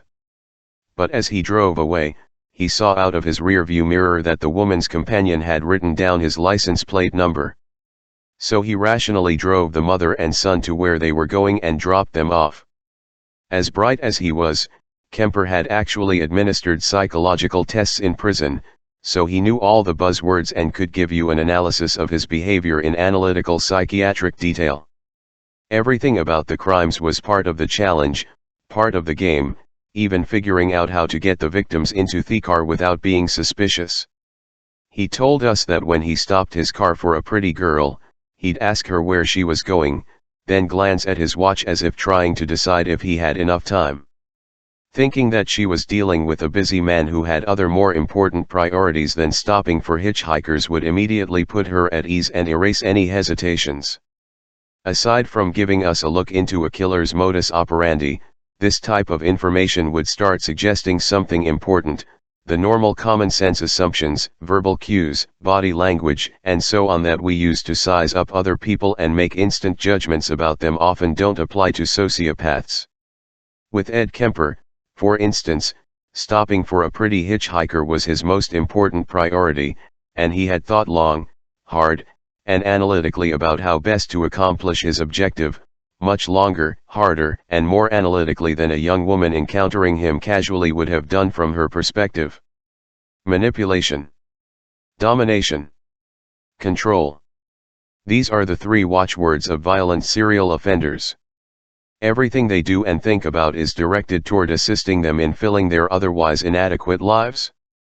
Probably the most crucial single factor in the development of a serial rapist or killer is the role of fantasy. And I mean this in its broadest sense. Ed Kemper's fantasies developed early, and they all involved the relationship between sex and death. The game he made his sister play with him involved binding him to a chair as if he were in the gas chamber. His sexual fantasies involving others ended with the partner's death and dismemberment. Because of his feelings of inadequacy, Kemper didn't feel comfortable with normal boy-girl relationships. He didn't think any girl would have him. So in his own mind, he compensated. He had to completely possess his imagined partner, and that meant ultimately possessing her life. Alive, they were distant, not sharing with me, he explained in a confession introduced in court. I was trying to establish a relationship. When they were being killed, there wasn't anything going on in my mind except that they were going to be mine. With most sexually based killers, it is a several-step escalation from the fantasy to the reality, often fueled by pornography, morbid experimentation on animals, and cruelty to peers. This last trait can be seen by the subject as getting back at them for bad treatment. In Kemper's case, he felt shunned and tormented by the other children because of his size and personality. And he told us that before he dismembered the 2 family cats, he had stolen one of his sister's dolls and cut off its head and hands, practicing what he was planning for living beings. On another level, Kemper's overriding fantasy was to rid himself of his domineering, abusive mother, and everything he did as a killer can be analyzed in that context. Please don't get me wrong, this in no way excuses what he did. Everything in my background and experience tells me that people are responsible for what they do. But in my opinion, Ed Kemper is an example of someone not born a serial killer but manufactured as one. Would he have had the same murderous fantasies had he had a more stable and nurturing home life? Who knows? But would he have acted on them in the same fashion had he not had this incredible rage against the dominant female personality in his life? I don't think so, because the entire progress of Kemper's career as a killer can be seen as an attempt to get back at dear old mom. When he finally worked himself up to that final act, the drama was played out. This was another characteristic we were to see over and over again. Seldom would the subject direct his anger at the focus of his resentment. Though Kemper told us he used to tiptoe into his mother's room at night with a hammer and fantasize bringing it down through her skull, it took him at least 6 killings before he could actually get up the nerve to face what he really wanted to do. And we've seen many other variations on this displacement theme. For example, a common trait is to take some trophy item from the victim after the murder, such as a ring or necklace. The killer would then give that item to his wife or girlfriend, even if that woman was the source of his anger or hostility. Typically, he would say he had purchased the jewelry or else found it. Then, seeing her wear it, he both relives the excitement and stimulation of the kill and mentally reasserts domination and control, knowing he could have done to his own partner what he did to his unfortunate victim. Eventually, in our analysis, we would begin to break down the components of a crime into such elements as pre- and post-offense behavior. Kemper had mutilated each of his victims, which at first suggested to us a sexual sadist. But the mutilation was all post-mortem, or after the victim's death, rather than while she was alive, thus not inflicting punishment and causing suffering. After listening to Kemper for several hours, it became clear that the was more fetishistic than sadistic and had more to do with the possession part of the fantasy. Equally significant, I thought, was his handling and disposal of the corpses. The early victims had been carefully buried far from his mother's home. The later ones, including his mother and her friend, had virtually been left out in the open. That, combined with his extensive driving around town with bodies and body parts in the car, seemed to me to be taunting the community he felt had taunted and rejected him. We ended up doing several lengthy interviews with Kemper over the years, each one informative, each one harrowing in its detail. Here was a man who had coldly butchered intelligent young women in the prime of their lives. Yet I would be less than honest if I didn't admit that I liked Ed. He was friendly, open, sensitive, and had a good sense of humor. As much as you can say such a thing in this setting, I enjoyed being around him. I don't want him out walking the streets, and in his most lucid moments, neither does he. But my personal feelings about him then, which I still hold, do point up an important consideration for anyone dealing with repeat violent offenders. Many of these guys are quite charming, highly articulate, and glib. How could this man do such a terrible thing? There must be some mistake or some extenuating circumstances. That's what you're going to say to yourself if you talk to some of them. You cannot get the full sense of the enormity of their crimes. And that's why psychiatrists and judges and parole officers are fooled so often, a subject we'll get into in more detail later on. But for now, if you want to understand the artist, look at his work. That's what I always tell my people. You can't claim to understand or appreciate Picasso without studying his paintings. The successful serial killers plan their work as carefully as a painter plans a canvas. They consider what they do their art, and they keep refining it as they go along. So part of my evaluation of someone like Ed Kemper comes from meeting him and interacting with him on a personal basis. The rest comes from studying and understanding his work. The prison visits became a regular practice whenever Bob Ressler or I were on a road school and could get the time and CCN vacation. I found myself, I'd find out what prison or penitentiary was nearby and who of interest was in residence. Once we'd been doing this for a while, we refined our techniques. Generally, we were tied up 4.5 days a week, so I tried to do some of the interviews on evenings and weekends. Evenings could be difficult because most prisons take a head count after dinner and no one is allowed into the cell block after that. But after a while, you start to understand the prison regimens and adapt to them. I found that an FBI badge could get you into most penitentiaries and a meeting with the warden, so I began showing up unannounced, which often worked out best. The more of these interviews I did, the more confident I began to feel about what I was teaching and telling these veteran cops. I finally felt that my instruction was achieving some reality base, that it wasn't just recycled war stories from those who had actually been there. It wasn't necessarily that the interviewees were providing profound insight into their crimes and psyches. Very few had that, even someone as bright as Kemper. Much of what they told us parroted their trial testimony or self-serving statements they'd made many times before. Everything had to be interpreted through hard work and extensive review on our part. VV had the interviews we're doing, though, was letting us see the way the offender's mind worked, getting a feel for them, allowing us to start walking in their shoes. In the early weeks and months of our informal research program, we managed to interview more than half a dozen killers and would-be killers.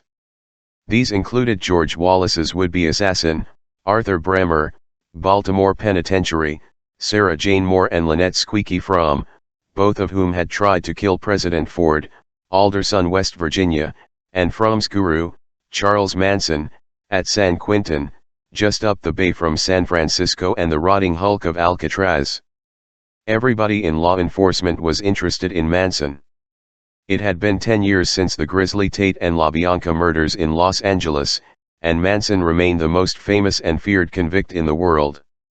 The case was regularly taught at Quantico, and while the facts were clear, I didn't feel we had any real insight into what made this guy tick.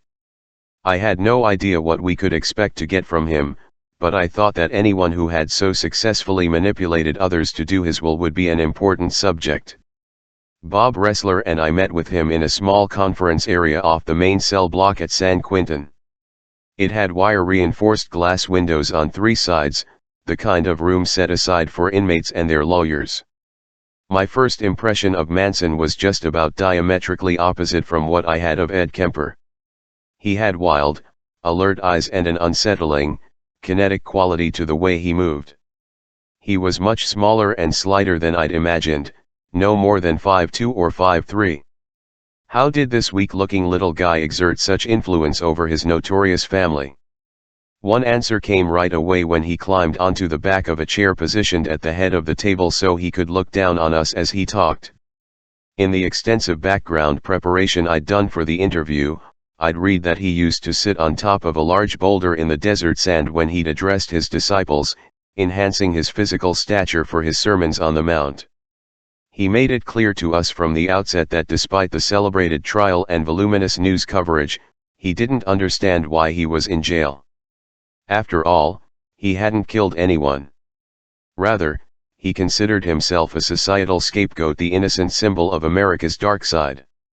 The swastika he had carved into his forehead during the trial was faded but still visible. He was still in contact with his women followers in other prisons through cooperative third parties.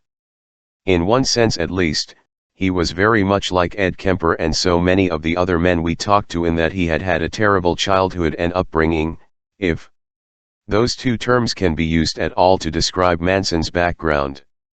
Charles Millis Manson was born in Cincinnati in 1934, the illegitimate son of a 16-year-old prostitute named Kathleen Maddox. His surname was merely a guess on Kathleen's part as to which of her lovers was the father. She was in and out of prison, pawning Charlie off on a religious aunt and sadistic uncle who called him a sissy, dressed him in girls' clothing for his first day of school, and challenged him to act like a man. By the time he was 10, he was living on the streets, except for his terms in various group homes and reform schools. He lasted 4 days at Father Flanagan's Boys Town. His young adult life was marked by a series of robberies, forgeries, pimpings, assaults, and incarcerations at increasingly tougher institutions. The FBI had investigated him under the Dyer Act for the interstate transport of stolen cars. He was paroled from his latest imprisonment in 1967, just in time for the Summer of Love. He made his way to San Francisco's Haight-Ashbury district, the West Coast magnet for flower power and sex, drugs, and rock and roll. Looking primarily for a free ride, Manson, quickly a charismatic guru to the turned-on dropout generation still in their teens and 20s. He played the guitar and spoke in elliptical verities to disillusioned kids. Soon he was living for free, with all the sex and illicit stimulants he wanted. A nomadic family of followers of both sexes gathered around him, sometimes numbering as many as 50. As one of his services to the community, Charlie would preach his vision of the coming apocalypse and race war, which would leave the family triumphant and him in control. His text was Helter Skelter from the Beatles' White Album. On the night of August 9, 1969, 4 Manson family members, led by Charles Tex Watson, broke into the secluded home of director Roman Polanski and his movie star wife, Sharon Tate, at 10050 Cielo Drive in Beverly Hills. Polanski was away on business, but Tate and 4 guests, Abigail Folger, Jay Sebring, Wojtek Frykowski, and Stephen Parent, were viciously slaughtered in a depraved orgy that included slogans scrawled on the walls and victims' bodies with their own blood. Sharon Tate was nearly 9 months pregnant. 2 days later, at Manson's apparent instigation, 6 family members killed and mutilated businessman Leno LaBianca and his wife, Rosemary, in their home in the Silver Lake district of Los Angeles. Manson himself didn't participate, but came in the house afterward for the mayhem that followed. The subsequent arrest for prostitution of Susan Atkins, who had participated in both murders, and an arson involving a piece of highway equipment, ultimately led back to the family and perhaps the most celebrated trials in California history, at least until the O.J. Simpson extravaganza. In 2 separate proceedings, Manson and several of his followers were sentenced to death for the Tate and LaBianca murders and a number of others traced to them, including the killing and mutilation of Donald Shorty Shea, a movie stuntman and family hanger-on who was suspected of squealing to the police. When the state's capital punishment laws were overturned, the sentences were reduced to life imprisonment. Charlie Manson was not your routine serial killer. In fact, it was in dispute whether he'd actually murdered anyone with his own hands. Yet his bad background was beyond question, and so were the horrors his followers had committed at his instigation and in his name. I wanted to know how someone sets out to become this satanic messiah.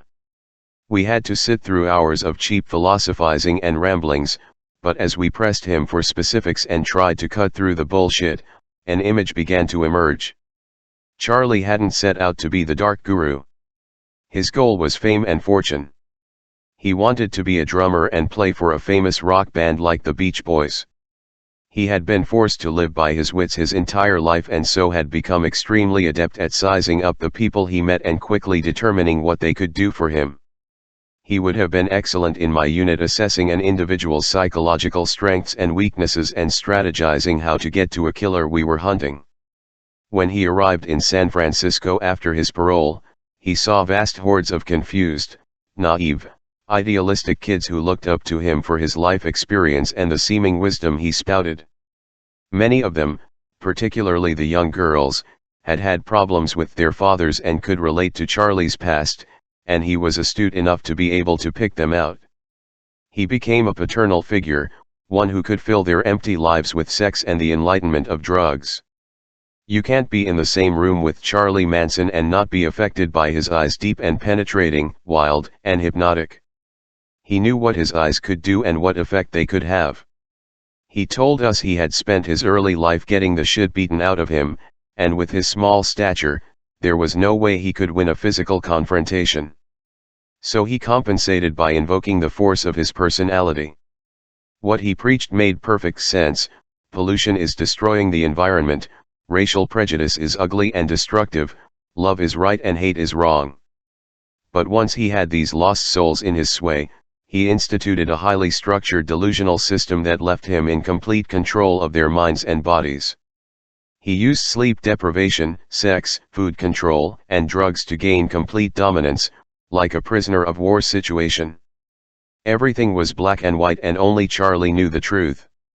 He'd strum his guitar and repeat his simple mantra over and over again: only Charlie could redeem the sick and rotting society. The basic dynamics of leadership and group authority that Manson described for us we were to see repeated over the years in subsequent tragedies of similar dimension.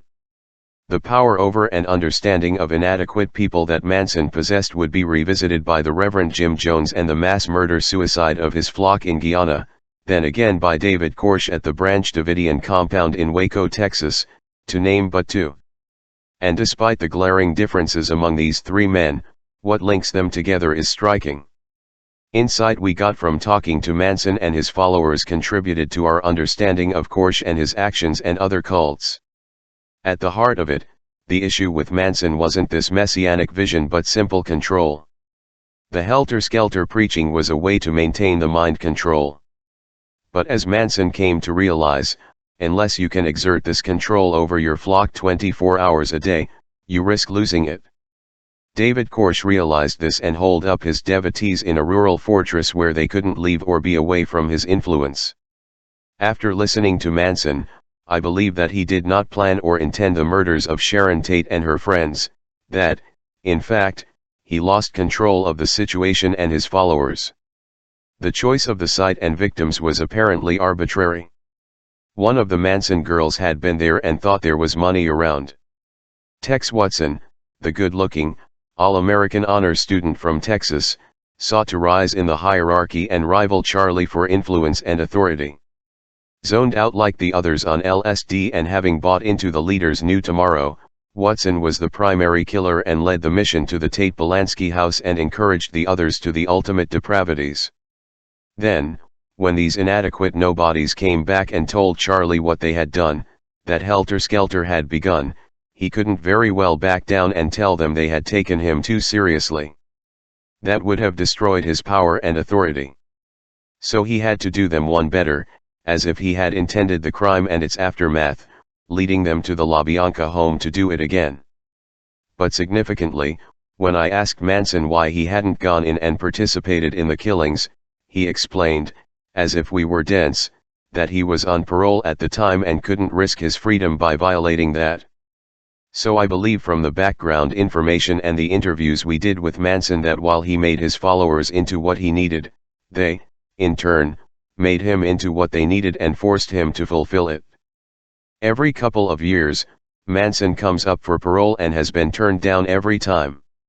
His crimes were too publicized and too brutal for the parole board to take a chance on him. I don't want him let out, either. But if he were released at some point, knowing what I do about him, I wouldn't expect him to be a serious violent threat like a lot of these guys are. I think he'd go off into the desert and live out there, or else try to cash in on his celebrity for money. But I wouldn't expect him to kill. The biggest threat would be from the misguided losers who would gravitate to him and proclaim him their god and leader. By the time Ressler and I had done 10 or 12 prison interviews, it was clear to any reasonably intelligent observer that we were onto something. For the first time, we were able to correlate what was going on in an offender's mind with the evidence he left at a crime scene. In 1979, we'd received about 50 requests for profiles, which the instructors tried to handle between their teaching responsibilities. By the next year, the caseload had doubled and would double again the next. By then, I had pretty much been relieved of teaching and was the only one in the unit devoting full time to operational work. I would still give presentations to National Academy and agent classes as my schedule allowed, but unlike the others, for me teaching had now become a sideline. I did virtually all the homicide cases that came into the unit and whichever rape cases Roy Hazelwood was too busy to handle. What had been an informal service without official sanction was developing into a small institution. I took on the newly created title of Criminal Personality Profiling Program Manager and started working with the field offices to coordinate the submission of cases by local police departments. At one point, I was in the hospital for a week or so. My old football and boxing injuries had messed up my nose, which had made breathing progressively more difficult, and I was in getting my twisted septum straightened out. I remember lying there hardly able to see and having one of the other agents come in and drop 20 case files on my bed. We were learning more and more with each new prison encounter, but there had to be a way to organize the informal research into a systematized, usable framework. And that step forward came through Roy Hazelwood, with whom I was collaborating on an article about lust murder for the FBI Law Enforcement Bulletin. Roy had done some research with Dr. N. Burgess, a professor of psychiatric mental health nursing at the University of Pennsylvania School of Nursing and Associate Director of Nursing Research for the Boston Department of Health and Hospitals. Burgess was a prolific author and already widely known as one of the nation's leading authorities on rape and its psychological consequences. Roy brought her to the Behavioral Science Unit, introduced her to Bob and me, and described what we were doing. She was impressed and told us she thought we had an opportunity to do research of a kind that had never been done before in this field.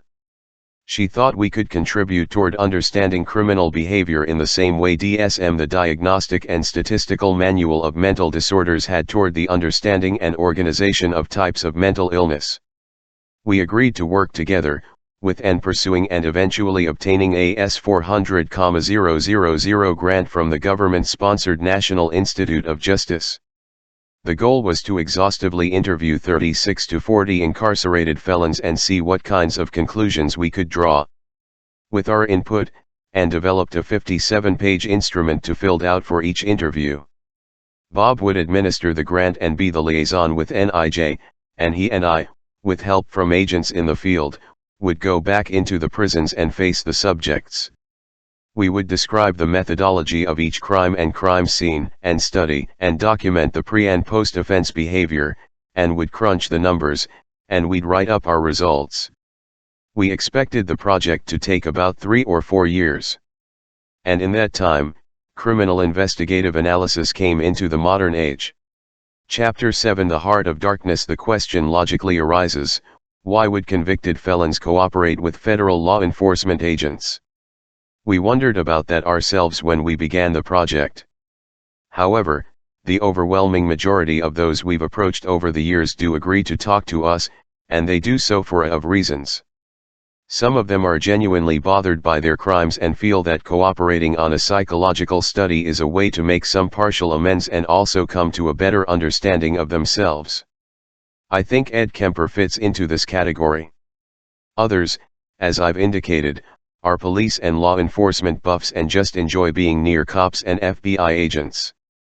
Some think there might be some benefit in cooperating with the authorities, though we've never promised anything in return.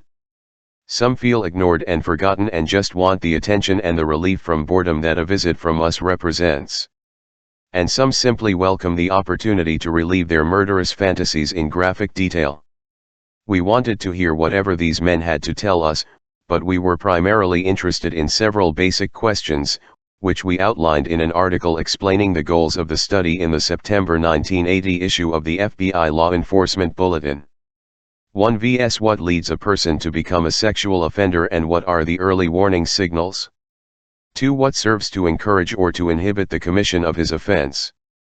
3. What types of response or coping strategies by an intended victim are successful with what type of sexual offender in avoiding victimization?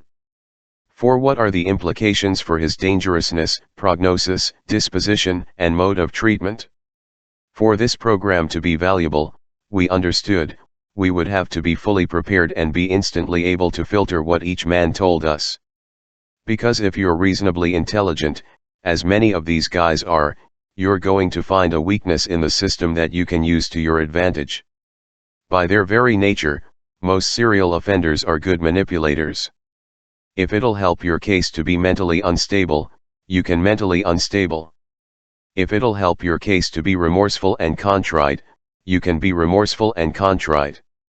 But whatever seemed to them to be the best course of action to follow, I found that the people who agreed to talk to us were all similar. They had nothing else to think about, so they spent a lot of time thinking about themselves and what they'd done and could give it back to me in minute detail.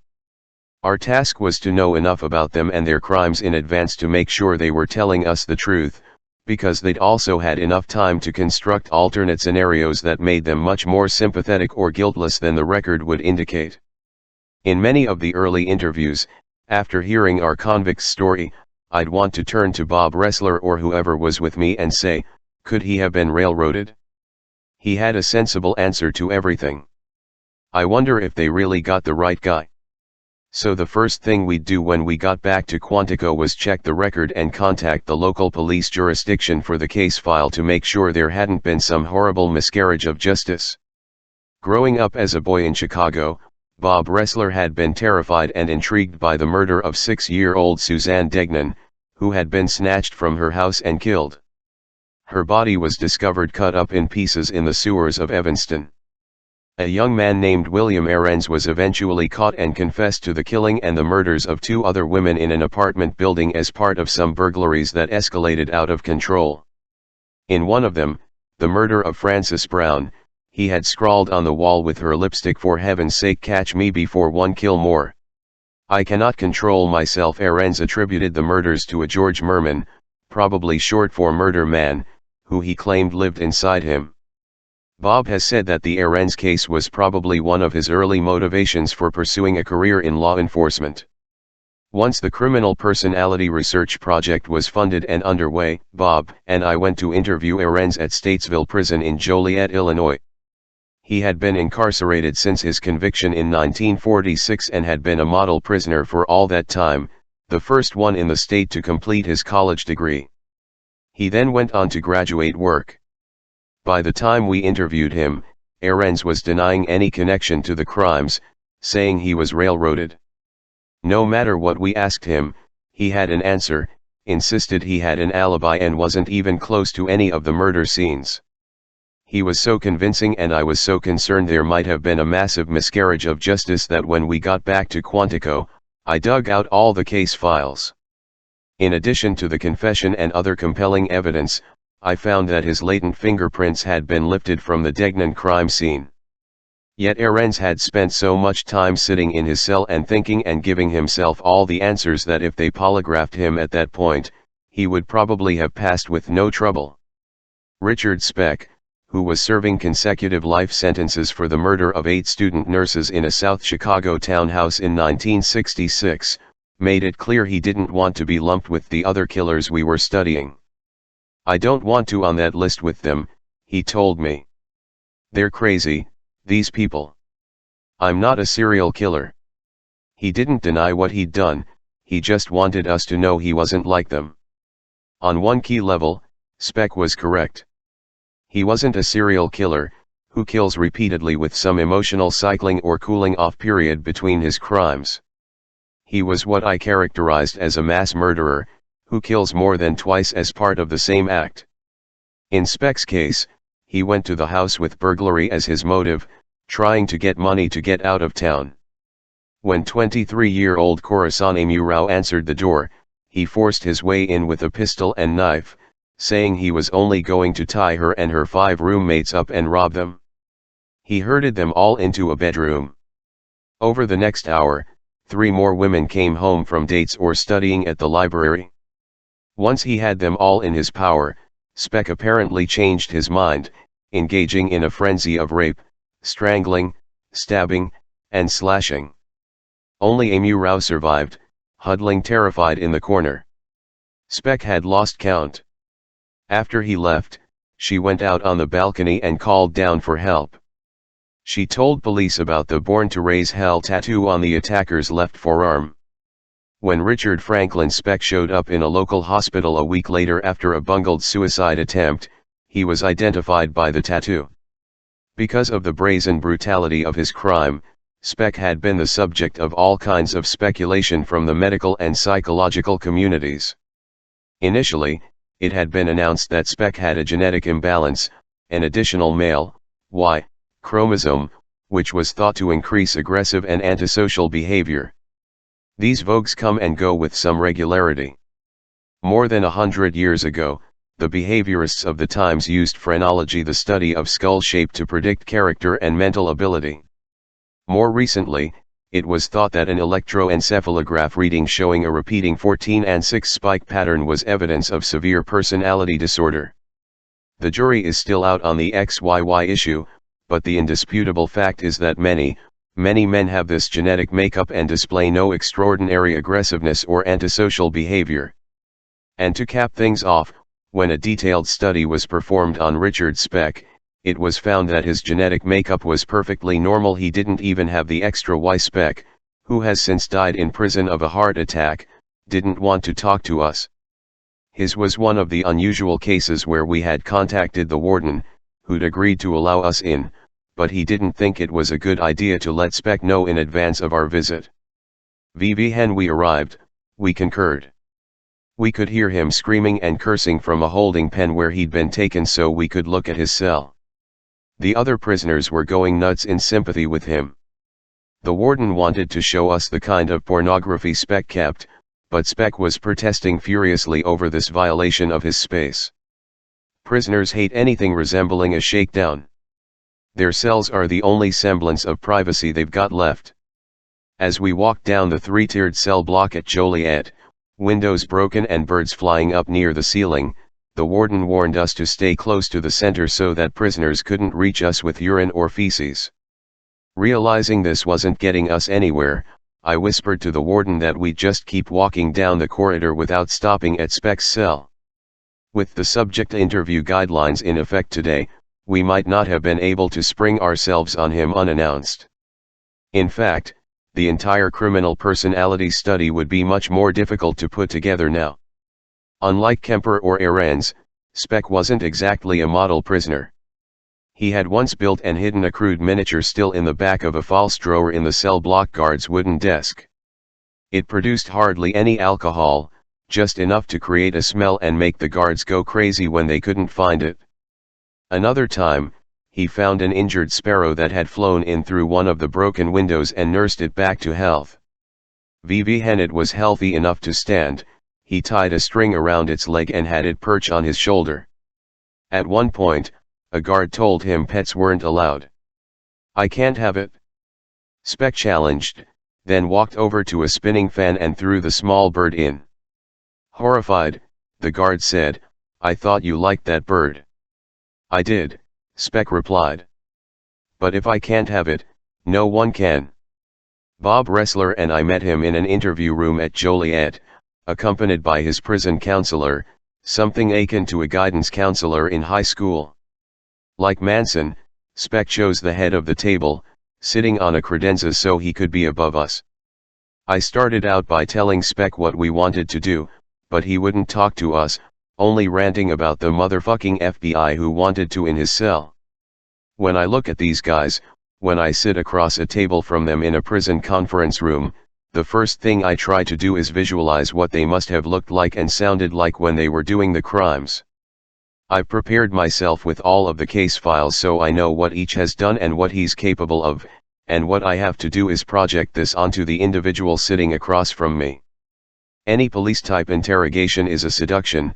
Each party is trying to seduce the other into giving him what he wants. And you have to size up the individual interviewee before you can figure out how to approach him. Outrage or moral judgment won't accomplish anything. What, you sadistic beast? You ate an arm. You have to decide what's going to ring his bell. With some, like Kemper, you can be straightforward and matter of fact, so long as you make clear you know the facts and they can't snow you. With the ones like Richard Speck, I learned to take a more offensive approach. We're sitting there in the conference room and Speck's making a show of ignoring us, so I turned to the counselor. He was an open, gregarious man, experienced at diffusing hostility, some of the qualities we look for in hostage negotiators. I talk about Speck as if he weren't even in the room. You know what he did, your guy? He killed 8 pussies. And some of those pussies looked pretty good. He took 8 good pieces of ass away from the rest of us. You think that's fair? Bob is clearly uncomfortable with this. He doesn't want to get down to the killer's level, and he's squeamish about mocking the dead. Of course, I agree, but in situations like this, I think you do what you have to. The counselor answers me in kind and we go back and forth like that. We would have sounded like high school boys in the locker room if we weren't actually talking about murder victims, which shifts the tone from immature to grotesque. Speck listens for a while, shakes his head, chuckles, and says, "You fucking guys are crazy. It must be a fine line, separates you from me." With that opening I turn to him. How in the hell did you fuck 8 women at the same time? Do you eat for breakfast? He looks at us as if we're a couple of gullible rubes. I didn't fuck all of them. That story got all out of proportion. I just fucked one of them. The one on the couch. I ask. Yeah. As crude and disgusting as this all sounds, it's starting to tell me something. First of all, as hostile and aggressive as he is, he doesn't have much of a macho self-image. He knows he can't control all the women at once. He's an opportunist, he'll rape one for the hell of it. And from the crime scene photos, we know that the one he chose was face down on the couch. She was already a depersonalized body to him. He didn't have to have any human contact with her. We can also tell he's not a sophisticated or organized thinker. It doesn't take much for what would have been a relatively simple and successful robbery to degenerate into this mass murder. He admits that he killed the women not in a sexual frenzy, but so that they couldn't identify him. As the young nurses come home, he's putting one in a bedroom, one in a closet, as if he's corralling horses. He has no idea how to handle the situation. Interestingly, he also claims that the wound that sent him to the hospital and ultimately to capture did not represent a suicide attempt but rather was the result of a bar fight. Without necessarily understanding the significance of what he's saying, he's telling us he wants us to think of him as the born-to-raise-hell macho man rather than a pathetic loser whose only way out is to kill himself. Now, as I'm listening, I'm starting to turn all of this information around in my mind. Not only is it telling me something about Speck, it's telling me something about this type of crime. In other words, when I see similar scenarios in the future, I'm going to have more insight into the type of individual responsible. And that, of course, was the main purpose of the program. As we processed the study's data, I tried to get away from the academic, psychological jargon and buzzwords and more into clear-cut concepts that would be of use to law enforcement personnel. To tell a local detective that he's looking for a paranoid schizophrenic may be intellectually interesting, but it doesn't tell him much that's useful in catching his unsub. One of the key distinctions we came up with was whether an offender was organized or disorganized or showed a mixed pattern. People like Speck were beginning to give us the pattern of the disorganized offender. Speck told me he had a troubled early life. The only time I could tell we'd touched a nerve was when I asked him about his family. By the time he was 20, he had chalked up nearly 40 arrests and had married a 15-year-old girl, with whom he fathered a child. He left her 5 years later, angry and bitter, and told us he just never got around to killing her. He did kill several other women, though, including a waitress in a sleazy bar who'd spurned his advances. He also robbed and attacked a 65-year-old woman a couple of months before he murdered the nurses. All things being equal, the brutal rape of an older woman suggests to us a young man, possibly even a teenager, without much experience or confidence or sophistication. Speck was 26 when the rape occurred. As the age of the offender goes up in the equation, his sophistication and self-confidence go down accordingly. That was certainly my impression of Richard Speck. Though in his mid-20s, his behavior level, even for a criminal, was late adolescent. The warden wanted to show me one more thing before we left. In Joliet, as well as in other prisons, a psychological experiment was underway to see if soft pastel colors would decrease aggressiveness. A good deal of academic theory was behind this. They'd even put police weightlifting champs in rooms painted pink or yellow and found they couldn't lift as much as they had before. So the warden takes us to a room at the end of the cell block and says, "The rose-colored paint is supposed to take the aggression out of a violent offender. And if you put them in a room like this, they're supposed to get really calm and passive. Take a look inside this room, Douglas, and tell me what you see." "I see there's not much paint on the walls," I observe. He replies, "Yeah, that's right.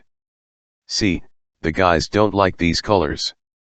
They're peeling the paint off the wall, and they're eating it." Jerry Brudos was a shoe fetishist. If that were as far as it went, there would have been no problem. But due to a variety of circumstances, including his punitive, domineering mother and his own compulsions, it went a lot further from mildly strange all the way to deadly. Jerome Henry Brudos was born in South Dakota in 1939 and grew up in California. As a young boy 5 years old, he found a pair of shiny high heels at a local dump. When he brought them home and tried them on, his mother, furious, told him to get rid of them. But he kept them, hidden, until his mother found out, took them away, burned them, and punished him. By the time he was 16, now living in Oregon, he was regularly breaking into neighborhood homes and stealing women's shoes and eventually underwear, which he would save and try on.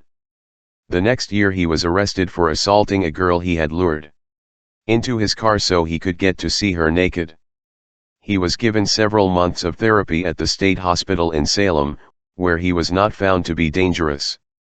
After high school, he did a brief stint in the Army before leaving on a psychological discharge. He was still breaking into houses, and stealing shoes and underwear, sometimes confronting the women he found there and choking them unconscious when, out of a sense of obligation, he married the young woman with whom he had recently lost his virginity. He went to a vocational college and became an electronics technician. 6 years later, in 1968, now the father of 2 children and continuing his nighttime raids for souvenirs, Brudos answered the door to a 19-year-old named Linda Slauson, who had an appointment to sell encyclopedias and had come to the wrong house by mistake. Seizing this opportunity, he dragged her into the basement, and bludgeoned and strangled her. When she was dead, he undressed her and tried various of his collected outfits on the corpse. Before disposing of the body by sinking it in the Willamette River with a junked automobile transmission, he cut off the left foot, placed it in one of his prized high heels, and locked it in his freezer. He killed 3 more times over the next several months, cutting off breasts and making plastic molds of them. He was identified by various co-eds he'd approached for dates using a similar story and was picked up when police staked out a supposed rendezvous site. He confessed and eventually pleaded guilty when it became clear an insanity defense wouldn't work. Bob Ressler and I interviewed him in his permanent home at the Oregon State Penitentiary at Salem. He was heavy-set and round-faced, polite, and cooperative. But when I asked him specifics about the crimes, he said he'd blacked out because of hypoglycemia and didn't he remember anything he might have done. "You know, John, I get this attack of low blood sugar, and I could walk off the roof of a building and not know what I was doing." Interestingly enough, when Brudos confessed to police, he remembered well enough to give them graphic details of the crimes and where the bodies and evidence could be found. He also inadvertently incriminated himself. He'd hung the body of one of his victims from a hook in his garage, clothed her in his favorite attire and shoes, then placed a mirror on the floor beneath her to see up her dress. While taking a picture, he'd unknowingly captured his own image in the photograph. Despite his claims of hypoglycemic blackouts, Brudos showed many of the traits of an organized offender. This was tied into the fantasy element he displayed from an early age. When he was a young teen living on the family farm, he fantasized about capturing girls in a tunnel where he would force them to do what he wanted. Once, he managed to trick a girl into the barn, then ordered her to undress so he could take her picture. We saw this type of behavior carry over into his adult offenses, yet as a young teenager, he was too naive and unsophisticated to think of anything other than photographing his naked victims. After the session in the barn, he locked the girl in the corn crib, then came back sometime later, wearing different clothes and with his hair combed differently, pretending to be Ed, Jerry's twin brother. He released the terrified girl, explaining that Jerry was undergoing intense therapy and begging her not to tell anyone lest he get in trouble and suffer another setback. What we see clearly in Jerome Brudos, along with this textbook escalation of activities, is a continual refinement of the fantasy.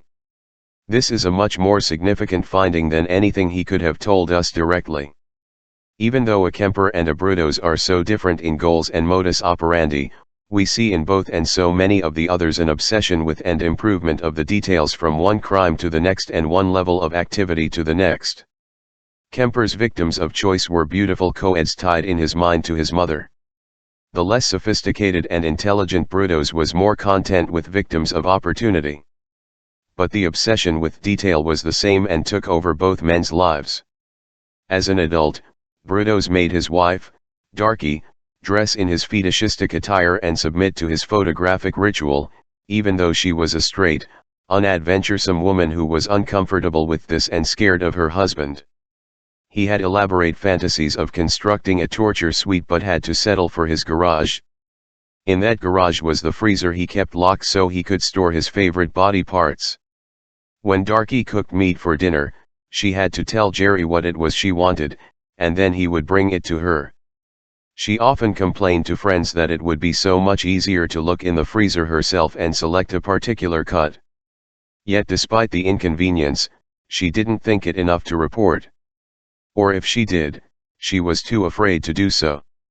Brudos was a near-classic example of an offender who begins with innocuous oddities and escalates progressively from found shoes to his sister's clothing to the possessions of other women.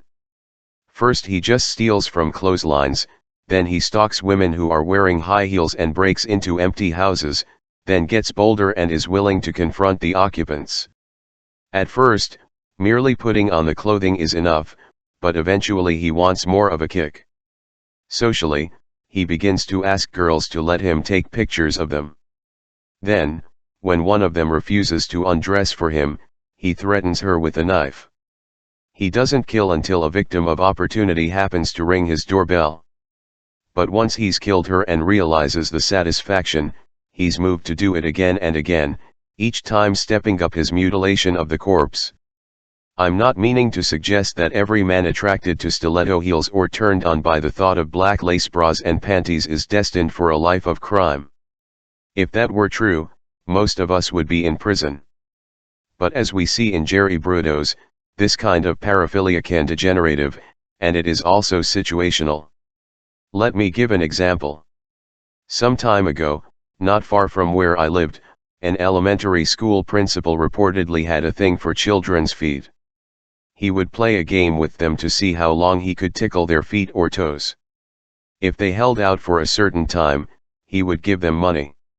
It came to parental attention when some of the kids were spending money at the mall they couldn't account for. When the principal was fired by the school district, many quarters of the community protested. He was a good-looking guy, he had a normal relationship with a steady girlfriend, and he was popular with children and parents alike. The teachers thought he was being railroaded. Even if he did have this thing for toes, it was essentially harmless. He'd never abused any of the children or tried to get them to undress. This is not the kind of person who's going to go out and abduct a child to feed his perversion. I agreed with that assessment. The community was in no danger from him in that regard.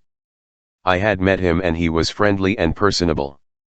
But let's say during one of these games a little girl reacts badly, starts screaming or threatens to tell on him. In an instant of panic, he could end up killing the child simply because he doesn't know what else to do to manage the situation. When the school superintendent contacted my unit for advice, I told him I thought he had taken the right action in firing the man.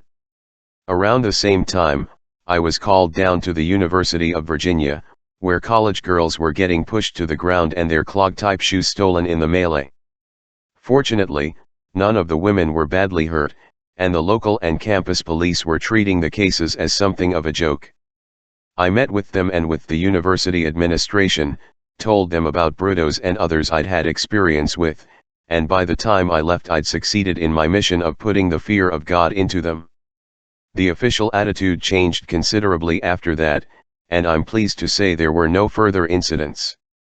When I look at Jerry Brutos's criminal progression, I have to ask myself whether understanding and intervention at any of the earliest stages could have short-circuited the ultimate process.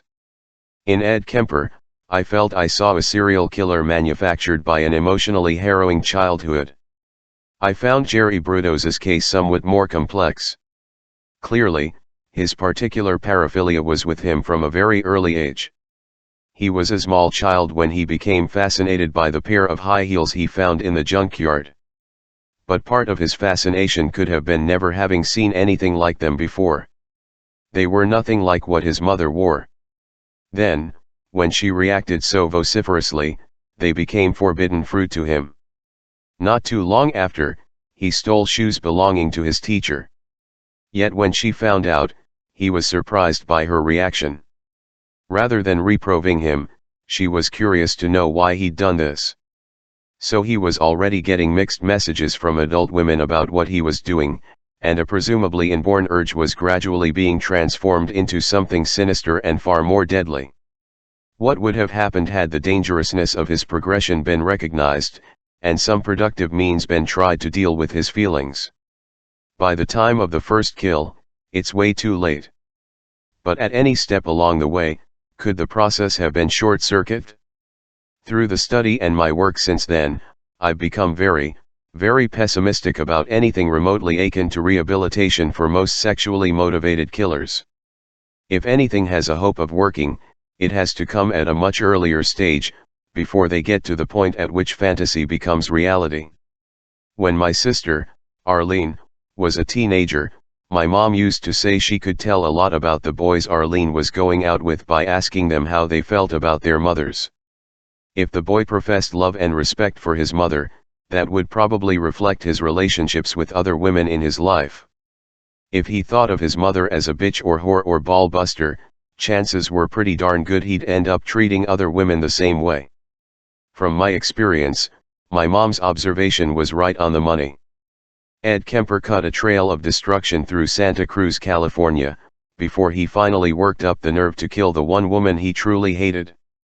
Monty Rissell, who raped and murdered 5 women as a teenager in Alexandria, Virginia, told us that if he had been allowed to go with his father instead of his mother when their seriously troubled marriage broke up, he thought he'd be a lawyer now rather than a lifer at the Richmond Penitentiary, where we interviewed him. With Monty Ralph Rissell, we were able to start piecing together more parts of the puzzle. At 7, Monty was the youngest of 3 children at the time of the divorce, and his mother uprooted them and moved to California, where she remarried and spent much of the time alone with her new husband, leaving the kids with little adult supervision. Monty started getting into trouble early, writing obscene graffiti at school, then drugs, then shooting a cousin with a BB gun after an argument. He claimed that his stepfather had given him the rifle and, after the impulsive shooting, smashed it apart and hit Monty repeatedly with the barrel. When Monty was 12, this second marriage broke apart and the family moved back to Virginia. Monty told us he thought he and his sister were responsible. From then on, his crime career escalated, driving without a license, burglary, car theft, then rape. His transition to murder was very instructive. Still in high school, on probation, and receiving psychiatric counseling as a provision of the probation, he receives a letter from his girlfriend. She's a year ahead of him in school and now away at college. The letter told Monty that their relationship was over. He promptly gets in his car and drives up to the college, where he spots the girl with a new boyfriend. Rather than do anything overt or take his rage out on the person who caused it, he drives back home to Alexandria, fortifies himself with some beer and marijuana, and spends hours sitting in his car in the parking lot of his apartment complex ruminating. Around 2 or 3 in the morning, he's still there when another car appears, driven by a single woman. On the spur of the moment, Rissell decides to get back what he's just lost.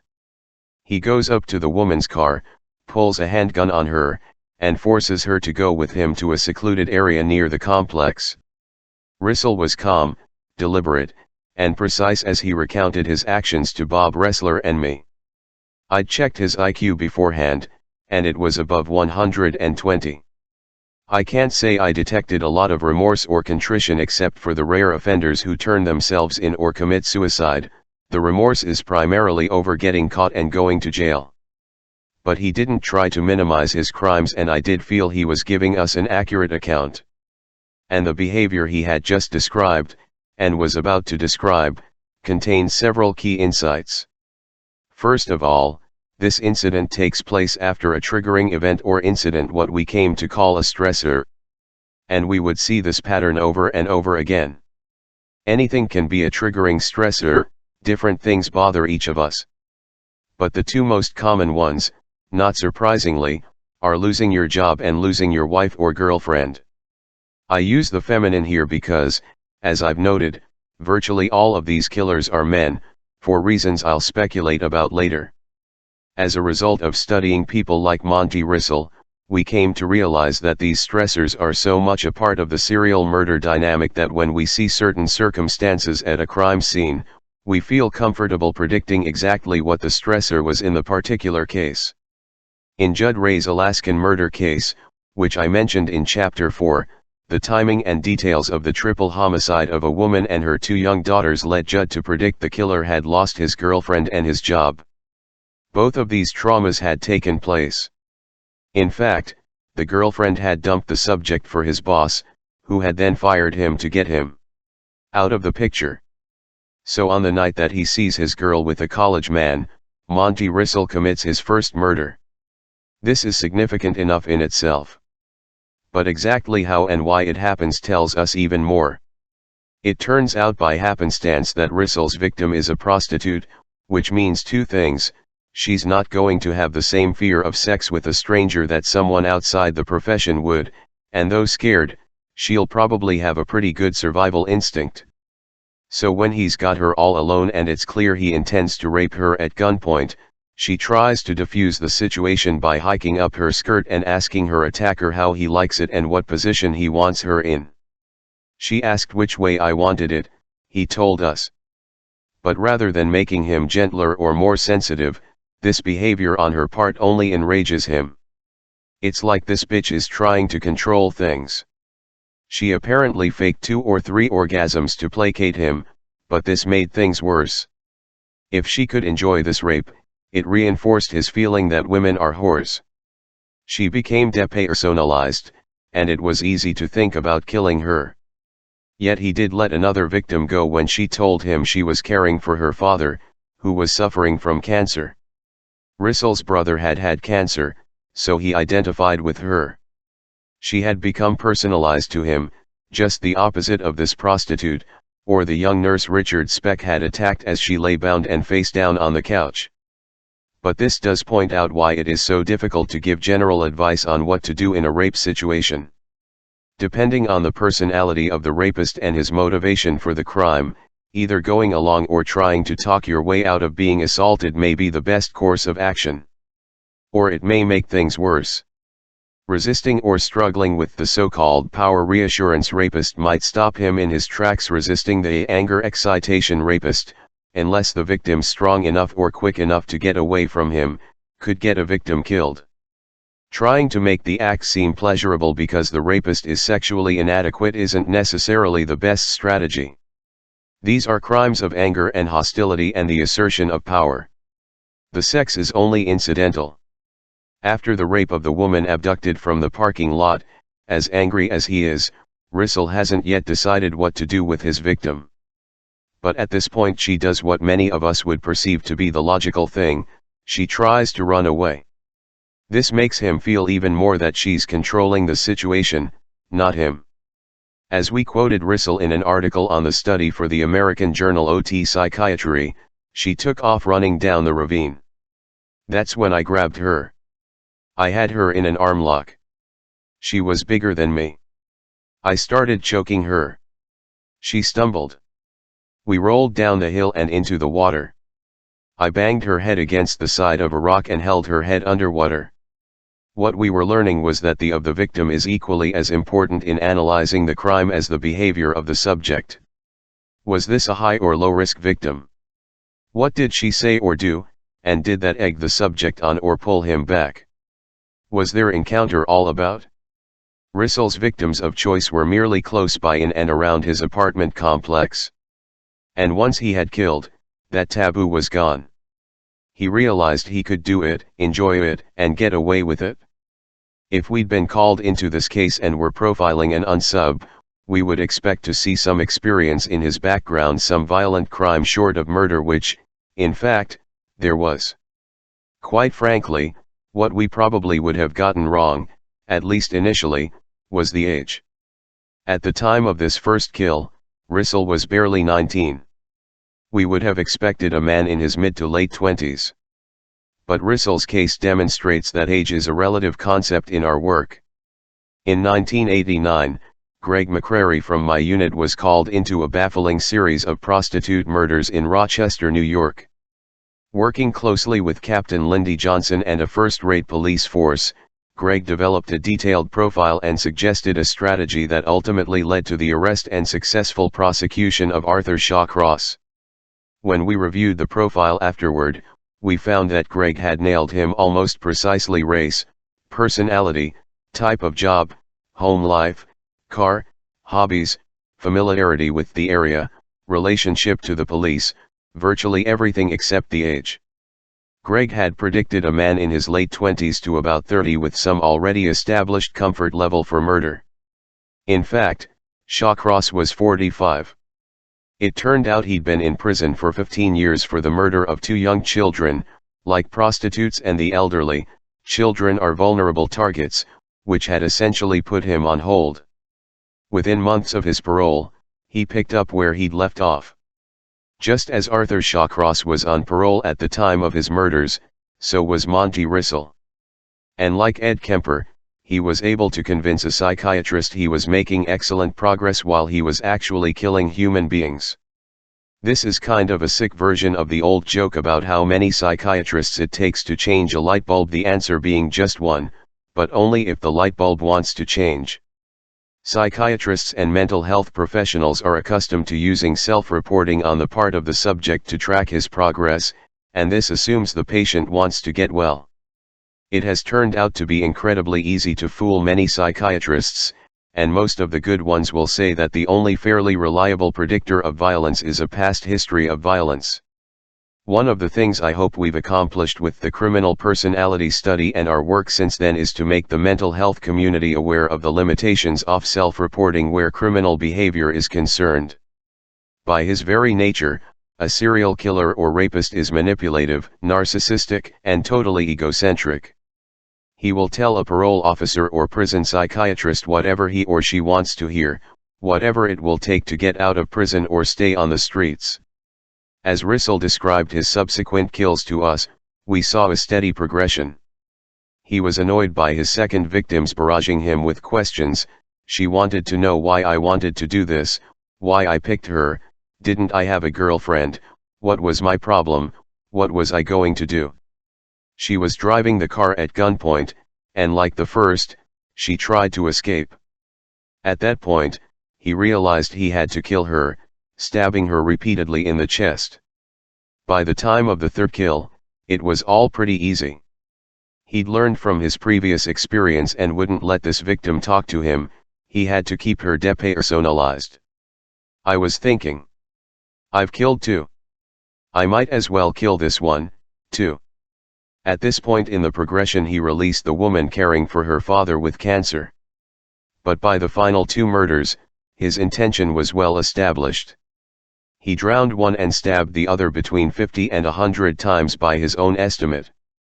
Like virtually all the others, Rissell showed us that the fantasy was in place long before the actual rapes or murders began. We asked him where he'd gotten his ideas. They came from a number of places as it turned out, but one of them, he said, was reading about David Berkowitz. David Berkowitz, known first as the .44 caliber killer and then as the Son of Sam after he began writing to newspapers during his reign of terror in New York City, was more of an assassin personality than a typical serial killer. Over almost exactly a year from July 1976 to July 1977, 6 young men and women were killed and more were wounded, all parked in lovers' lanes, all shot in their cars with a powerful handgun. Like a number of serial killers, Berkowitz was the product of an adopted family, which he didn't know until about the time he was in the army. He'd wanted to be sent to Vietnam, but ended up in Korea, where he had his first sexual encounter with a prostitute, and contracted gonorrhea. When he got out of the service and went back to New York City, he began hunting for his biological mother, whom he found living with her daughter, his sister, in Long Beach, Long Island. Much to his surprise and dismay, they wanted nothing to do with him. He'd been shy, insecure, and angry, and now he blossomed into a potential killer. He'd learned how to shoot in the army. He went to Texas and procured a Charter Arms Bulldog, a .44 caliber handgun, a large, powerful weapon that made him feel bigger and more powerful. He went out into the city dumps of New York and practiced with this weapon, hitting small targets until he was a good shot. And then this low-level postal employee by day went on the hunt by night. We interviewed Berkowitz in Attica State Prison, where he was serving 25 years to life for each of 6 killings after pleading guilty, though he later came to deny his crimes. He had been the victim of a near-fatal attack in prison in 1979, when his throat had been slashed from behind. The wound had required 56 stitches and the attacker was never identified. So we came to him unannounced, not wanting to place him in further jeopardy. With the warden's cooperation, we had filled out most of our written questionnaire in advance, so we were well prepped. For this particular encounter, I brought along some visual aids.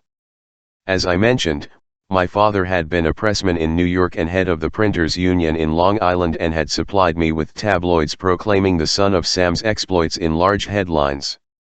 I hold up the New York Daily News, then pass it across the table to him as I say, "David, 100 years from now no one is going to remember Bob Ressler or John Douglas, but they will remember the Son of Sam.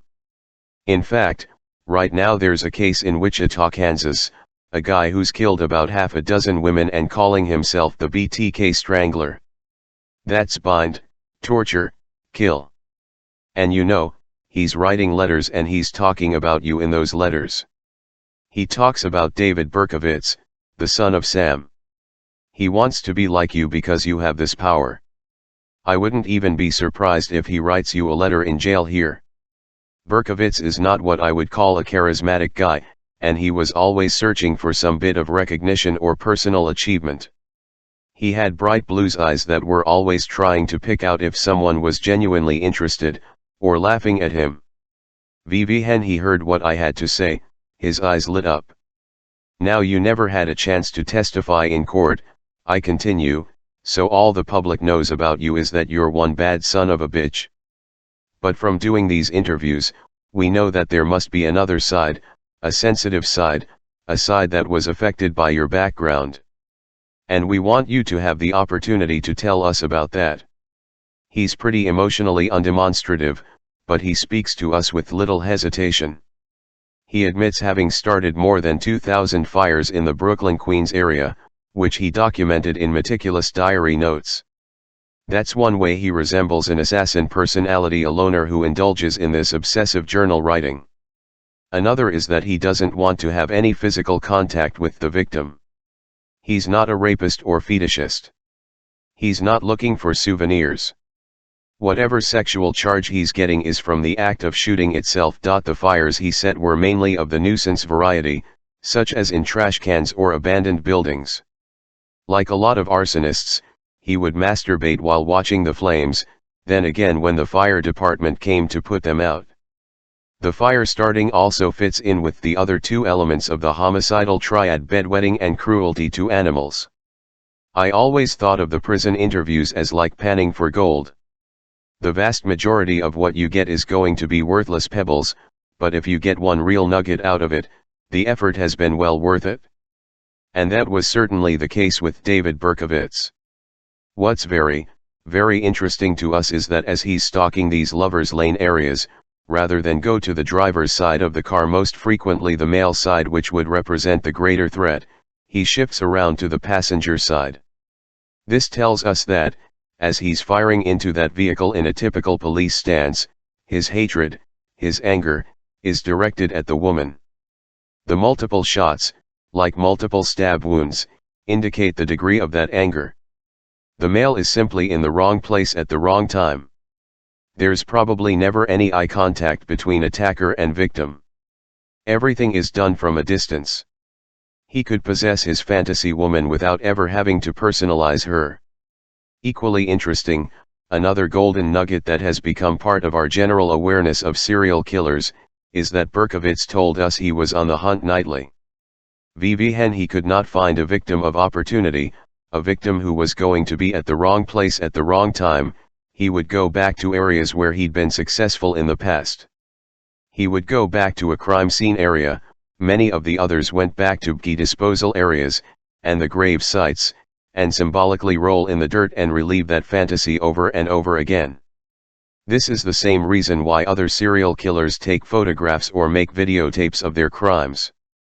Once the victim is dead and the body has been disposed of, they want to able to relieve the thrill, continue acting out the fantasy, do it again and again. Berkowitz didn't need the jewelry or the underwear or the BCO parts or any other souvenir. He told us that just going back was enough for him. He would then go back home, masturbate, and relieve the fantasy. We would use this insight to great effect. People in law enforcement had always speculated that killers returned to the scenes of their crimes, but couldn't prove it or explain exactly why they did. From subjects like Berkowitz, we were starting to discover that the speculation was true, though not always for the reasons we might have suspected. Remorse can certainly be one of them. But as Berkowitz showed us, there can be others. Once you understand why a particular type of criminal might revisit the scene, you can begin planning strategies to deal with him. The son of Sam name came from a crudely written note addressed to Police Captain Joseph Borelli, who later went on to become NYPD Chief of Detectives. It was found near the car of victims Alexander Esau and Valentina Suriani in the Bronx. Like the others, both were killed from point-blank range. The note read, "I am deeply hurt by your calling me a women hater. I am not. But I am a monster. I am the son of Sam. I am a little brat. When Father Sam gets drunk he gets mean. He beats his family. Sometimes he ties me up to the back of the house. Other times he locks me in the garage. Sam loves to drink blood. Go out and kill," commands Father Sam. Behind our house some rest. Mostly young raped and slaughtered, their blood drained, just bones now. Pap Sam keeps me locked in the attic too. I can't get out, but I look out the attic window and watch the world go by. I feel like an outsider. I am on a different wavelength than everybody else programmed to kill. However, to stop me you must kill me. Attention all police, shoot me first, shoot to kill, or else keep out of my way or you will die. Papa Sam is old now. He needs some blood to preserve his youth. He has had too many heart attacks. Ugh, me hoot, it hurts, sonny boy. I miss my pretty princess most of all. She's resting in Our Lady's house. But I'll see her soon. I am the monster Beelzebub, the chubby behemoth. I love to hunt. Prowling the streets looking for fair game, tasty meat. The women of Queens are prettiest of all. I must be the water they drink. I live for the hunt, my life. Blood for Papa. Mr. Borelli, sir, I don't want to kill any more. No sir, no more, but I must, honor thy father. I want to make love to the world. I love people. I don't belong on earth. Return me to Yahoos. To the people of Queens, I love you. And I want to wish all of you a happy Easter. May God bless you in this life and in the next. And for now I say goodbye and good night. Police, let me haunt you with these words, I'll be back. I'll be back. To be interpreted as bang, bang, bang, bang ugh. Yours in murder, Mr. Monster. This insignificant nobody had become a national celebrity. More than 100 detectives joined what came to be known as Task Force Omega. The wild, raving communications continued, including letters to newspapers and journalists such as columnist Jimmy Breslin. The city was in terror. At the post office, he told us, he got a real thrill overhearing people talking about the son of Sam and not knowing they were in the same room with him. The next attack took place in Bayside, Queens, but both the man and woman survived. 5 days later, a couple in Brooklyn were not so lucky. Stacy Moskowitz was killed instantly. Robert Violante survived, but lost his sight from his wounds. The son of Sam was finally caught because he parked his Ford Galaxy too close to a fire hydrant the night of the final murder. A witness in the area remembered seeing an officer writing up a ticket, and when it was traced, it led to David Berkowitz. When confronted by police, he said simply, "Well, you got after his arrest."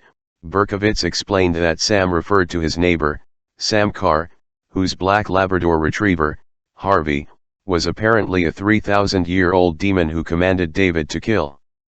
At one point, he actually shot the dog with a .22 pistol, but it survived. He was instantly labeled a paranoid schizophrenic by much of the psychiatric community, with all sorts of interpretations being given to his various letters. The pretty princess of his first letter was apparently one of his victims, Donna Loria, whose soul Sam had promised him after her death. What was most significant to me about the letters, more than any of the content, is the way his handwriting changes. In the first letter, it is neat and orderly, then progressively degrades until it is almost illegible. The misspellings become more and more common. It is as if two different people had been writing the letters. I showed this to him. He hadn't even realized it. If I were profiling him, as soon as I saw the degradation of the handwriting, I would know he was vulnerable, primed to slip up, to make some petty mistake, like parking in front of a fire hydrant, that would help police catch him. That vulnerable point would be the time to launch some sort of proactive strategy. The reason Berkowitz opened up to us, I believe, was because of the extensive homework we'd done on the case. Early on in the interview, we came to the topic of this 3,000-year-old dog that made him do it. The psychiatric community had accepted the story as gospel and thought it explained his motivation. But I knew that that story hadn't actually emerged until after his arrest. It was his way out. So when he started spouting about this dog, I said simply, "Hey, David, knock off the bullshit. The dog had nothing to do with it." He laughed and nodded and admitted I was right. We'd read several long psychological dissertations on the letters. One compared him to the character of Jerry in Edward Albee's play The Zoo Story. Another tried to pick up his psychopathology by analyzing the writing word by word. But David was throwing them all a curve, which they swung at and missed. The simple fact is that David Berkowitz was angry about how he had been treated by his mother and other women in his life and felt inadequate around them. His fantasy of possessing them blossomed into a deadly reality. The important things to us were the details. With Bob Ressler's skillful administration of the NIJ grant and Ann Burgess's compilation of the interviews, by 1983 we had completed a detailed study of 36 individuals. We also collected data from 118 of their victims, primarily women. Out of the study came a system to better understand and classify violent offenders. For the first time, we could really begin to link what was going on in a perpetrator's mind to the evidence he left at a crime scene. That, in turn, helped us to hunt them more efficiently and catch and prosecute them more effectively. It began to address some of the age-old questions about insanity and what type of person could do such a thing. In 1988, we expanded our conclusions into a book, entitled Sexual Homicide, Patterns and Motives, published by Lexington Books. At this writing, it is in its 7th printing. But regardless of how much we learned, as we admitted in our conclusion, this study raises far more questions than it answers. The journey into the mind of the violent offender remains an ongoing quest of discovery. Serial killers are, by definition, successful killers, who learn from their experience. We've just got to make sure we keep learning faster than they do. Chapter 8 The killer will have a speech impediment. Sometime in 1981 saw an article in my local paper about an elderly woman who was sexually assaulted and severely beaten by an unknown intruder and left for dead, along with her 2 dogs, which had been stabbed to death. It looked to the police as though the offender had spent a fair amount of time at the scene. The community was stunned and outraged. A couple of months later, coming back from a road trip, I happened to ask Pam if there had been any news on that case. She told me there hadn't been, and that there were no strong suspects. I commented that that was too bad, because from what I'd read and heard, it sounded like a solvable case. It wasn't a federal jurisdiction, and we hadn't been asked in, but just as a local resident, I decided to see if there was anything I could do. I went down to the police station, introduced myself, told the chief what I did, and asked if I could talk to the detectives working the case.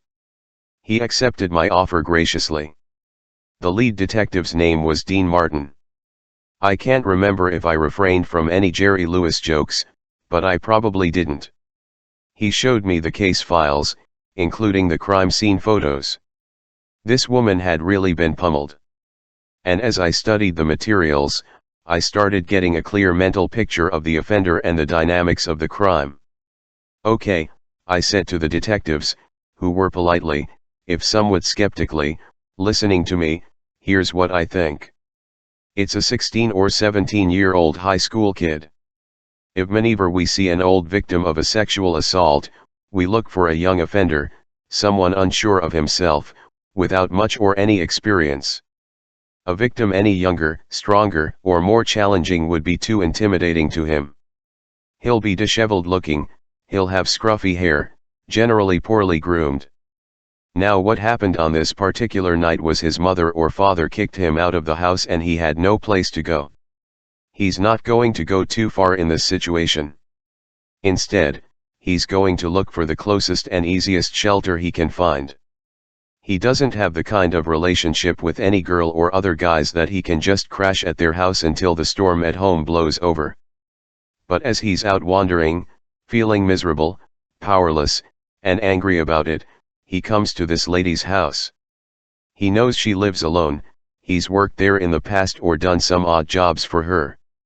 He knows she isn't much of a threat. So he breaks in, maybe she protests, maybe she starts yelling at him, maybe she's just terrified.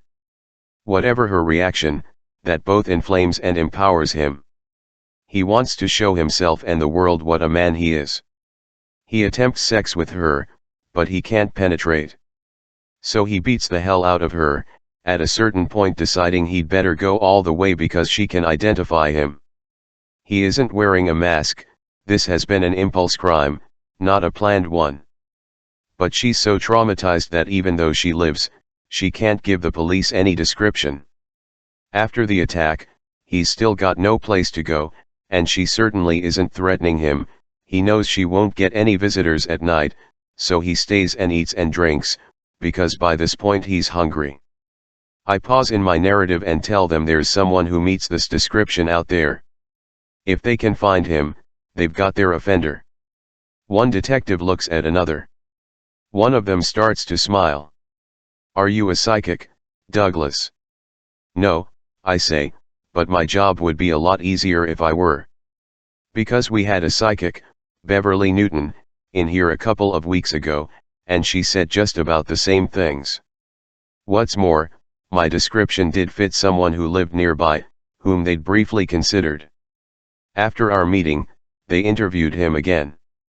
There wasn't enough evidence to hold him, and they couldn't get a confession. Shortly after that, he left the area.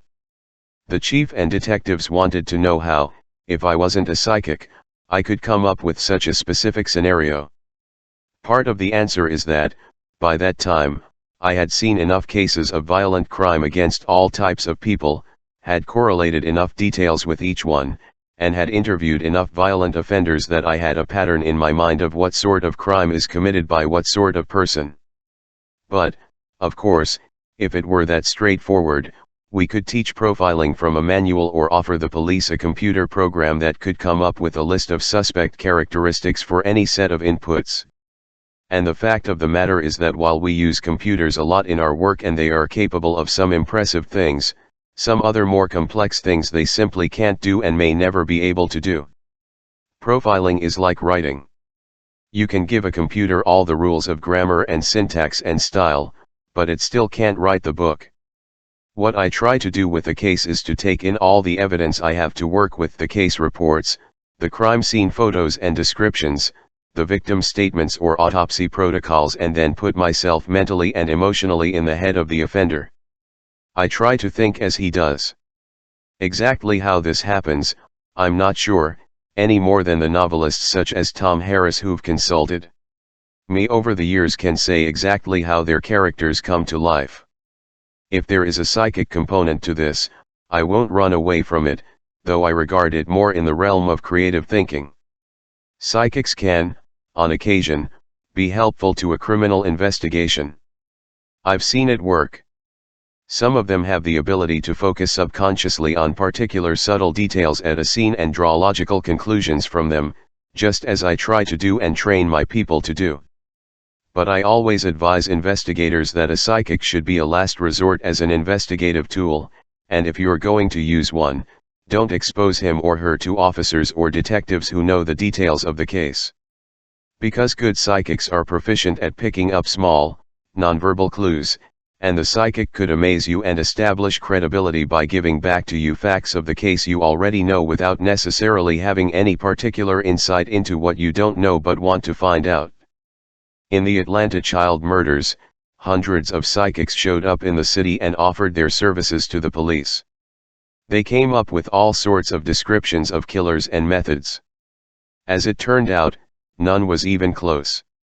Around the same time that I met with the local police, departments from around the San Francisco Bay Area called me in on a series of murders in heavily walked K1-ed areas along hiking paths they had linked together and attributed to an unsub the press had dubbed the Trailside Killer. It had started in August of 1979 when Etta Kane, an athletic, 44-year-old bank executive, disappeared while on a solitary hike up the east peak of Mount Tamalpais, a beautiful mountain overlooking the Golden Gate Bridge and San Francisco Bay, which was known by the nickname the Sleeping Lady. Vivienne Kane wasn't home by dark. Her worried husband called the police. Her body was found by a search team dog the next afternoon, naked except for one sock, face down, in a kneeling position as if begging for her life. The medical examiner determined cause of death to be a single bullet to the back of the head. There was no evidence of sexual assault. The killer took 3 credit cards and SIO in cash, but left her wedding ring and other jewelry. The following March, the body of 23-year-old Barbara Schwartz was found in Mount Tamalpais Park. She had been stabbed repeatedly in the chest, also apparently while kneeling. In October, 26-year-old Ann Alderson didn't return from her jog around the fringes of the park. Her body was found the next afternoon with a bullet wound in the right side of her head. Unlike previous victims, Alderson was fully clothed, face up, propped against a rock with only her right gold earring missing. The live-in caretaker on Mount Tamalpais, John Henry, said he had seen her sitting alone in the park's amphitheater on what was to be the last morning of her life, watching the sun come up. Two other witnesses had seen her less than half a mile from where Etta Kane's body had been found.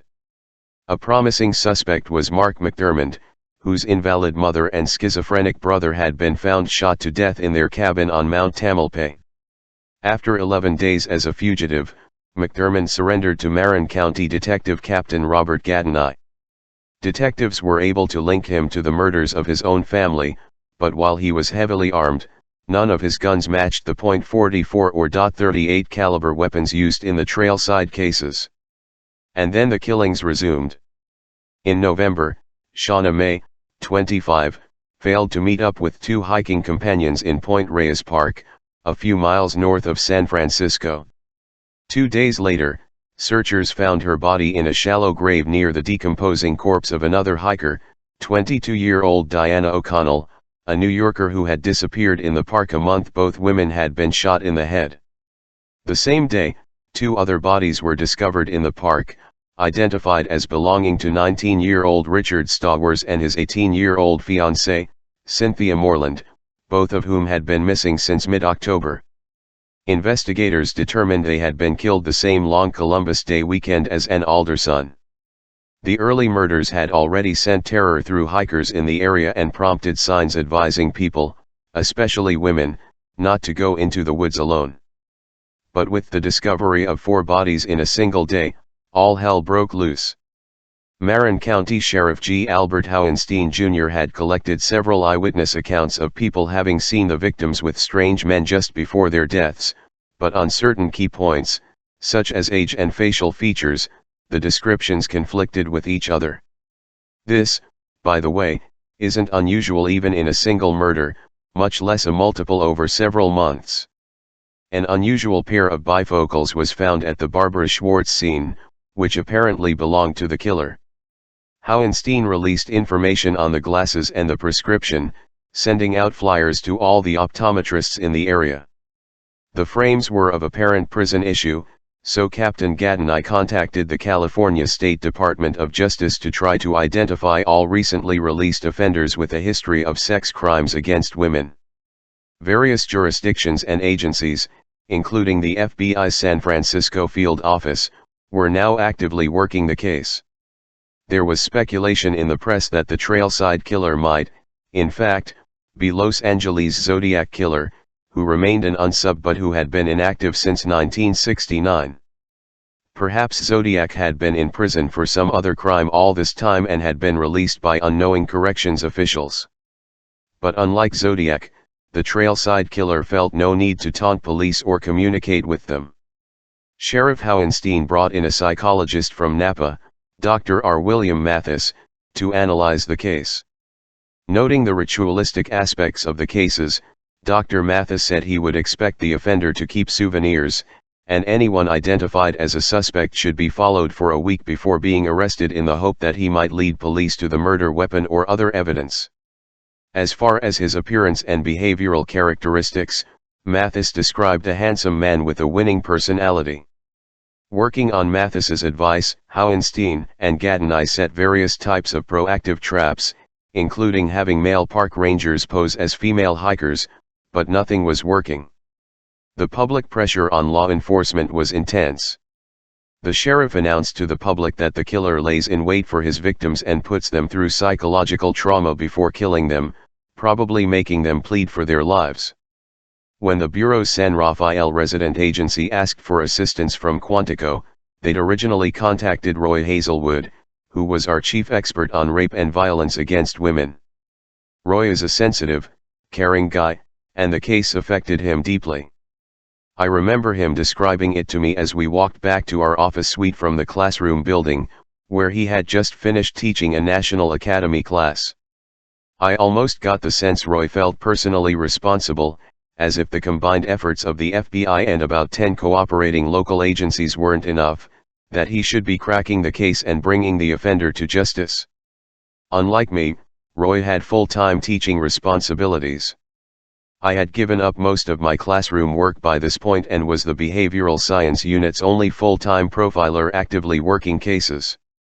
So Roy asked me to go out to San Francisco and give the police there some on-the-scene input.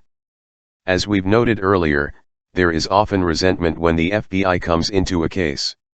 Some of this is left over from the Hoover days, when it was often felt that the Bureau would just move in and take over the investigation of high-profile crimes. My unit can't come in unless we're asked by whichever agency has primary jurisdiction, be it a local police department or even the FBI itself. But in Trailside, the Marin County Sheriff's Department had brought in the Bureau early, and with the kind of play the cases were getting in the media, I frankly felt they welcomed someone like me to come in and take the heat off them, at least for a while. At the Sheriff's Department offices, I reviewed all the case materials and crime scene photos. I was particularly interested in Marin Detective Sergeant Rich Keaton's observations that the murders all seemed to have taken place at secluded, heavily wooded sites with a thick canopy of foliage blocking out most of the sky. None of these areas was accessible by car, only by foot, involving at least a mile's hike. The scene of Ann Alderson's murder was reasonably close to a service road that represented a shortcut from the park amphitheater. This all strongly suggested to me that the killer was a local, intimately familiar with the area. I gave my presentation in a large training room at the Marin County Sheriff's Department. Seats were banked in a semicircle, like a medical lecture hall. Of the 50 or 60 people in the room, about 10 were FBI agents, the rest police officers and detectives. As I looked out over the heads of the audience, I noticed more than a few gray hairs. Experienced veterans had been brought back from retirement to help catch the sky. The first thing I did was challenge the profile that had already been given. I didn't think we were dealing with a good-looking, charming, sophisticated type. The multiple stabbings and blitz-style attacks from the rear told me we were dealing with an asocial type, though not necessarily antisocial, who'd be withdrawn, unsure of himself, and unable to engage his victims in conversation, develop a good line, or con, or coax or trick them into doing what he wanted. The hikers were all physically fit. The blitz attack was a clear indication to me that the only way he could control his intended victim was to devastate her before she could respond. These were not the crimes of someone who knew his victims. The sites were secluded and protected from view, which meant the killer essentially had as much time as he wanted to act out his fantasy with each victim. Yet he still felt the need for a blitz attack. There was no rape, just handling of the bodies after death, masturbation, probably, but no intercourse. The victims were a range of ages and physical types, unlike those of a glib, sophisticated killer such as Ted Bundy, most of whose victims conform to a single image: pretty, college-age women with long, dark hair, parted in the middle. The Trailside killer was non-preferential, like a spider waiting for a bug to fly into his web. I told the assembled group of officers I expected this guy to have a bad background. I agreed with Captain Gatenai that he had spent time in jail. Priors might include rapes or, more likely, rape attempts, but no murders before the series. There would have been some precipitating stressor before it began. I certainly expected him to be white since all the victims were, and I thought he'd have some blue-collar mechanical or industrial job. Because of the efficiency of the murders and his success in evading the police thus far, I pegged his age at low to mid-30s. I also thought he'd be pretty bright. If they ever tested his IQ, it would be well above normal. And if they looked into his background, they'd find a history of bedwetting, fire starting, and cruelty to animals, or at least two of the three. Another thing, I added after a pregnant pause, the killer will have a speech impediment. It wasn't hard to read the expressions or body language in the room. They were finally expressing what they'd probably been thinking all along: this guy's full of shit. "VV hat makes you say that?" one cop asked sarcastically. "The wounds look like a stutter stab to you." He grinned at his own discovery of a new method of killing. "No," I explained, "it was a combination of inductive and deductive reasoning, considering just about every other factor in the cases, all of the factors I'd already been through. The secluded locations where he wasn't likely to come in contact with anyone else, the fact that none of the victims had been approached in a crowd or tricked into going along with him, The fact that he felt he had to rely on a blitz attack even in the middle of nowhere, all of this told me we were dealing with someone with some condition he felt awkward or ashamed about. Overpowering an unsuspecting victim and being able to dominate and control her was his way of overcoming this handicap. It could be some other type of ailment or disability, I allowed. Psychologically or behaviorally speaking, it could be a very homely individual, someone with bad acne scarring, polio, a missing limb, anything like that. But with the kind of attack we'd seen, we had to rule out a missing limb or any serious crippling condition. And with all the various witness accounts and all of the people in the parks around the time of the murders, we would have expected to hear about someone with an obvious disfigurement. A speech impediment, on the other hand, was something that the unsub could easily feel ashamed of or uncomfortable with, to the extent that it might limit normal social relationships, yet wouldn't stand out in a crowd. No one would know about it until he opened his mouth. Giving this kind of guidance to a roomful of seasoned cops with a lot at stake and the press and public breathing down their necks is definitely a high-ass pucker situation, the kind I like to create for the people I'm interrogating but would just as soon avoid myself. You can't completely do that, though. You're always haunted by the thought so clearly stated by one of the detectives in the room that afternoon, "VV hat if you're wrong, Douglas." I may be wrong about some things, I conceded as truthfully as I could. I may miss the age. I may miss the occupation or the IQ. But I'm certainly not going to miss the race or the sex, and I'm not going to miss that he's blue collar. And in this particular case, I'm not going to miss that he has some kind of defect that really bothers him. Maybe it's not a speech impediment, but I think it is. When I was finished, I couldn't tell how much of an impact I'd had or whether any of this had sunk in. But one cop did come up to me afterward and say, "I don't know whether you're right or wrong, John, but at least you gave the investigation some direction." That's always good to hear, though you tend to hold your breath until you see what that investigation ultimately turns up. I went back to Quantico and the combined Bay Area Sheriff and Police Departments went about their work. On March 29th, the killer struck again, this time shooting a young couple in Henry Cowell Redwood State Park near Santa Cruz. When he told Ellen Marie Hansen, a 20-year-old sophomore at the University of California, Davis, that he was going to rape her, she protested, whereupon he opened fire with a .38 pistol, killing her outright and severely wounding Stephen Herdel, whom he left for dead. But Herdel was able to provide a partial description of a man with crooked, yellow teeth. Police built on this with other witnesses and were able to tie such a man to a red, late-model foreign car, possibly a Fiat, though again, this description varied considerably from previous ones. Herdel thought the subject was in his 50s or 60s and balding. Ballistics linked these shootings to previous trailside murders. On May 1st, pretty, blonde, 20-year-old Heather Roxanne Skaggs disappeared. She was a student at a printing trade school in San Jose, and her boyfriend, mother, and roommate all recalled she said she was going out with an industrial arts teacher at the school, David Carpenter, who had arranged for her to buy a car from a friend of his. Carpenter was 50 years of age, which was unusual for a crime of this type. From that point on, things falling into place and the net began closing. Carpenter drove a red Fiat with a dented tailpipe. This last detail was a piece of hold-back information the police hadn't let out previously. David Carpenter should have been identified and caught before he actually was. The fact is, he was incredibly lucky and had also involved multiple police jurisdictions, which complicated the manhunt. He had an incarceration record for sex crimes. Ironically, the reason he didn't show up as a sex offender on state parole records was that he had been released by California to serve out a federal sentence, and though on the streets, he was still technically in federal custody. So he slipped through the cracks. Another irony was that Carpenter and his second victim, Barbara Schwartz, at whose murder scene his glasses had been found, shared the same optometrist. Unfortunately, he had not seen the flyer the sheriff's department circulated.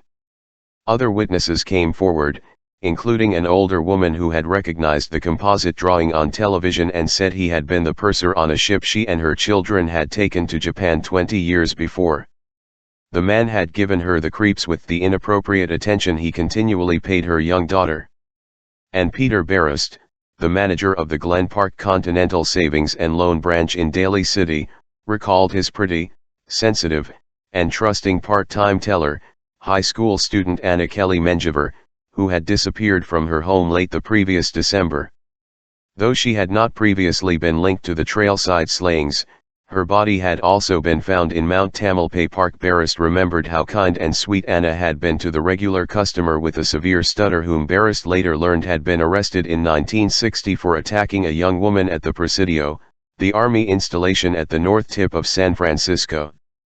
San Jose police and the FBI put Carpenter under surveillance and eventually arrested him. He turned out to be the product of a domineering and physically abusive mother, and at least an emotionally abusive father, a child of well above average intelligence who was picked on because of his severe stuttering. His childhood was also marked by chronic bedwetting and cruelty to animals. In adult life, his anger and frustration turned into fits of unpredictable, violent rage and a seemingly unquenchable sex drive. The first crime for which he was caught and served time, the attack on a woman with a knife and hammer in the Presidio, came following the birth of a child into an already strained marriage. During the brutal assault and shortly before, the victim reported, his terrible stutter was gone. Because of all the requests that had been coming in from National Academy graduates, FBI Director William Webster had given the behavioral science instructors official approval to offer psychological profiling consultation back in 1978. By the early 1980s the service had become extremely popular. I was working cases full-time, and instructors such as Bob Ressler and Roy Hazelwood were consulting as their teaching duties allowed. But despite the fact that we felt good about what we were doing and the results we thought we were achieving, no one at the top really knew for sure if this was an effective use of Bureau resources and manpower. So in 1981, the FBI's Institutional Research and Development Unit, then headed by Howard Teeton, who had moved over from behavioral science, undertook the first in-depth cost-benefit study of what was then called simply the Psychological Profiling Program. Teeton, whose informal consultations had begun the program almost by accident, was interested to see if it was really having any effect and if headquarters should continue it. A questionnaire was developed and sent to our clients' officials and detectives at any law enforcement agency that had used our profiling services. These included city, county, and state police departments, sheriff's departments, FBI field offices, highway patrols, and state investigative agencies. While most of the requests had to do with murder investigations, the R&D unit also compiled data on our consultation in rapes, kidnappings, extortion, threats, child molestation, hostage situations, and accidental death and suicide determination. Profiling was still a hazy and hard to evaluate notion to many people within the Bureau. A lot considered it witchcraft or black magic, and some of the rest thought of it as window dressing. So we knew that unless the study showed strong and verifiable successes, all of the non-teaching facets of the behavioral science unit could go by the board. We were therefore both gratified and relieved when the analysis came back in December 1981. Investigators from all over the country came through enthusiastically for us, urging that the program be continued. The final paragraph of the report's covering letter sums it up. The evaluation reveals that the program is actually more successful than any of us really realized. The Behavioral Science Unit is to be commended for their outstanding job. The detectives generally agreed that the area in which we were the most helpful was in narrowing down lists of suspects and directing the investigation into a tighter focus. An example was the brutal and appallingly senseless killing of Francine Elvson in the Bronx in October 1979, not far from some of David Berkowitz's haunts.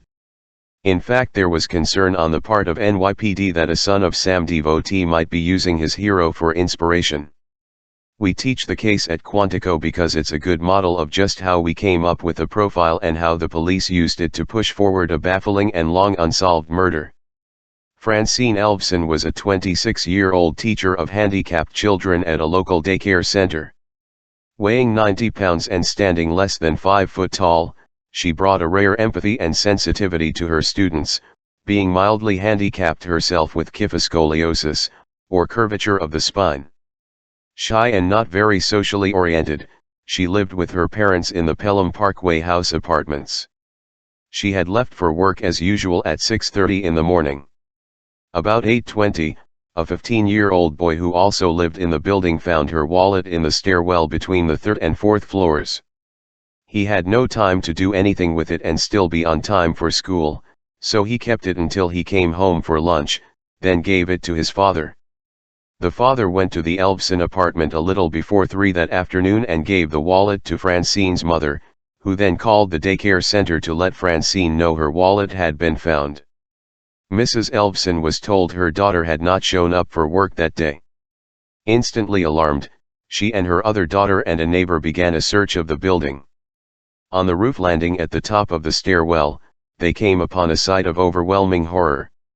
Francine's nude body had been severely beaten by blunt force trauma, so severely that the medical examiner later found that her jaw, nose, and cheeks had been fractured and her teeth loosened. She had been spread-eagled and tied with her own belt and nylon stockings around her wrists and ankles, though the medical examiner determined she was already dead when that was done. Her nipples had been cut off after death and placed on her chest. Her underpants had been pulled over her head to cover her face, and bite marks were on her thighs and knees. The several lacerations on the body, all of them shallow, suggested a small penknife. Her umbrella and pen had been forced into her vagina, and her comb was placed in her pubic hair. Her earrings had been placed on the ground symmetrically on either side of her head. The cause of death was determined to be ligature strangulation with the strap of the victim's own pocketbook. On her thigh the killer had scrawled, "You can't stop me," and on her stomach he had written, "Fuck you," both with the pen that had been inserted into her vagina. The other significant feature of the scene was that the killer had defecated near the body and covered the excrement with some of Francine's clothing. One of the things Mrs. Elvson told the police was that a gold pendant in the form of the Hebrew letter Chi, for good luck, was missing from around Francine's neck. When the mother described the shape of the pendant, detectives realized her body had been ceremonially positioned to replicate it. Traces of semen were found on her body, but DNA typing was unknown to forensic science back in 1979. There were no defense wounds on the hands or blood traces or skin fragments under fingernails, which suggested there had been no struggle. The only tangible piece of forensic evidence was a single negroid hair found on the body during the autopsy. Upon examining the scene and establishing the known facts, homicide detectives determined that the initial attack took place as Francine walked down the stairs. After she was battered unconscious, she was carried up to the roof landing. The autopsy indicated that she hadn't been raped because of its horrible nature. The case attracted a tremendous amount of public attention and media coverage. A police task force of 26 detectives was assembled, which questioned more than 2,000 potential witnesses and suspects and checked on all known sex offenders in the New York City metropolitan area. But after a month, the investigation didn't seem to be going anywhere. Figuring there was no harm in getting another opinion, New York Housing Authority Detective Tom Foley and Lieutenant Joe D'Amico contacted us at Quantico. They came down, bringing files and reports, crime scene photos, and autopsy protocols. Roy Hazelwood, Dick Ault, Tony Ryder, who would go on to become chief of the Behavioral Science Unit, and I met with them in the executive dining room. After going over all the evidence and case materials and trying to place myself in the shoes of both the victim and the attacker, I came up with a profile. I suggested that the police seek an average-looking white male between the ages of 25 and 35, probably right around 30, who would be disheveled in appearance, unemployed, and mainly nocturnal, live within a half-mile of the building with his parents or older female relative, be single and have no relationships with women and no close friends, be a high school or college dropout with no military experience, have low self-esteem, and not own a car or hold a driver's license. who was currently or had been in a mental institution taking prescription medication, had attempted suicide by strangulation or asphyxia, was not a drug or alcohol abuser, and who would have a large collection of bondage and S&M pornography. This would be his first murder, in fact his first serious crime, but unless he was caught, not his last. "You don't have to go far for this killer," I told the investigators. "And you've already talked to the guy?" They would already have interviewed him and members of his family, since they lived in the area.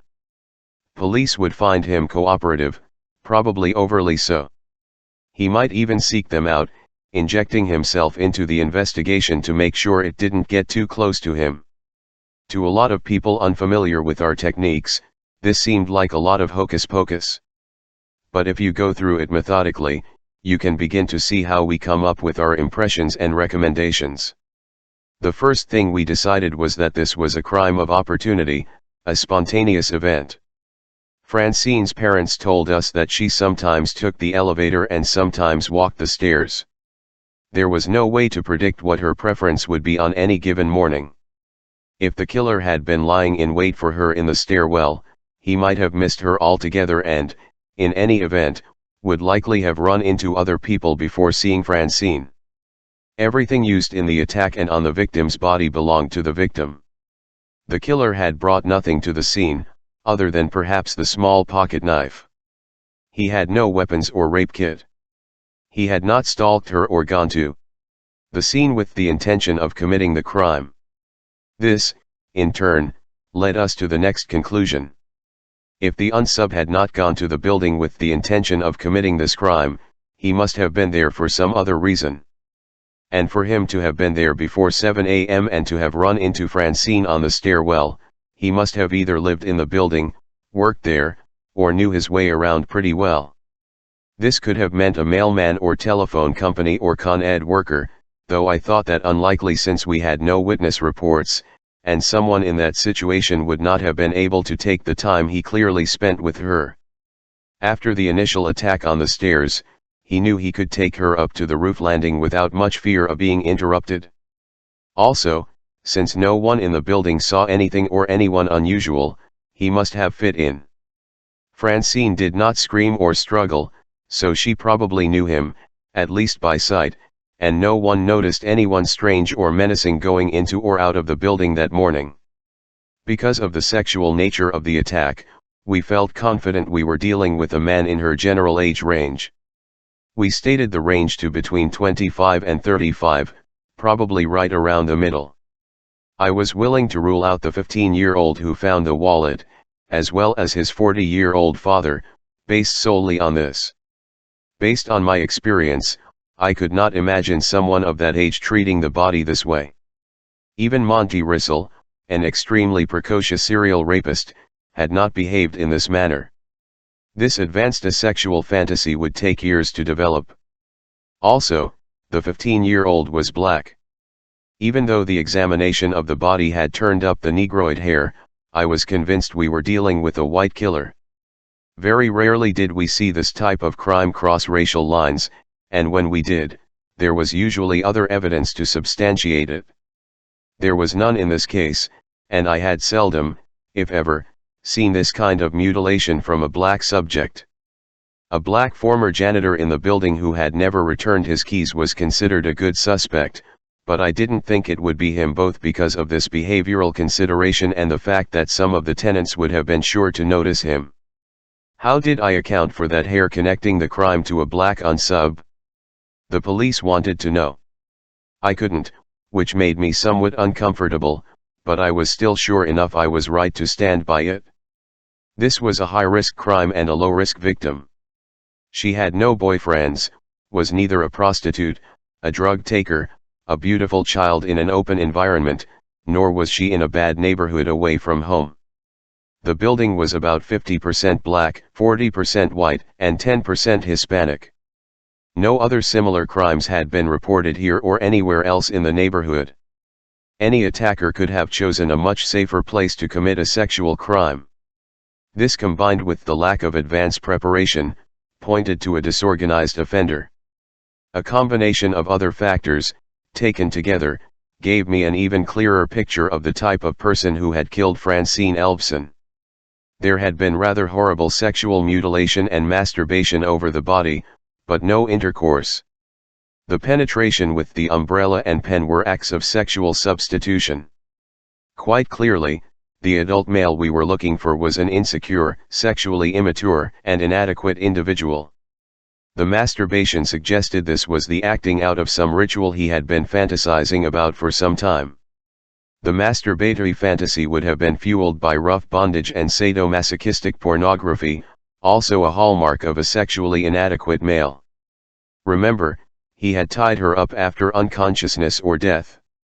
The choice of a small, physically frail victim who still had to be blitz attacked and neutralized quickly before he could perpetrate his violent fantasies on her only confirmed this in my mind.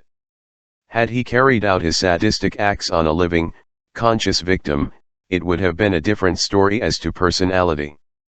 But as it was, he would have a lot of difficulty maintaining relationships with women.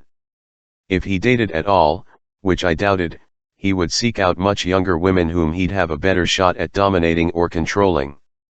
The fact that he had been hanging around the apartment building when other people like Francine were on their way to work told me he was not gainfully employed in a full-time job. If he had any job at all, it would be a part-time one, possibly at night, which didn't pay him much. From that I concluded that he would not be able to live on his own.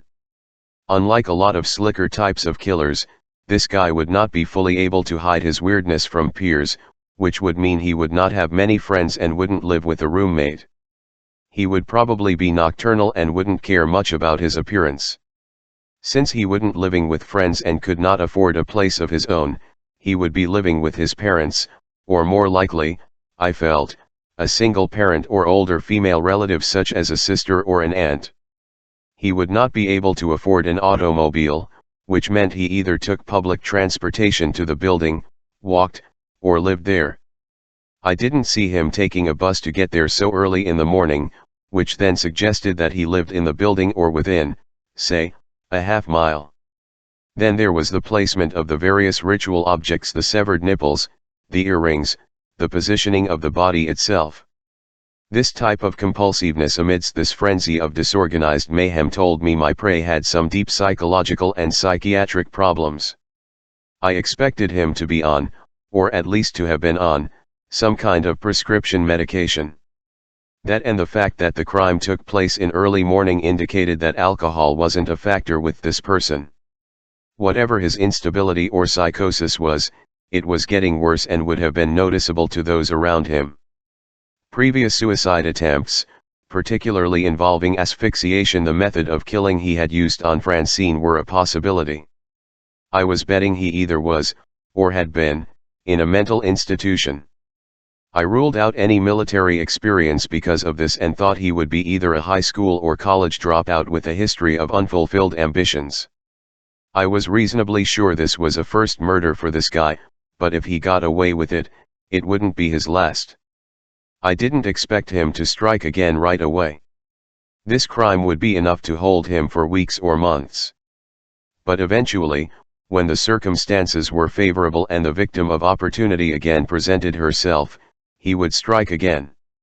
His messages written on the body told me that much.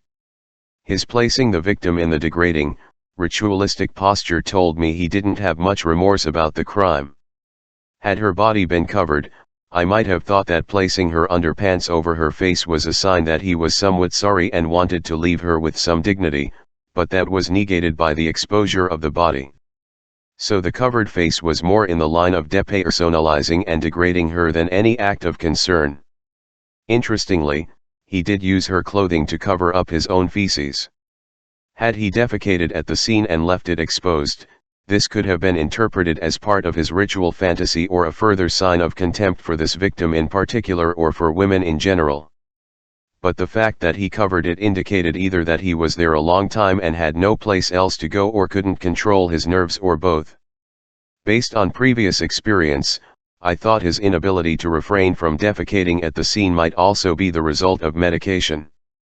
After receiving the profile, the police went back over their extensive suspect and interview list. They tossed out one known former sex offender who was now married with children. The preliminary cut-down had 22 names on it, and of these, one stood out as fitting the profile closely. His name was Carmine Calabro. A 30-year-old, white unemployed actor, he lived off and on with his widowed father in the Elfsons building, also on the 4th floor. He was unmarried and reportedly had trouble maintaining relationships with women. A high school dropout, he had no military experience. When police searched his room, they found an extensive collection of bondage and S&M pornography. He did have a history of suicide attempts by hanging and asphyxia both before and after the Elfson murder. But he had an alibi. As I'd predicted, the police had interviewed his father, as they had every other tenant in the building. Mr. Calabro had told them that Carmine was an inpatient resident at a local mental hospital undergoing treatment for depression. This was why the police had ruled him out earlier. But armed with the profile description, they immediately went back to work on him and quickly determined how lax security was at that particular institution. They were then able to establish conclusively that Carmine had been absent without leave. He had simply walked out the evening before Francine Elfson's murder. 13 months after the murder, Carmine Calabro was arrested and police got a dental impression from him. 3 forensic dentists then confirmed that his teeth matched the bite marks on Francine's body. This was to be key evidence in the trial, at which Calabro pleaded not guilty, and which ended with a murder conviction and a sentence of 25 years to life. The negroid hair, by the way, turned out to be unrelated. The medical examiner's office did a careful procedural investigation and discovered that the body bag used to transport Francine Elfson's body to the morgue had previously been used for a black male victim and had not been properly cleaned out between uses. But this does go to show that forensic evidence on its own can be misleading, and if it doesn't fit the investigator's overall impression of the case, it should be looked at carefully before being accepted as proof. This case was very gratifying to us, made even more gratifying by the fact that we had made believers out of the people we worked with in New York, among the sharpest and most sophisticated law enforcement people in the business. For an April 1983 article about the profiling program in Psychology Today, Lieutenant D'Amico said, "They had him so right that I asked the FBI why they hadn't given us his phone number." After that article appeared, Calabro wrote to us from the Clinton Correctional Facility in Dannemora, New York, even though his name and Elfson's name never appeared in the article. In a rambling letter with poor grammar and spelling, he generally had complimentary things to say about the FBI and NYPD, reasserted his innocence, grouped himself together with David Berkowitz and George Metesky, the Mad Bomber, and wrote, "I am not contradicting your profile of the killer in this case. As a matter of fact, on 2 points, I sincerely believe you are correct." He went on to ask if we had been informed of the presence of hair evidence on the body, which he thought might exculpate, my word, not him. Then, curiously, he went on to ask when we came up with the profile and whether we had all the evidence. If we had all the evidence, then he intended to let the matter rest, though if we didn't, he would write us again. I thought this letter might be an opening to allow us to include Calabro in ours too. So in July 1983, Bill Hagmay and Roseanne Russo, one of the first woman agents in the Behavioral Science Unit, went up to Clinton to interview Calabro. They described him as being nervous but polite and cooperative, just as he had been with the police. He focused quite heavily on his innocence and the upcoming appeal, stating that he had been unfairly convicted on the bite mark evidence. As a result, he had had all of his teeth removed so that they cannot accuse me again, and proudly displayed his empty mouth. Other than that, the interview was in many ways a rehash of his letter, though Hagmay and Russo said he seemed quite interested in what they were doing and didn't want them to leave. Even in prison, he remained a loner. There is no doubt in my mind that Carmine Calabro is deeply psychologically disturbed. Nothing about his case, his background, or our communication with him indicates anything approaching normalcy. At the same time, I still believe that like most disturbed individuals he understood the difference between right and wrong. Having these bizarre and deranged fantasies is not a crime. Making the willful choice to act upon them to the harm of others most certainly is. Chapter 9 Walking in the Shoes. By this time in the early 1980s I was handling upward of 150 cases a year and was on the road an equal number of days. I was starting to feel like Lucille Ball trying to get ahead of the conveyor belt in the famous I Love Lucy Candy Factory skit. The more stuff that came at me, the more frantically I had to scramble to keep from falling behind. Actually getting ahead of the game so I could take a moment to breathe was out of the question. As our work and results became known, requests for assistance were pouring in from all over the United States and many foreign countries. Like a triage officer in an emergency room, I had to start prioritizing cases. Rape murders where there appeared to be a threat of further loss of life got my most immediate attention. With cold cases or those where the unsub didn't seem to be active, I'd ask the police why they'd called us in. Sometimes the victim's family would be pressuring them for a solution. That was certainly understandable and my heart always went out to them, but I couldn't afford to spend precious time on an analysis that was just going to be shelved by the locals without any action. With active cases, it was interesting to note where they came from. In the early days of the program, anything from one of the most major departments, say, NYPD or LAPD, would arouse my suspicion as to why they'd come to our unit in Quantico at all. Sometimes it was a jurisdictional feud with the FBI, such as who gets the surveillance films, who'll do the interrogation, and who'll prosecute a series of bank robberies. Or it could have been that the case was a political hot button and the locals just wanted someone else to catch the flak. All of these considerations went into my decision on how to respond to a request for assistance, because I knew all of them would help determine whether that particular case was going to get solved. Initially, I had provided written analyses. As the caseload increased exponentially, though, I didn't have time for that any longer. I would take notes as I examined a file. Then, when I spoke to the local investigator either in person or on the phone, I would go over my notes and recall the case. Normally, the cops would take copious notes of their own on what I was telling them. On those rare occasions when a cop was in the same room with me, if he would just listen without writing anything down, I would quickly lose patience, tell him it was his case, not mine, and if he wanted our help, he'd better get his ass in gear and work as hard as I was. I'd done enough of these that, like a doctor, I knew how long each office visit should take. By the time I'd reviewed the case, I knew whether or not I could help, so I wanted to focus on the crime scene analysis and victimology right away. Why was this victim selected over all other potential victims? How was he or she murdered? From those two questions, you can begin to address the ultimate question, who? Like Sherlock Holmes, I had quickly come to realize that the more ordinary and routine the crime, the less behavioral evidence there was to work with. I couldn't be much help on street holdups. They're too common, the behavior is too mundane, and therefore the suspect pool is enormous. Likewise, a single gunshot or stab wound presents a more difficult scenario than multiple wounds. An outdoor case is more challenging than an indoor one. A single high-risk victim such as a prostitute doesn't give us as much information as a series. The first thing I'd look at was the medical examiner's report to learn the nature and type of wounds, the cause of death, whether there was any sexual assault, and if so, what kind. The quality of medical examiner work varied wildly throughout the thousands of police jurisdictions around the country. Some of them were real forensic pathologists and their work was first-rate. For example, when Dr. James Luke was medical examiner of Washington, D.C., we could always count on complete, detailed, and accurate protocols. Since his retirement from that job, Dr. Luke has been a valued consultant to my unit at Quantico.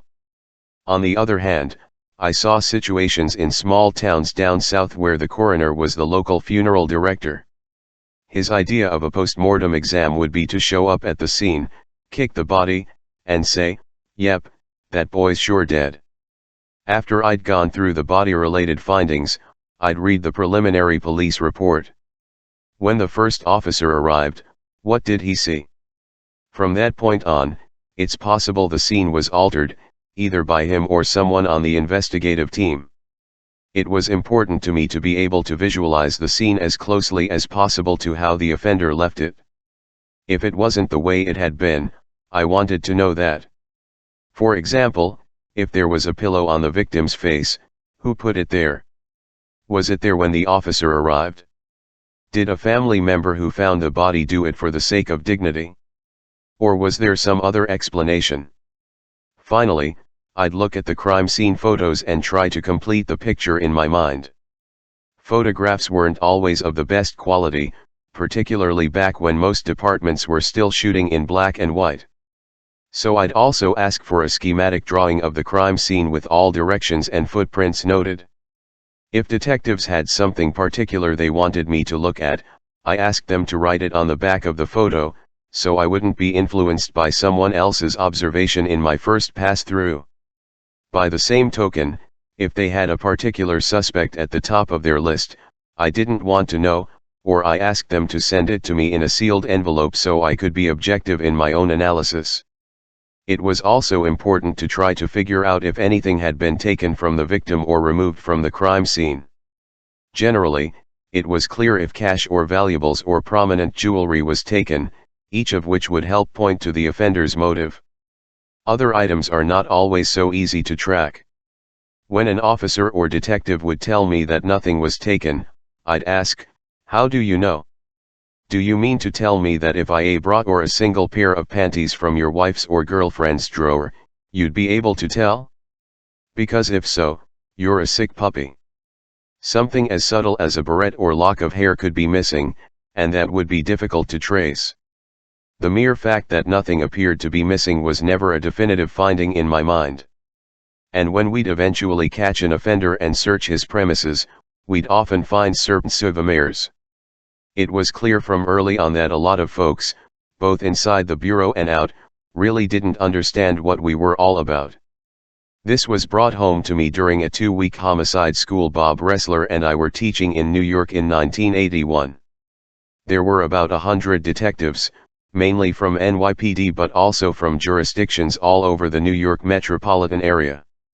One morning, before the class on profiling began, I'm at the front of the room setting up the large, 3/4-inch Sony VCR we used in those days. This obviously oven-forked, clearly burnt-out detective with pale, bloodshot eyes wanders by me and says, "You're into this profiling stuff, huh?" "Yeah, that's right," I answer, turning to the boxy VCR. "In fact, this is the profiling machine right here." He looks at me skeptically, the way seasoned detectives do when dealing with a suspect, but he stays with me. "Give me your hand," I say. "I'll show you how it works." Tentatively, he gives me his hand. On a 3/4-inch VCR, the tape cassette slot is pretty large. I take his hand, put it in the tape slot, and turn some dials. Meanwhile, Ressler's somewhere else in the room, preparing his material. He overhears me and is ready to come over, thinking I'm about to get punched out. But the guy just says, "So what's my profile?" I say, "Why don't you wait for the class? You'll see how it works." Fortunately for me, the guy must have figured out during class what was going on as I explained the profiling process and used the VCR for its real purpose, to demonstrate. And he wasn't waiting for me at the end. But the point of this story is that I've always wished it were that easy to come up with a usable profile. Not only can you not stick a hand, or any other body part, in a machine and come up with a profile, for years computer experts have working with law enforcement officials to develop programs that would replicate the logical processes we go through. So far, they haven't come up with much. The fact of the matter is, profiling and crime scene analysis is a lot more than simply inputting data and crunching it through to be a good profiler. You have to be able to evaluate a wide range of evidence and data. But you also have to be able to walk in the shoes of both the offender and the victim. You have to be able to recreate the crime scene in your head. You need to know as much as you can about the victim so that you can imagine how she might have reacted. You have to be able to put yourself in her place as the attacker threatens her with a gun or a knife, a rock, his fists, or whatever. You have to be able to feel her fear as he approaches her. You have to be able to feel her pain as he rapes her or beats her or cuts her. You have to try to imagine what she was going through when he tortured her for his sexual gratification.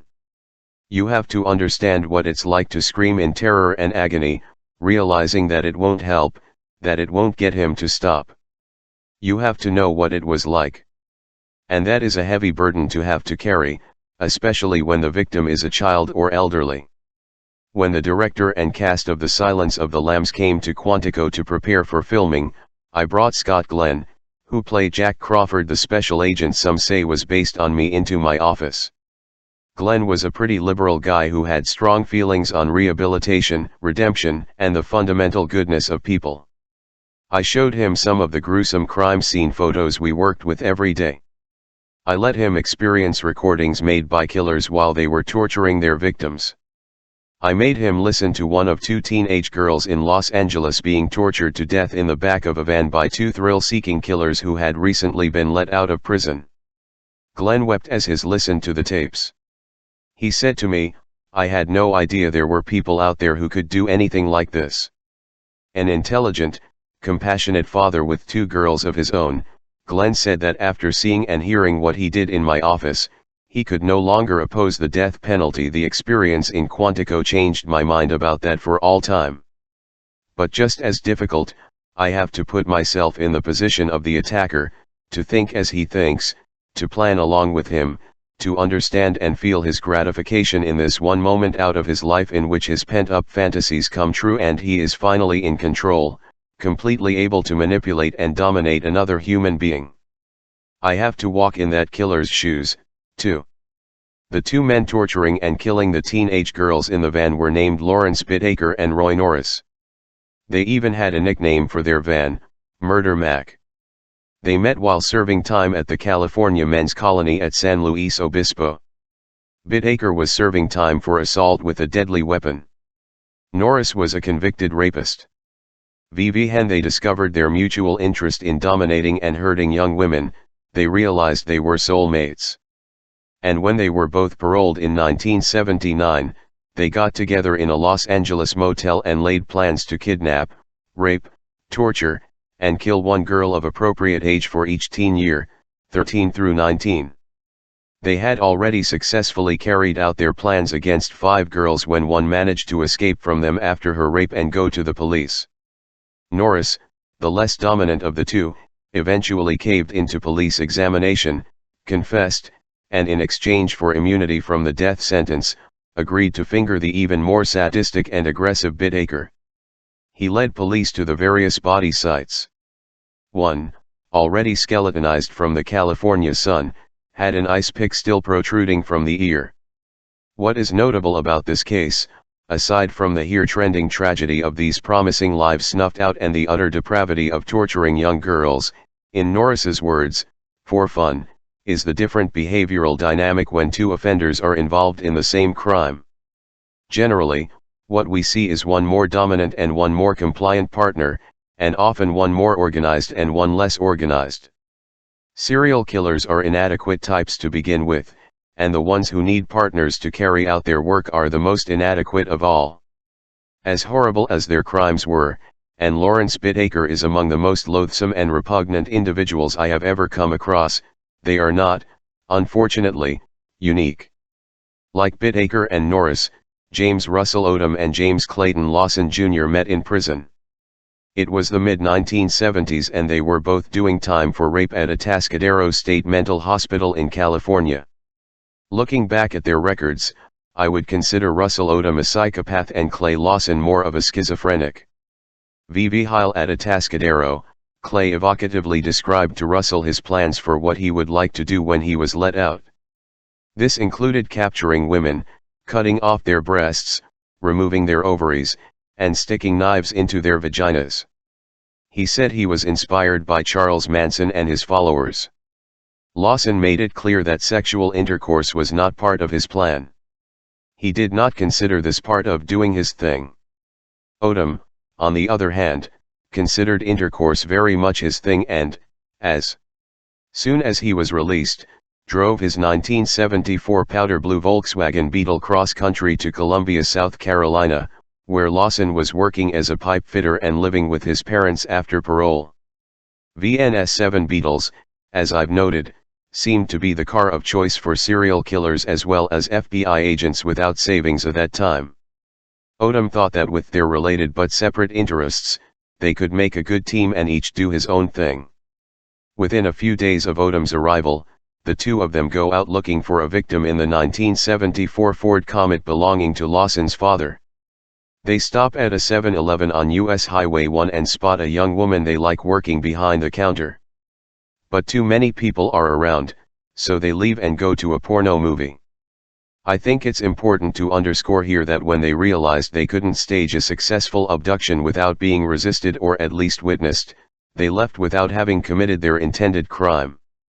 Both men were mentally ill, and in Lawson's case, a pretty good argument could be made for criminal insanity.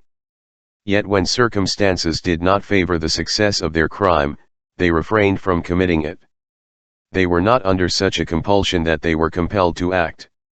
So I will say it again for the record, in my opinion and based on my experience, the mere presence of a mental disorder does not let an offender off the hook. Unless he is completely delusional and does not comprehend his actions in the real world, he chooses whether or not to hurt someone else. And the truly bonkers ones are easy to catch. Serial killers are not. The next night after their first hunt, Odom and Lawson go to a drive-in movie theater. When the show is over, sometime after midnight, they drive back to the 7-Eleven. They go in and buy a few small items: a chocolate milk, a bag of peanuts, a pickle. This time, they're the only ones in the store, so they abduct the young female store clerk with Odom's .22 caliber handgun. Lawson has a .32 pistol in his pocket. When the police arrive later on, after being called by a customer who notices the store is unattended, they find that the cash register has not been touched, the woman's pocketbook is behind the counter, and nothing of value has been taken. The two men drive to a secluded spot. Odom orders her to undress completely, then rapes her in the back seat of the car. Meanwhile, Lawson is standing outside by the driver's door, telling Odom to hurry up and give him his turn. After about 5 minutes, Odom ejaculates, buckles his pants, and gets out of the car so Lawson can take his place. Odom walks away from the car, he says, to throw up. Lawson later claims that Odom told him, "We had to get rid of her," even though Lawson had elicited a promise from her that she wouldn't tell if they let her go. At any rate, about 5 minutes later, Odom hears the woman scream from the car and yell, "Oh, my throat." When he returns, Lawson has cut her throat and is mutilating her naked body with a knife he'd bought from the 7-Eleven the previous night. The next day, as the two of them are in Odom's VW, getting rid of the victim's clothing that they had wrapped into 2 bundles, Lawson tells him he had tried to cannibalize the woman's sexual organs after the attack, but it had made him sick. The horribly mutilated body was discovered in plain view, and the killers were arrested within a few days of the murder. Russell Odom, scared for his life, readily admitted the rape but denied he had taken part in the murder. In his statement to police, Clay Lawson made it clear he had had no intercourse with the victim. "I did not rape the girl. I only wanted to destroy her." This is a guy who chewed chalk in the courtroom during his trial. They were tried separately.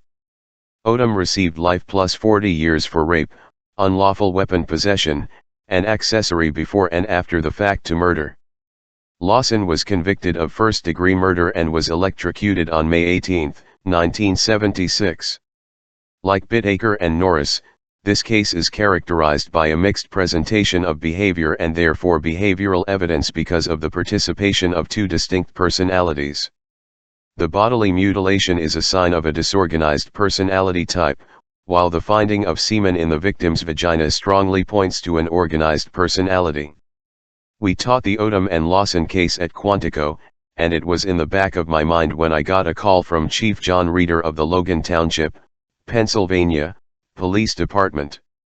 It was early in my career as a profiler. Reeder was a National Academy graduate, and through Special Agent Dale Fry of the FBI's resident agency in Johnstown, he and Blair County District Attorney Oliver E. Mattis Jr. asked for help in solving the rape, murder, and mutilation of a young woman named Betty Jane Shade. The facts presented to me were these: about a year earlier, on May 29, 1979, this 22-year-old woman was walking home from her babysitting job at about 10:15 p.m. 4 days later, a man who stated he was out on a nature walk stumbled upon her badly mutilated but well-preserved body in an illegal garbage dump site on top of Wapsianoke Mountain, near Altoona. Her long blonde hair had been cut off and was hanging on a nearby tree. County Coroner Charles R. Berkey told the local newspaper it was the most gruesome death he had ever seen. He found that Betty Jane Shade had been sexually assaulted, her jaw fractured, her eyes blackened, the body with numerous stab wounds. The cause of death was a severe blow to the head, and post-mortem mutilation included numerous stab wounds, the removal of both breasts, and an incision from the victim's vagina to rectum. Although the partially undigested contents of her stomach indicated she had been killed soon after she disappeared, her body was too well preserved to have been at the dump site for 4 days. There was no larvae infestation or trauma from animals that one would normally expect. The police had also been investigating complaints of illegal dumping at the mountainous site, so they would have found the body themselves had it been there earlier. I reviewed all of the case materials Reeder sent me and came up with a profile, which I related during a lengthy telephone conference. During this conference, I tried to educate the police about the principles of profiling and the kinds of things we look for. I thought they should be looking for a white male, aged 17 to 25, though I noted that if he lived way the hell out in the sticks, he could be older because his social development would be slower. He would be thin or wiry, a loner, not exactly a whiz kid in high school, introverted, probably into pornography. The childhood background would classic a dysfunctional, broken family with an absent father and a domineering, overly protective mother. She might have given him the impression that all women are bad except for her. The unsub would therefore fear women and not be able to deal with them, which was why he had to render her unconscious or powerless so quickly. He knew her very well. That was clear from the severe facial trauma. He had a tremendous amount of anger and sought to depersonalize her, through the face, breast, and genital mutilation. The removal of the hair said something else to me. While this could also be thought of as an attempt at depersonalization, I knew from victimology that Shade was a neat, meticulous individual and was proud of her well-groomed, well-cared-for hair. So the cutting off of the hair was an insult, a degrading gesture. And this also hinted at someone who knew her very well. Yet there was no sign of sadistic abuse or torture before death as there had been with Bittaker and Norris. This was not someone who derived his sexual satisfaction from inflicting pain. I told the police not to look for the used car salesman type down the street with the outgoing personality. If this guy was employed at all, it would be menial, a janitorial or blue-collar job. Anyone who would leave the body at that sort of dump site had to have a menial job or something that involved dirt or grime. The time of the abduction, the missing breasts, the obvious moving of the body, and the revisiting the final dump site, all told me he'd be mainly nocturnal. I expected him to visit the cemetery, maybe go to the funeral, to twist things around in his mind until he was convinced he had had a normal relationship with Betty Jane. For that reason, I thought a polygraph would be virtually useless even after they had a suspect. The chances were strong he would live somewhere between her home and where she was seen leaving work at her babysitting job. Though they didn't have anything solid enough for an arrest, the police told me they had 2 suspects they considered strong. One was her live-in boyfriend and self-described fiancé, Charles F. Solt Jr., known as Butch. He would certainly have to be strongly considered. But the police were very high on the other one, the man who found the body and whose story didn't quite add up. He was a machinist for the railroad, out on disability. He said he'd been out on a nature walk but had found the body at an obvious trash dump. An elderly man out walking his dog said he had seen this individual urinating at the scene. He was dressed inappropriately for a long hike, and though it had been raining, he was completely dry. He lived within 4 blocks of Betty Jane Shade's house, and had tried unsuccessfully to pick her up on several occasions. He was nervous in his encounters with the police and said he had been afraid to report the body because he didn't want to be blamed for the crime. This is a typical excuse by a subject who comes forward proactively to inject himself into the investigation and tries to deflect suspicion from himself. He was a beer drinker and heavy smoker, certainly strong enough to kill and dispose of the body himself. He had a history of antisocial behavior. On the night of the murder, he and his wife claimed to be home watching television by themselves, which provided them with no solid alibi. I told the police that someone like this would contact an attorney and be uncooperative from then on. That was exactly what had happened with him, they reported. He'd gotten a lawyer and refused a polygraph. All of this sounded pretty promising. But what bothered me most was that he was married with 2 children and living with his wife. This wouldn't have been his style. If a married guy had done the murder, he would have a lot of sadistic rage toward women. He would draw out the killing, abuse her more before death, but not mutilate her afterward. He was also 30, which struck me as being on the high side. Sold looked like a stronger choice to me. He fit virtually all of the profile elements. His parents had separated when he was young. His mother was a domineering woman, overly involved in her son's life. At 26, he was inept with women. He told police he had had just 2 sexual encounters in his life, both with an older woman who made fun of him because he couldn't get it up. He said he and Betty Jane were very much in love and engaged to be married, though she dated and had sexual relationships with other men. I felt sure that if she were still alive, she'd tell a completely different story. At her funeral, he said he wanted to dig up the coffin and climb in there with her. And when interviewed by the police, he had cried incessantly over the loss of Betty Jane. Butch Sold and his brother, Mike, worked as trash haulers, the police said. Jesus, this sounds pretty good, I replied. They had access to the dump site, reason to know about it and go there, and a means of transporting the body. But as much as I liked Butch as a suspect, 2 things bothered me. First, as I'd expected, he was kind of a little twerp who wasn't much bigger than Shade. I didn't think he was capable of moving the body or arranging it into the frog-like position with the legs spread and bent at the knees in which it was found. Second, semen was found in the victim's vagina, indicative of a traditional rape. I would not have been surprised to find semen on the body, in her underpants or other clothing, but not this. Like David Berkowitz, this guy would be a masturbator, but not a rapist. He had to get his sexual satisfaction indirectly. It didn't add up. This was a mixed organized-disorganized presentation, in many ways similar to the murder of Francine Elvson in New York, with the same early blitz attack, facial disfigurement, and genital mutilation. Whereas Elvson's nipples had been cut off, Shade's entire breasts had been removed. But in the New York case, the larger Carmine Calabro had carried the tiny victim a couple of floors up and left her. And the ejaculation had all been masturbatory. Keeping the lessons from Odom and Lawson in mind, I thought there was only one logical possibility. I believed it was likely Butch Sold had met Betty Jane on the street after she left her job. They got into an argument, he beat her up and probably rendered her unconscious, then transported her to a secluded location. He could have struck the blow that killed her, cut off her hair, mutilated her body, and kept the breasts as souvenirs.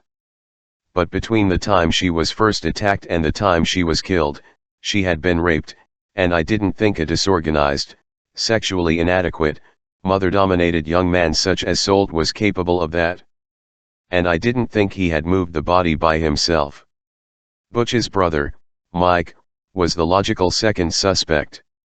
He came from the same background and had the same job. He had spent some time in a mental institution, and had a record of violence, behavior problems, and poor anger control. The main difference was he was married, though their mother was so domineering in his life as well.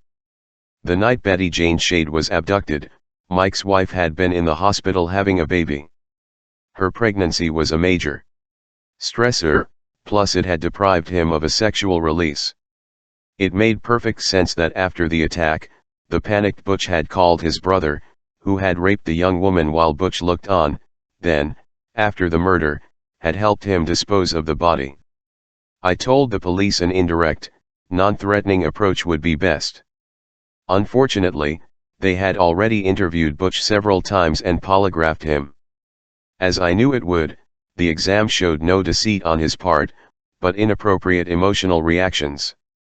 I thought the best approach now would be to focus on Mike, hammering home that all he did was have sex with Shade and help dispose of her body, but that if he didn't cooperate at this point, he would be in as much hot water as his brother. This tactic paid off. Both brothers and their sister, Kathy Wiesinger, who claimed to be Betty Jane's best friend, were arrested.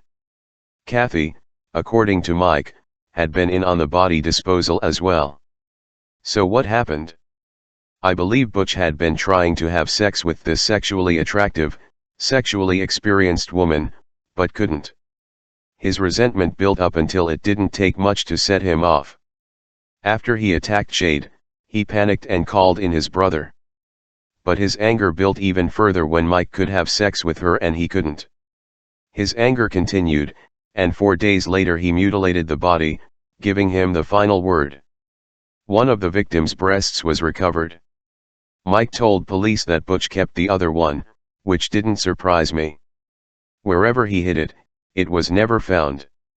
Charles Butch Solt was convicted of first-degree murder and Mike, following a plea arrangement, was sent to a mental institution. Chief Reader commented publicly that we were directly instrumental in developing the investigation and obtaining statements from the perpetrators. We, in turn, were fortunate to have a local partner like him who had been trained in our methods and understood the collaborative process between police and Quantico. Because of this cooperation, we were able to take out a killer and his accomplice before they had a chance to kill again. Chief Reader and his men and women went back to the business of keeping the peace in Logan Township, Pennsylvania. And I went back to my 150-odd other active cases, hoping I'd learn something that would help me in at least one of them to walk in the shoes of both perpetrator and victim. Chapter 10 Everybody has a rock. One evening years before, when I was back home after my ill-fated college experience in Montana, I was having dinner with my parents at a pizza and beer place in Uniondale, Long Island, called Coldstream. Just as I took a bite out of my slice of everything with extra cheese, my mother out of the blue said, "John, have you ever had sexual relations with a woman?" I swallow hard, trying to gulp down what I had just bitten off. This isn't the kind of question 19 or 20-year-old kids are used to being asked by their mothers in the mid-1960s. I turned to my father for some sign of support, but he's stone-faced. He'd been caught as much off guard as I had. "Well, have you?" she persists. She wasn't a Holmes for nothing. Yeah, Mom. I have." I see this look of revulsion come over my mother's face. "Well, who was she?" she demands. Well, I've sort of lost the healthy appetite I'd come into the place with. Actually, there've been several. I don't tell her one had been in her mid-teens in a home for unwed mothers in Bozeman. But you'd have thought I just told her where I'd hidden the bodies after I'd dismembered them, and it had been right in their basement. "Who is going to have you as a husband now?" she laments. Again I turn to my unusually silent father. "Come on, Dad, help me out." "Oh, I don't know, Dolores. It's not a big deal these days." "It's always been a big deal, Jack," she counters, then turns back to me. "That would happen, John, if your future bride someday asked you whether you had had relations with another woman before you met her." I pause in mid-bite. "Well, Mom, I would tell her the truth." "No, don't say that," my father pipes up. "What do you mean, Jack?" my mother asks. "Okay, Dad, Let's see you get out of this one. The interrogation session ended in an uneasy stalemate. I'm not sure if I got anything out of the encounter. I either told Pam of my past or she suspected it. At any rate, she did agree to marry me, despite my mother's fears. But when I thought back to that grilling from my perspective as a federal law enforcement official, profiler, and expert on criminal behavior and psychology, an important realization did dawn on me. Even if I'd had all the training and analytical experience that I have now, I still wouldn't have handled my mother's inquisition any better. Because she'd gotten to me on a vulnerable point of truth. I'll give you another example. Ever since I became the FBI's chief profiler, I personally selected and trained all of the other profilers.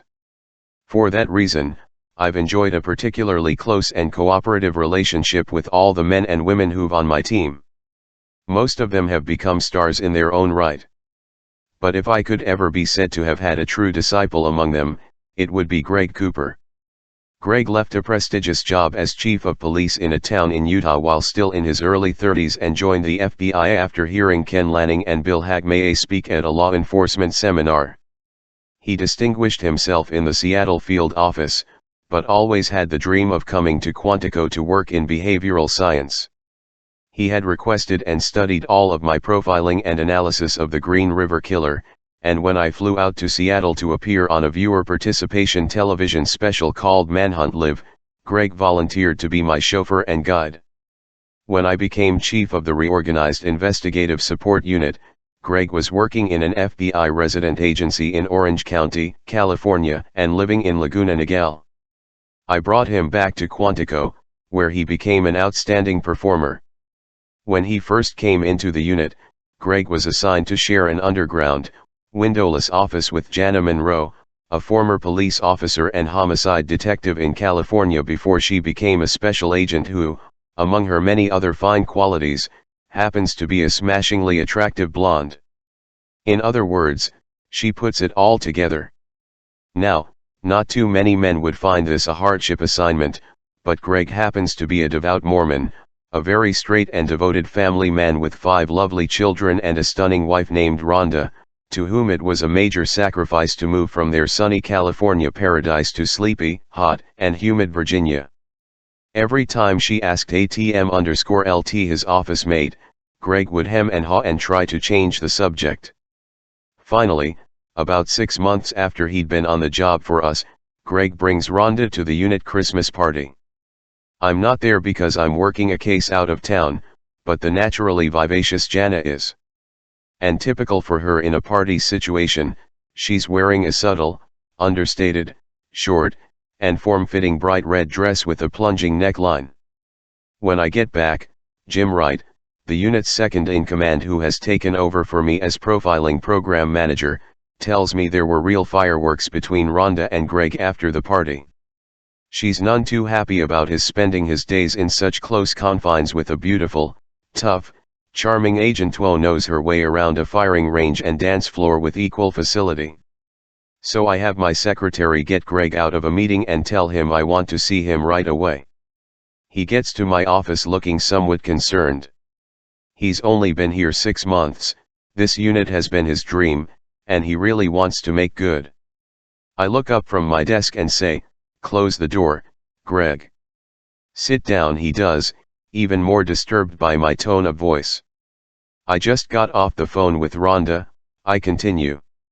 "I understand you've had some problems." "You just got off the phone with Rhonda." He's not even looking at me. He's staring straight at the call director phone on my desk. "Look, Greg," I said in my most soothing counselor tones, "I'd like to cover for you, but when you and Jana go on the road together, I can't make any special provisions. This is something you're going to have to deal with on your own. Rhonda obviously knows what's going on between you and Jana and nothing's going on between me and Jana," he splutters. "I know there are a lot of stresses in this job. But you've got a beautiful, terrific wife, nice kids. Don't throw it all away. It's not what you think, John. It's not what she thinks. You have to believe me." And all the time he's still staring at that telephone, maybe thinking if he concentrates hard enough, he's going to be able to burn it right through the desk. He's broken out in a cold sweat. I can see the carotid artery pounding in his neck. He's heading south fast. So at that point I let up. "Look at you, you miserable wretch." I grin triumphantly. "You call yourself an interrogator?" At the time he was preparing a chapter on interrogation for the crime classification manual. "Have you done anything to be guilty about?" "No, John. I swear. And look. You're putty in my hands. You're completely innuent. You're a former chief of police. You're an experienced interrogator. And yet I was able to play you like a yo-yo. So what do you have to say for yourself?" At that particular time, as the sweat of relief rolled off his balding head, he didn't have anything to say for himself, but he got the point. I knew I could jerk him around like that because it had been done to me with equal success and could again if the situation arose. We're all vulnerable. It doesn't matter how much you know, how experienced you are, how many suspect interrogations you've handled successfully. It doesn't matter if you understand the technique. Each of us can be gotten to if you can just figure out where and how we're vulnerable. I'd learned this during one of my earliest cases as a profiler, and I put it to use many times thereafter, not only in demonstrations to my own team. It was the first time I actually staged an interrogation. In December 1979, Special Agent Robert Leary from the Rome, Georgia, resident agency called with the details of a particularly horrible case and asked me to give it my top priority. The week before, Mary Frances Stoner, a pretty and outgoing 12-year-old girl in Adairsville, about a half hour from Rome, had disappeared after being dropped off by the school bus at the driveway to her house, approximately 100 yards back from the road. Her body was later found about 10 miles away in a wooded Lover's Lane area by a young couple who noticed the bright yellow coat over her head. They contacted police and did not disturb the scene, a critical consideration. The cause of death was determined to be blunt force trauma to the head. Post-mortem examination detected skull fracturing consistent with a large rock. There's a blood-stained one right near her head in the crime scene photos. Marks on the neck also indicated manual strangulation from the rear. Before I looked at the case materials, I wanted to know as much as possible about the victim. No one had anything other than wonderful things to say about Mary Frances. She was described as friendly to everyone, gregarious, and charming. She was sweet and innocent, a drum majorette in the school band who often wore her uniform to school. She was a cute 12-year-old who looked 12, rather than trying to 18. She wasn't promiscuous, she'd never been involved with drugs or alcohol. The autopsy clearly indicated she'd been a virgin when raped. All in all, she was what we would characterize as a low-risk victim taken from a low-risk setting. After being briefed, listening to Leary, and studying the files and crime scene photos, I jotted down the following half-page note.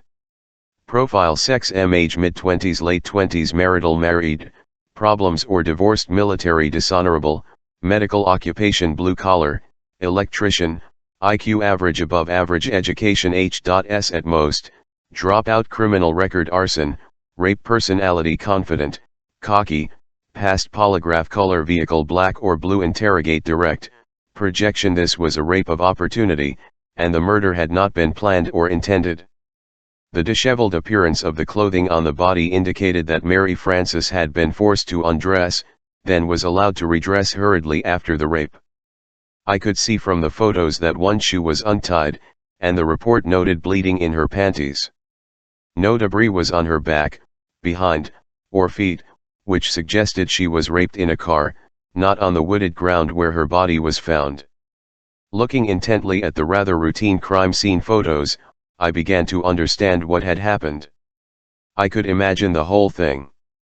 Because of her youth, as well as her outgoing and trusting nature, Mary Frances would have been easily approachable in so non-threatening an environment as the school bus stop. The unsub probably coaxed her up to his car, then grabbed her or forced her in with a knife or gun. The remoteness of the area in which her body was found indicated that he knew the region well and knew he wouldn't be disturbed there. From the abduction scene I could tell this wasn't a planned crime, but rather one that took form as he drove past. Just as in the Odom and Lawson case, had anyone else happened upon the scene at the right time, the crime wouldn't have gone forward. Because of the young girl's cuteness and sunny disposition, in his own mind the fantasy-fueled offender had made over her innocent friendliness into promiscuity and the desire to play sexually with him. Of course, in actuality, nothing could have been further from the truth. Once he assaulted her, she would have been terrified, in severe pain, crying out for help, and begging for her life. The fantasy he'd been nurturing for years was one thing, but the reality wasn't pretty. He'd lost control of the situation with this little girl and realized he was in one hell of a mess. At this point, he realizes the only way out for him is to kill her.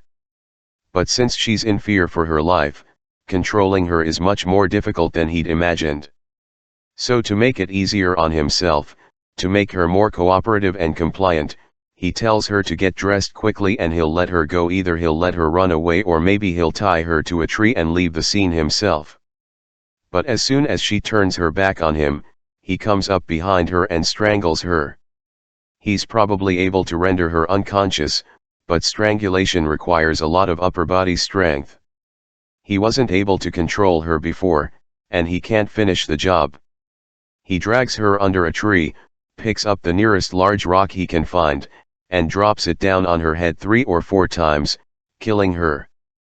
I didn't feel the offender knew Mary Frances well, but they had seen each other around town enough for her to have recognized him and for him to have formed fantasies about her. He'd probably seen her going to school in her little majorette uniform. I knew from the placement of the coat over her head that our unsub didn't feel good about the crime. I also knew that time was against the police. In this type of crime and with this type of intelligent, organized offender, the longer he had to think about it, rationalize it, and justify it as the victim's fault, the more difficult it would be to get a confession. Even if he were polygraphed, the results would be inconclusive at best. And as soon as he felt the heat was off and he wouldn't arouse suspicion by leaving, he'd be off to another part of the country where he'd be difficult to trace and where some other little girl would be in danger. To me, the unsub was clearly from the area and the police had almost assuredly interviewed him already. He'd be cooperative but cocky, and if the police accused him, he wouldn't break. I told them a crime with this degree of sophistication would not be a first, although there was a good chance this was his first murder. His blue or black car would be several years old because he could not afford a newer one, but it would be functional and well maintained. Everything in it would be in place. From my experience, orderly, compulsive people like that generally favored darker cars. After hearing all this, one of the officers on the phone said, "You just described a guy we released as a suspect in the case. He was still a suspect in another crime and he fit the profile to a T." His name was Darrell Jean Devier, a white male, 24 years of age, who'd been married and divorced twice and who was currently living with his first ex-wife. He was a tree limb trimmer in Rome, Georgia, where he was a strong suspect in the rape of a 13-year-old girl, but had never been charged. He had joined the army after his first divorce but had gone AWOL and was discharged after 7 months. He drove a 3-year-old black Ford Pinto that was well maintained. He admitted to having been arrested as a juvenile for possession of a Molotov cocktail. He dropped out of school after 8th grade, but IQ tests listed a range of 100 to 110. He had interviewed to see if he had seen or heard anything, since he'd been trimming trees on the Stoners Street for the power company for about 2 weeks before Mary Frances's abduction.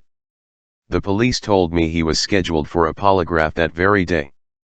That wouldn't be a good idea, I told them. They wouldn't get anything out of the exam, and it would only reinforce the suspect's ability to cope with the interrogation process. At that time, we didn't have a lot of field experience with interrogation, but from the prison interviews and the ongoing serial killer study, I felt that I knew what I was talking about. Sure enough, when they called me back the next day, They told me the lie detector had been inconclusive. Now that he knows he can beat the box, there's only one way to get him, I said.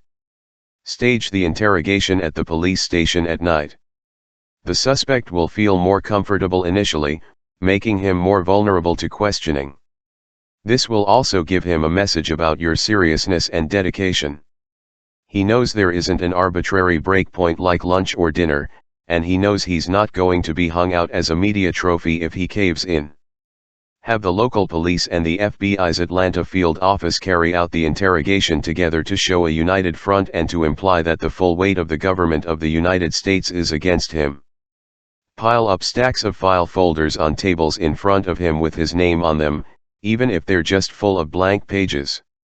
Most important, without saying anything about it, place the bloody rock on a low table at a 45-degree angle to his line of sight so that he'll have to turn his head to look at it. Closely observe all his nonverbal cues, his behavior, respiration, perspiration, carotid pulse. If he is the killer, he will not be able to ignore that rock, even though you haven't mentioned it or explained its significance. What we needed to create was what I call the high-ass pucker factor. I actually used the Stoner case as a laboratory for my theories. Many of the techniques we refined later had their experimental origins here. He won't confess, I continued. Georgia is a capital punishment state, and even if he's only sent to prison, his rap as a child molester could get his ass raped the first time he takes a shower. All of the other prisoners will be gunning for this guy. Use low, mysterious lighting and have no more than 2 officers or agents in the interview environment at one time, preferably one from the FBI and one from the Adairsville PD. You've got to do is imply that you understand the subject, understand what was going through his mind and the stresses he was under. No matter how disgusting it feels to you, you're going to have to project the blame onto the victim. Imply that she seduced him. Ask if she led him on, if she turned on him, if she threatened him with blackmail. Give him a face-saving scenario. Give him a way of explaining his actions. The other thing I knew from all the cases I'd seen is that in blunt force trauma or knife homicides, it's difficult for the attacker to avoid getting at least traces of the victim's blood on him. It's common enough that you can use it. When he starts to waffle, even slightly, I said, look him straight in the eye and tell him the most disturbing part of the whole case is the known fact that he got Mary's blood on him.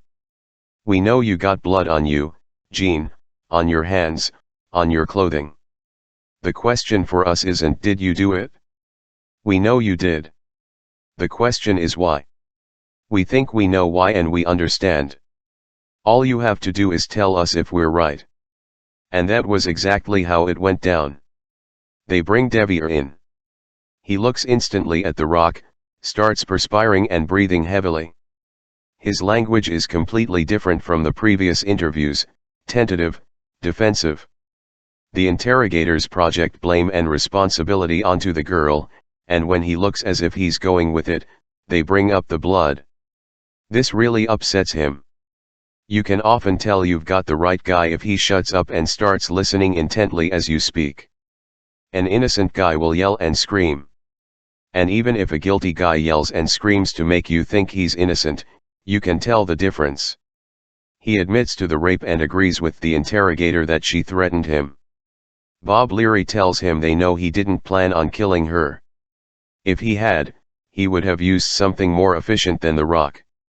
In the end, he confesses to the murder and to the rape in Rome the previous year.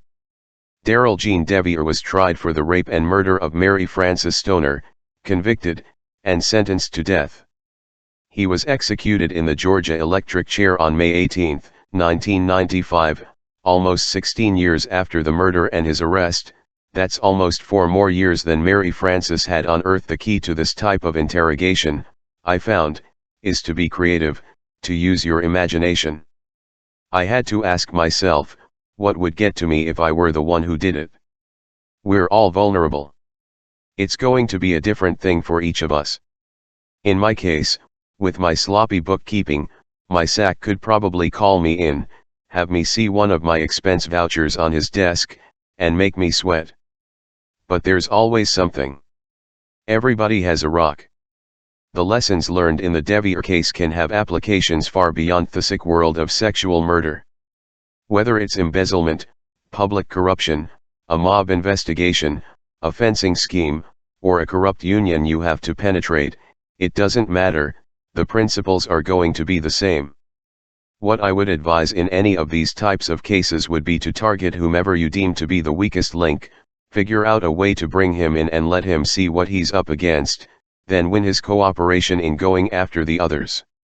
In any kind of conspiracy case, this is a critical issue. You want to do is flip one guy to be a government witness, then watch the whole house of cards come tumbling down. The choice of whom to approach first is so important because if you pick the wrong guy and then can't flip him, he's going to tip off everyone else and you're back at square one. Let's say we're investigating a big city public corruption case in which we suspect 8 or 10 people are involved from one particular agency. And let's say the number 1 or 2 man in the agency is the best catch. But when we profile the guy, we find that he has his personal act together despite the corruption. He isn't a boozer or a womanizer, in fact, he's a strong family man, no illnesses, no money problems, no obvious vulnerabilities. If he's approached by the FBI, there's a good chance he'd simply deny everything, tell us to go to hell, and alert the others. The way you get to someone like this is to go through the smaller fish, just as with organized crime. As we go through all the records, maybe one candidate will stand out from the rest for our purposes. He isn't a higher up, but a clerk who fixes all the paperwork. He's been at his job for 20 years, so everything he has is invested in it. He has financial and medical problems, both of which provide strong vulnerabilities. Next comes the choice of who is cast to lead the interrogation.